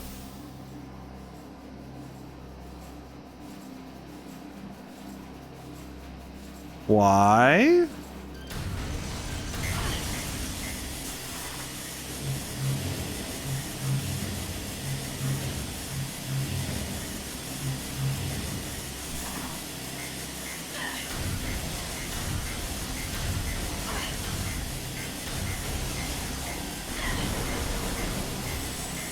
Give me the health.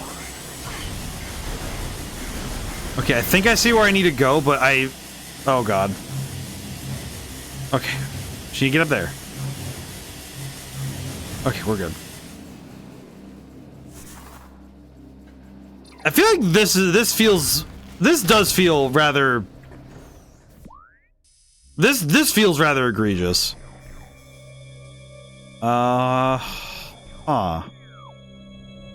Wait, isn't this just right? Oh wait, no, it's not. Oh no.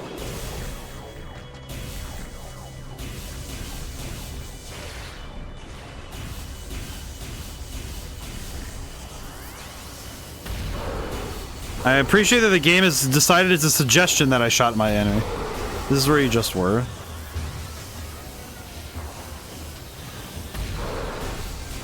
God dang. I will say the temptation has been there to run my stupid face back up, but I don't think that'll be any better than trying to get any I don't think that's a better option than just keep going down, but man, this is, I'll be honest when I say that this is starting to weigh on me a little.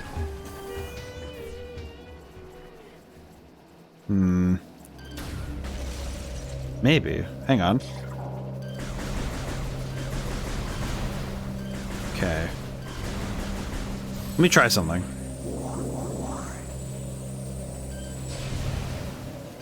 I'm gonna try something really quick just so because I can.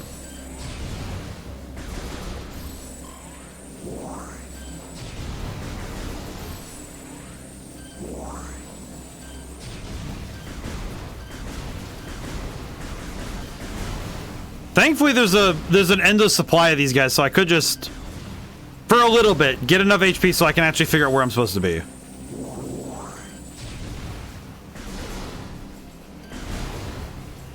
Also, it means that I can get enough HP to actually finish the next section.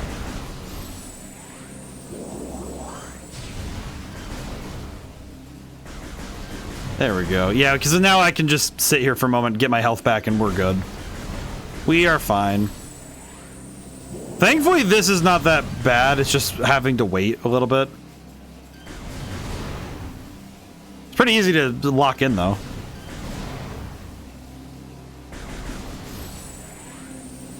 There we go.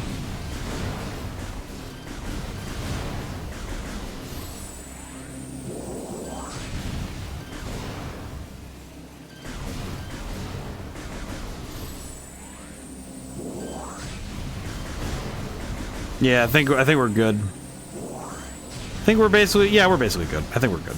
Okay. As I recall from what I saw on the map, it's this way?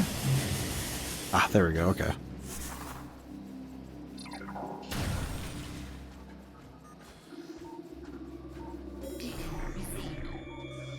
Game, I'm gonna be real. Now is not the time.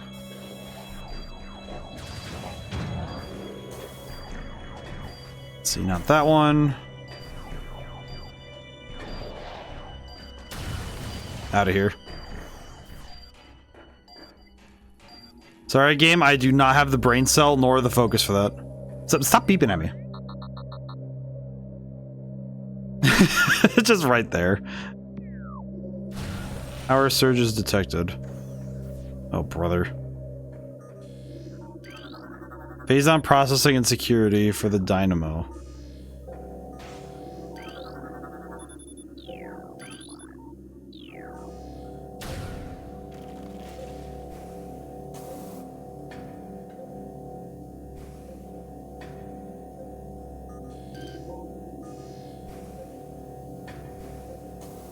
I think I'm playing a really goofy game of the floor is lava.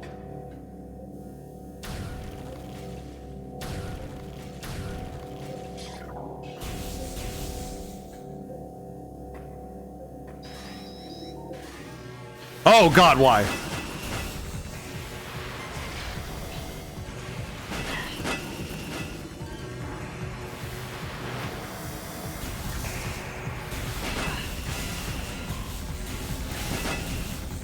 Oh no.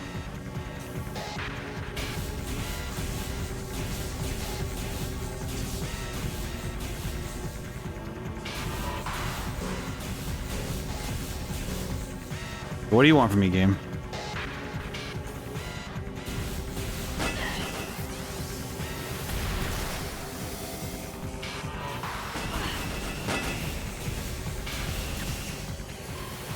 I'm out of missiles. I see. Eh. What? Oh, I got it. Alright then. Well, that's not too bad. I guess. Oh.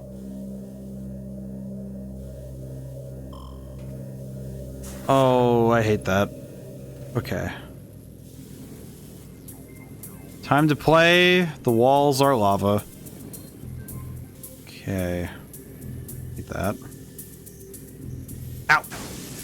Jeez, went too fast. Nope, dead end. Okay.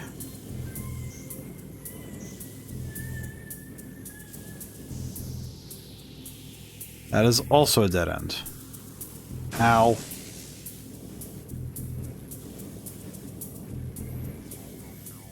Is it a dead end? You don't just have a list of maps to use. That tracks to me. I think that one just makes sense. Ow, ow, ow, ow, ow, ow. How? Wait a minute, how?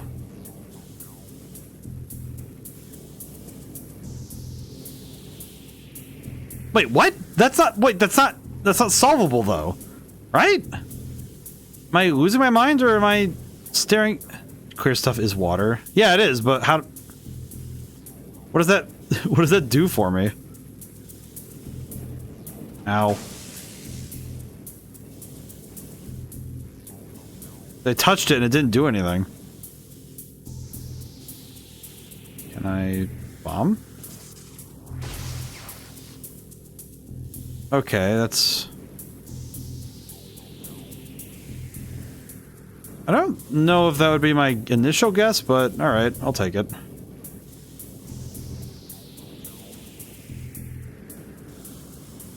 I guess it works that it short circuits, but... Ow.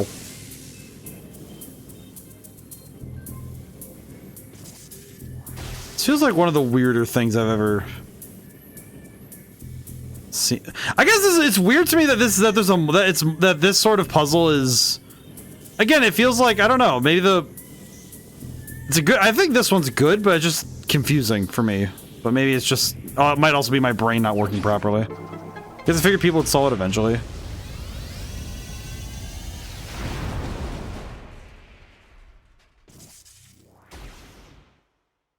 I would say the tough part is that I think the thing I would say is that it's one of those things where if you are, it's, how do I put it? It feels again like the game kind of puts the puzzles in a strange order at times.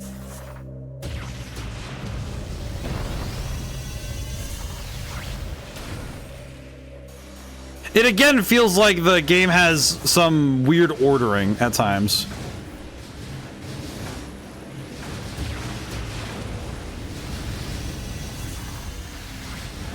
Oh, that didn't even do any- wait, that didn't do anything? Well, that's sad. What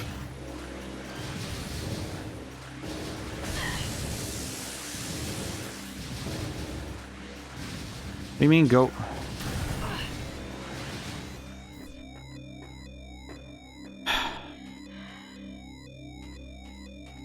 Ah, save room. No, I saw the door. Don't worry about that.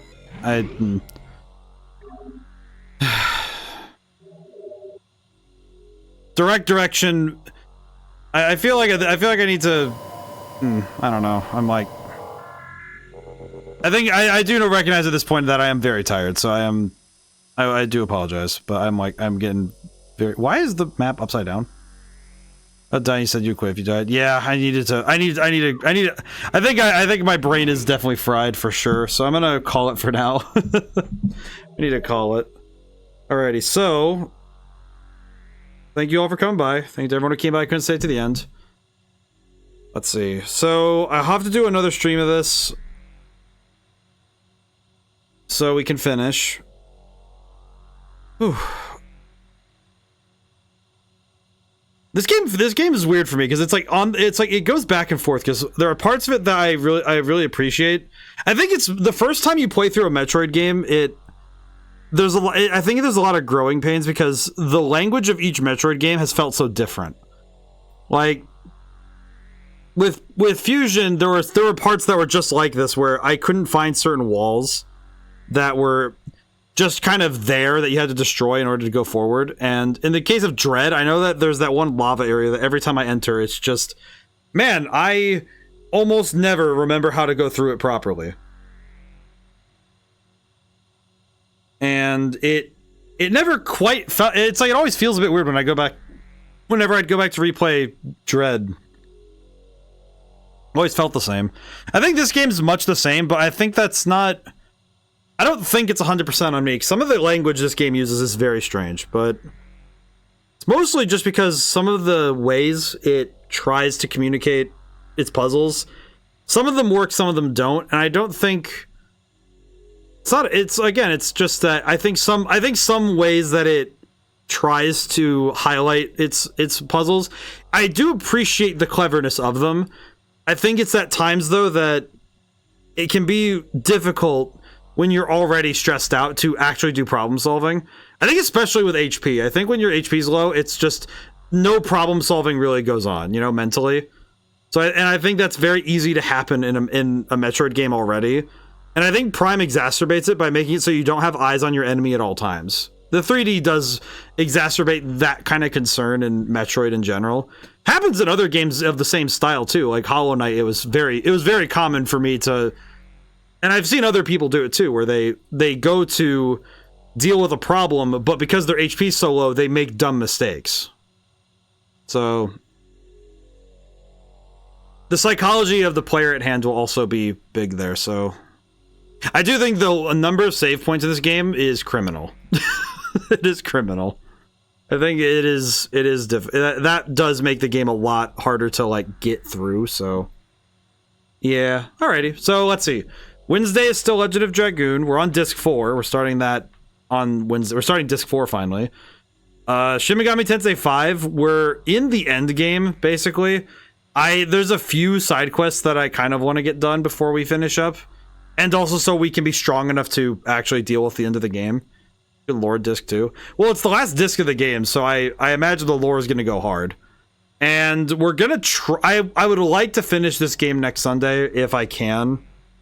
I'm trying to clear my Sundays again so I can have some Sundays to do. I want to try and set up some collabs on Sunday, and on Sundays if possible.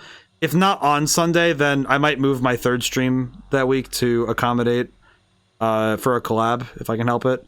I have learned that if I go past 3 streams a week, I do end up burning myself out of energy. Not like total burnout, but like I basically run out of energy to do other things, and that's very hard for me to handle. So kind of have to handle that as we do. But we will see. I am just going to go to sleep. I normally would raid today, but I am recognizing that my ability to keep up is compromised. So I will just go to sleep. So now and ever see you guys next. Goodbye for now. Thank you so much. I will see you soon.